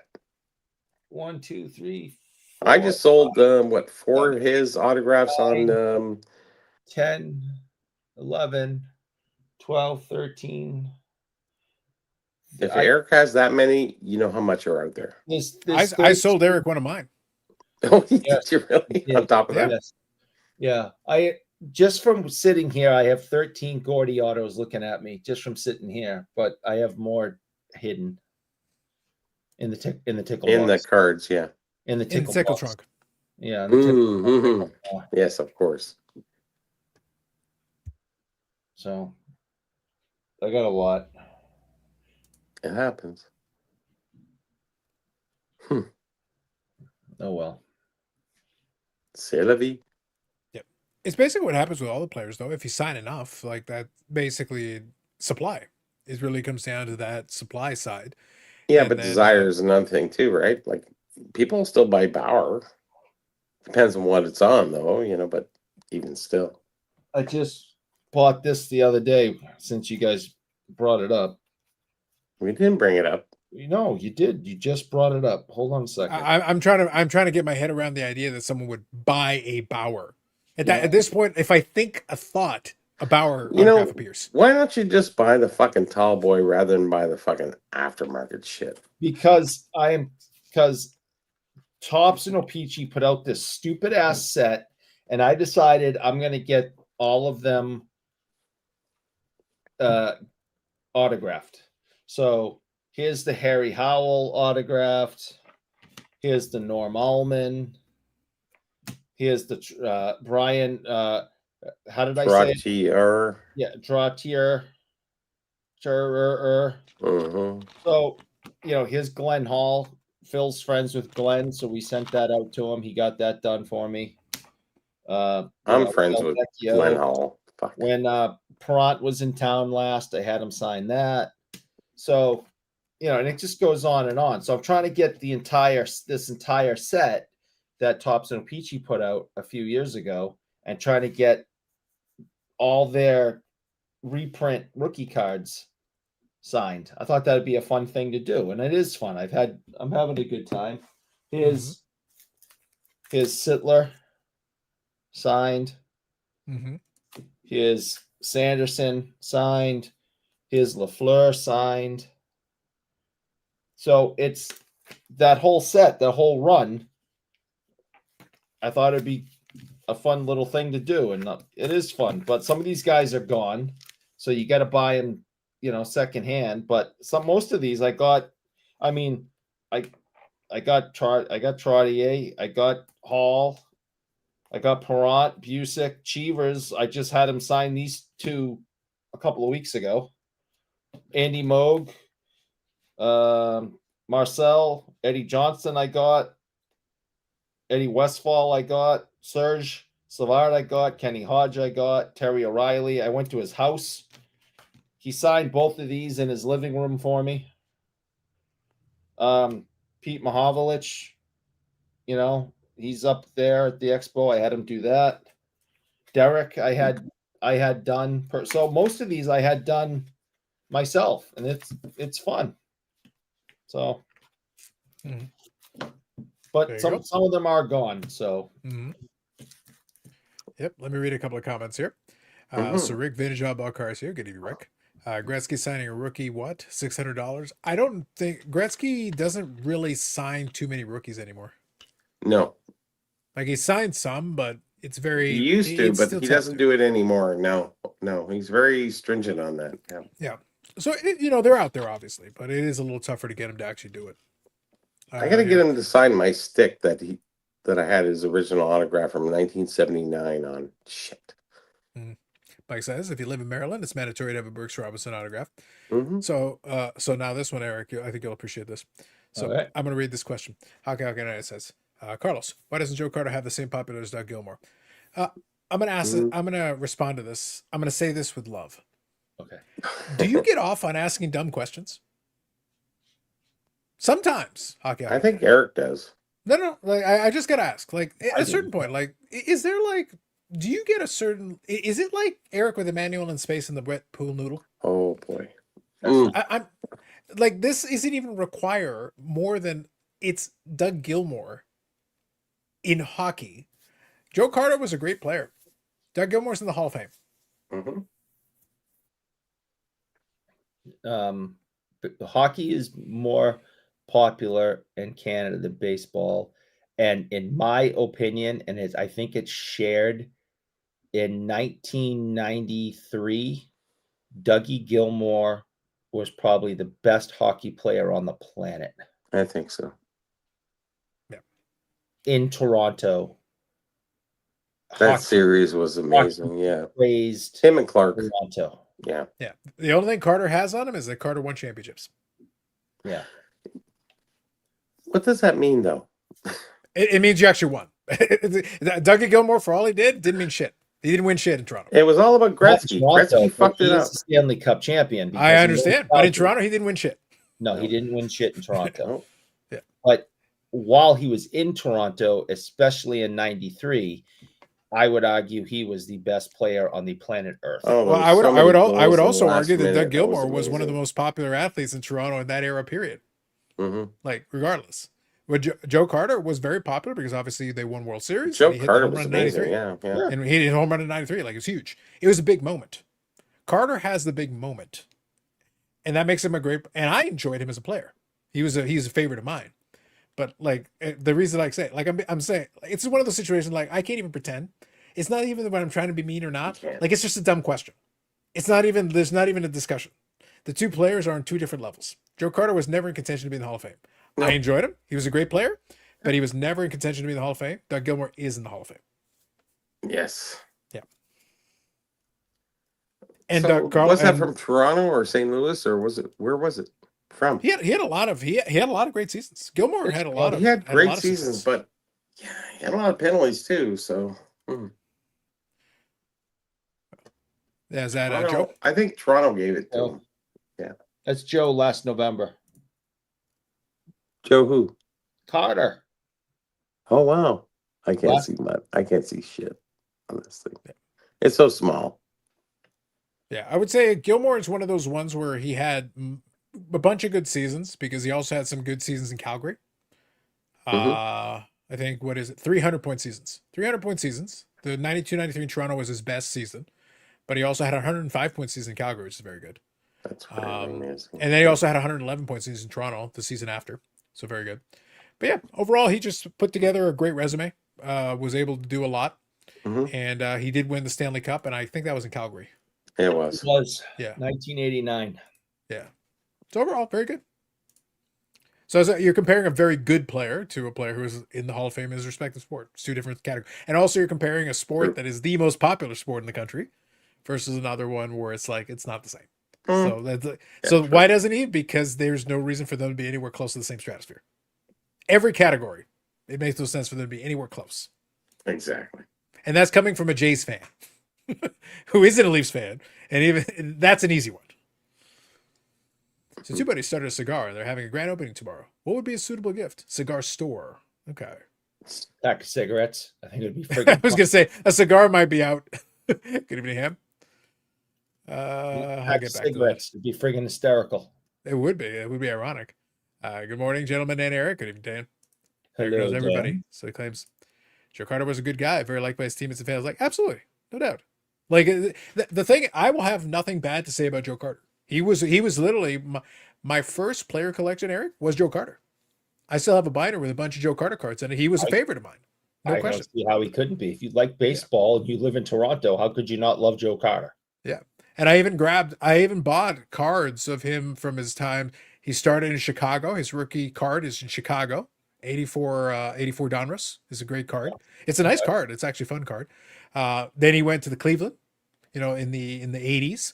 And then he had that run where he got 3 straight 100 RBI seasons for 3 different teams, which is kind of an interesting little situation there. Cleveland and then San Diego and Toronto. So in consecutive seasons, he played for those 3 teams and had 300 RBI seasons. back in a time when 100 RBIs was kind of seen as this. Although in fairness, 100 RBIs is kind of a tough thing now. There are not as many players that do it as consistently. He was very good at racking up 100 RBIs. Just want to hit dingers, and they don't. You know, you want to actually get hits. So, you know, it's much harder to go up there and swing for the fences and try to, you know, knock people in. When if you're putting it in the open spaces and getting on base, you're moving people around. You know, it just baseball is not a difficult game to understand of how to play and how to win. But these guys now, everybody, the scrawny guys, the muscular guys, all they want to do is get up there and swing as hard as they can and crush the thing over the fence. And that's why the sport sucks now. When you had players like Ichiro, who I've said before on the show, in my lifetime, I believe Ichiro is the greatest player to play professional baseball in my lifetime. The guy could do everything. And, you know, he was just incredible. And that's why baseball is individualistic, right? Opposed to hockey being more of a team sport, I guess. Well, that's why. So ironically, that's why I liked it. As a player, I liked the fact that it was on me. I could just kind of do my. You're not really worried about necessarily what everybody else is doing. You play into it. That's part of it. Yeah. But as a hitter, you're independent of everybody else. There can be runners on base. There can not be runners on base. Your goal is to defeat the pitcher. It's a one-on-one. It's literally mano a mano. Because if the pitcher does a bad job and you hit the ball out of the park, the only thing that changes is how many runs you score. If there are runners on base, then you score more runs. But if you defeat the pitcher, you defeat the pitcher. Yeah. Your goal is only you're facing one-on-one. Everybody else is not really affecting that piece of it. The fielders are only putting it if you put the ball in play. If you hit the ball towards the field, then so be it. But that's still kind of in your control. You do have that element of it. The pitcher is trying to prevent it. So that's why I say it's mano a mano, that matchup. Haga says, is Theo Fleury welcome in the autograph circuit? I don't see why not. He's clean and sober right now, as far as I know. He's janitor, isn't he? Huh? Janitor or something? I don't know. Everybody's a janitor. Like Peter Forsberg. I think he's doing a lot better with his life, and I don't see why he wouldn't be welcome on the autograph circuit. Yeah, if there's money to be made, somebody will sign him. It's not a big deal. Carlos says, what's your Fred McGriff player collection look like? So that's just before the era that I was following Jays. God. Fred McGriff was also a very good power hitter. He was also a very good power hitter. Mm-hmm. Now, Fred McGriff did make the Hall of Fame, actually. Really? Yeah, he was in the Hall of Fame. He was denied for a long time, which was unfair, by the way, because it's all unfair, anyways. Yeah. Well, the thing with Fred McGriff, his mistake was that he racked up a lot of his best seasons in an era where a bunch of guys suddenly started hitting a ton of home runs. Yeah. And he was one of those guys who was a very consistent. It's about timing, yeah. Mm-hmm. Yeah. Because for him, what Fred McGriff did is he kind of did, to a certain degree, what we were talking about the Soto thing earlier tonight. He literally led the league in home runs twice. But the years he led the league was 1989. He hit 36 home runs. Guess who you're going against? A great power hitter in that era. That's why I said the Joe Carter thing is kind of a fun play here. In the Joe Carter's era, in those eras, if you're like a 30 home run hitter, you're a power hitter. Today it's like, oh no, you got to hit 40, 50 home runs. No, 30 home runs was a legitimate power hitter for many years. So Fred McGriff, looking at it right in front of me, from 1988 when he was 24, 34 home runs, 36, 35, 31, 35, 37. Yeah. But he was consistent year after year. 1994 with Atlanta, 34, 27, 28, 22, 19, 32, 27, 31, 30 home runs at age 38. So if you follow a team, you're looking at consistency more than you are looking at, glorification of a superstar, right? Yeah. What happened with Fred McGriff is that he kind of got lost in the shuffle because he wasn't. Yeah, but he was consistent. He added every year to the Yeah. So what happened is at the end, he ended up at 493 home runs. Wow, that's a lot. 500. Like if he hit 500 in the voters' brains, it would be like, 500 home runs. He had 493, and it's like, so you punish the guy. He should have hit 7 more home runs. It's like, yes, that ain't right. That's not fair. just hang around for 7 He more could home have runs. done it too, you know. Yeah, well, it would have been one more year for him probably. Like his last season, he only played 27 games. So if he had been able to play like a full season, maybe he would have had it that year. I think so. So Carla here says RBIs more depend on your teammate, which is true, but you still have to put it clear. The reason why I kind of point that out, you still have to execute. Your team can put players on base all the time, but you still have to hit. You have to collect hits and do that consistently. And if you're swinging for the fences every time, well, then you'll hit some home runs, but you'll also strike out a lot. Well, strikeouts don't get you RBIs. You must connect with the ball in some way. Even if it's a sacrifice fly, you must make contact. You have to get the ball in play somehow. True. And that's how you rack up RBIs consistently over time. Yeah, it was veteran committee. That's right. 2 players from the 86 Red Sox had 100 RBIs, Bill Buckner and Jim Rice. Call Bill Buckner. Bill Buckner was a former National League batting champ, and Jim Rice is in the Hall of Fame. Yes, the 86 Red Sox were very, very good. Oh, we're talking about them, are we? Not anymore. Buckner's interesting because he might have been a borderline Hall of Fame candidate, at least with his numbers, had it not been for if it wasn't for his most famous moment being letting the ball go by him.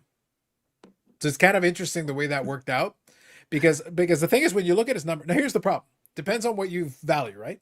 If you look at the infamous WAR, his WAR is shitty. Like it's shitty. But he's got 2,700 hits. Like by a traditional metric, it's like that's a lot of hits, man. And a career average of 289, that's actually quite good. That's amazing. So it's consistent over a long period of time. That's a career accomplishment. But like it's kind of forgotten about. It's like, it's kind of weird how that worked out. It's like, yeah. It's kind of the end of that. McGriff made the mistake of hitting 493 home runs instead of 500. Exactly right. Yep. I'm with you, Dan. I consider 94 to 202 to be the last great Jays era. Very little love for the great players like Delgado, Sean Green. All these years later, Jose Bautista has free dinner for life. Yes. Yeah, it was a fun era. It wasn't a great era. It was a fun era. I was at a lot of Jays games during that era. It was a fun era because I enjoyed those players, even though they didn't. What was funny, and I've said this before, Bobby, the unfortunate thing of that Jays teams in that era, they never really bottomed out. They were okay.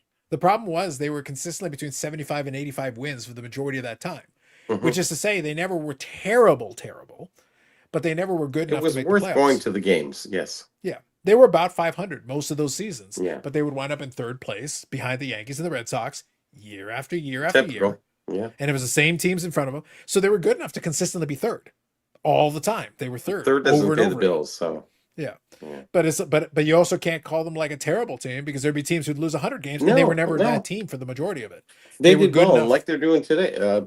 You know, who knows what's going to happen this year? Yeah, they had talent and they had talented players, and you'd see these seasons where it's like, man, Sean Green would have a 30-30 season, amazing. And you'd have all these great players, and and Delgado was putting up some great numbers for many years. Roy Halladay, great pitcher for that team. Halladay, yeah. So it's like, but so you'd see all these good but the problem is the pitching would be good this year, hitting would be Hitting would be good this year. Pitching would be Yeah. So the two components wouldn't come together at the same time. I was like, yeah. That's where it goes.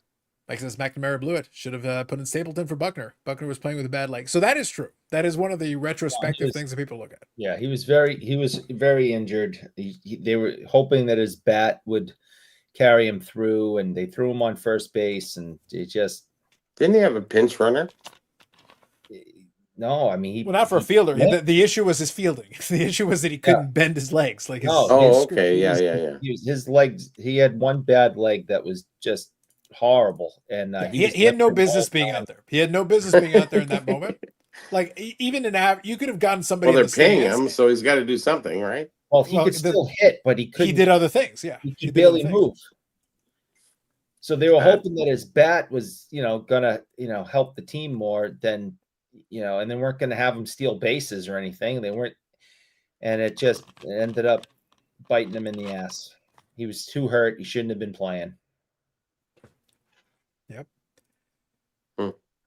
He has stapled and replaced him in the late innings of every game that postseason except Game 6. That kind of played into the whole story of the curse, right?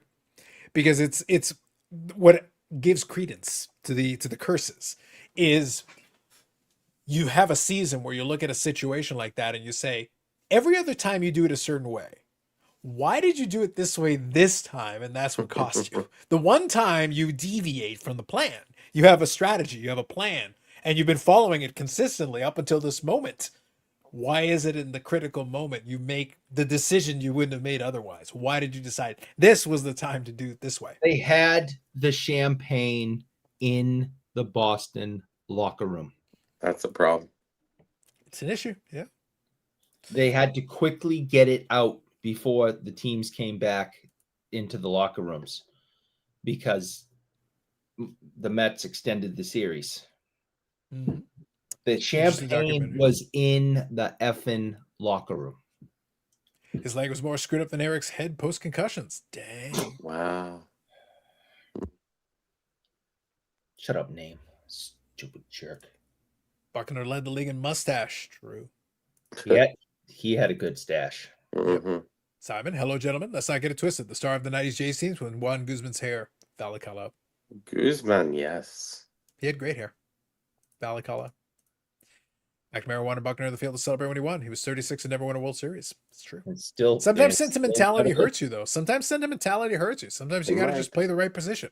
He would rather have won watching it from the bench than what actually ended up happening. It was still a better result. It would have been a better result. Now, quickly, we were talking about a couple of minutes ago. Eric, you want to see a cool magic trick? We were talking about it a little bit earlier. Say okay. Eric, I think you want to see a magic trick. I think it's a fun one. See, let's see. Eric, can you do the magic words? Let's try this. To be fair. Bumper, bumper, bumper, two. To be fair. Bam.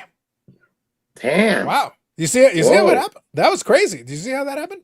That's crazy. It just spontaneously appeared out of thin air. That was crazy. I can get one too.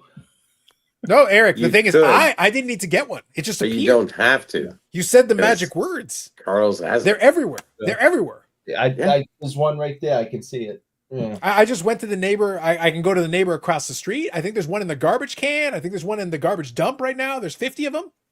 Maybe. And then I got 40 of them holding up a leg on a table or something. Like they're all there. Well, you got to have balance, right? Signing to this very day. Rick here says, what hockey signature is the holy grail of the hobby?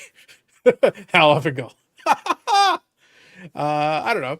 What signature would you consider the holy grail? So it's it's Stanley, Lord Stanley.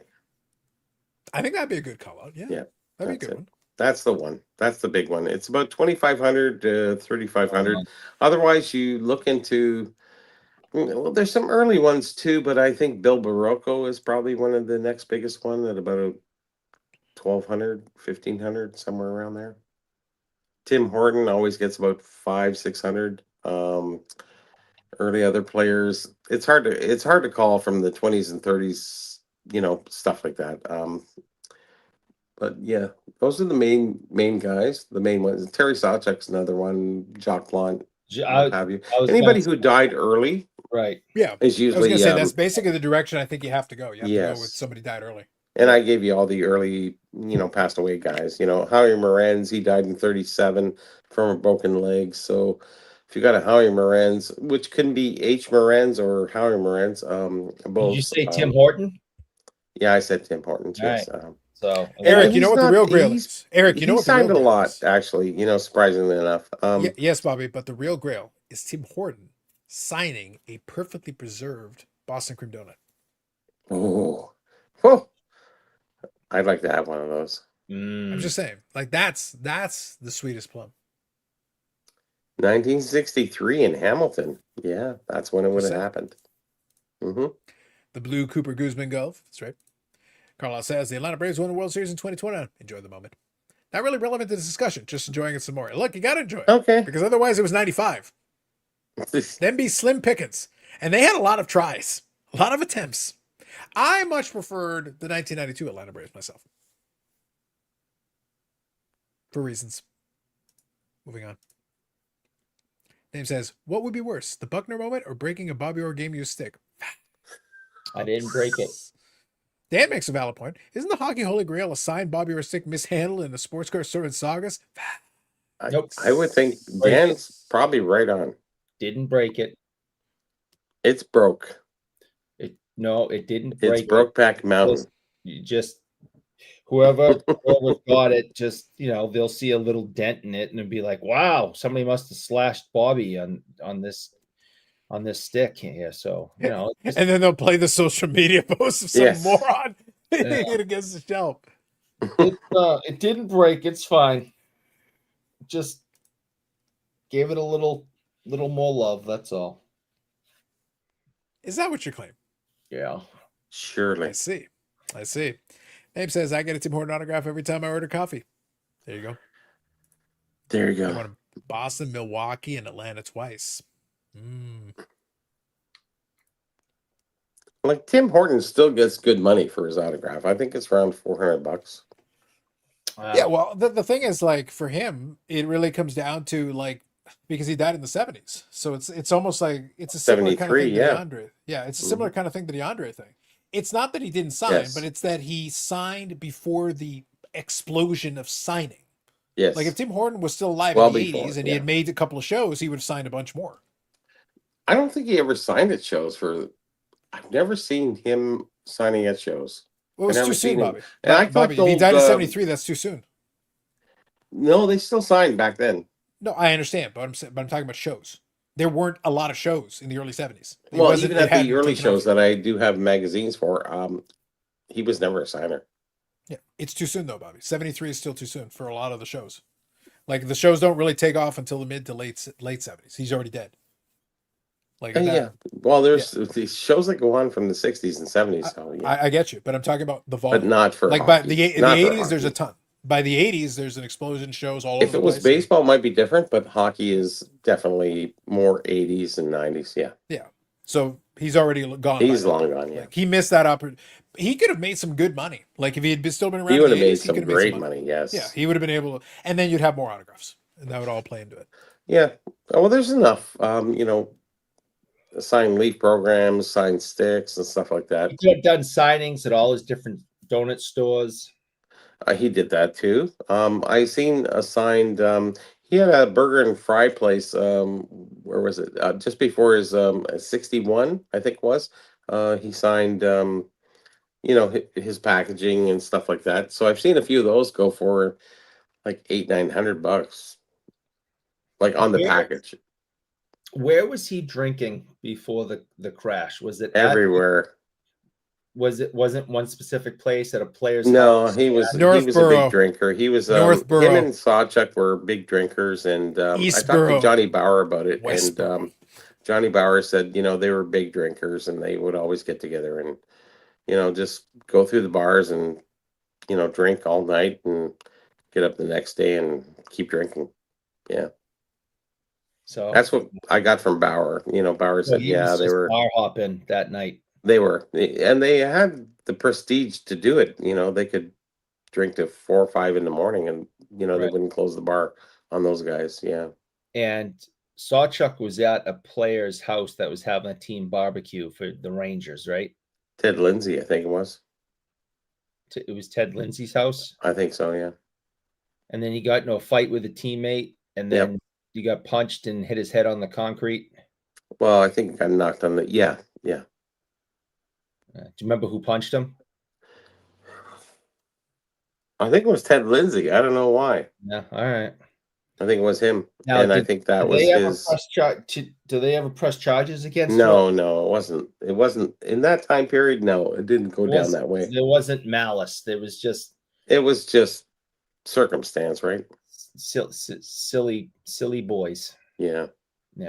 Drunken. But he had a lot of times that he drank a lot. And Tim Hortons, a lot of guys were, from what Bauer told me, he said, Tim would want to go out drinking with a lot of guys, and they didn't want to go because they were scared of how he got when he got drinking. So a lot of guys just said, no. And then the odd person would go out with him, and, it was, a nightmare. because he never wanted to stop. So, anyways, Ron Stewart punched Terry Sawchuk. Ron Stewart, that's who it was. Yes, and he's not a aggressive guy, really, to be honest. I see. Eric, you want to answer that question? I to be honest, I don't really have one. He was, before my time. He retired before, I could really. I mean, I appreciate his greatness, his Hall of Fame greatness. I have a couple of his autographs, but I don't have a favorite memory. I never met him. Before my time is a valid response, Eric. Leave it at that. Yeah, like a lot of players that I have met, or fought, like Bobby Orr. I mean, yeah, he was playing. So him and Giacomin were playing while I was alive. Barely. But as I became a young kid who started following this stuff, they were both out of the league. So Giacomin was a great goalie. I remember, when we played ball hockey when I was 5, 6, 7 years old, you would say Giacomin or even later Vachon. You wouldn't, Favel or what have you. You would say, oh, Favel or Giacomin, or you would say those saves, and you would say it afterwards, right? Right. So those guys were really good. Giacomin was an amazing goalie. He was really, with the Rangers, though, they didn't have a team at that time. So sorry to say, just. But no, it was sad news. When I got it earlier in the week. I think he lived a good life. 88, what was it? Yeah, no, he's in his late 80s. I mean, yeah, like honestly, like if I get to 80, I'm be happy. Like that's the 88. Average, Canada. Well, in fairness, Bobby, at this point, if Eric makes it to the end of Friday next week, he's already in good shape. There you go. He takes it a Friday at a time. Enough said. Friday at a time. We're 1 minute. We're 1 minute past. We're 2 minutes now past when we were supposed to stop. So I might just have a heart attack right here. And that'd be good TV. You might. Hold on. Go on. As you were. Go ahead. Mm-hmm. Thank God. All right, Michelle, light the buddy on fire. Please. And burn some of that Boston Bruin shit too. It's trash. I'll show up too. Just saying. Get rid of it. I'll leave this question open if anybody wants to answer it.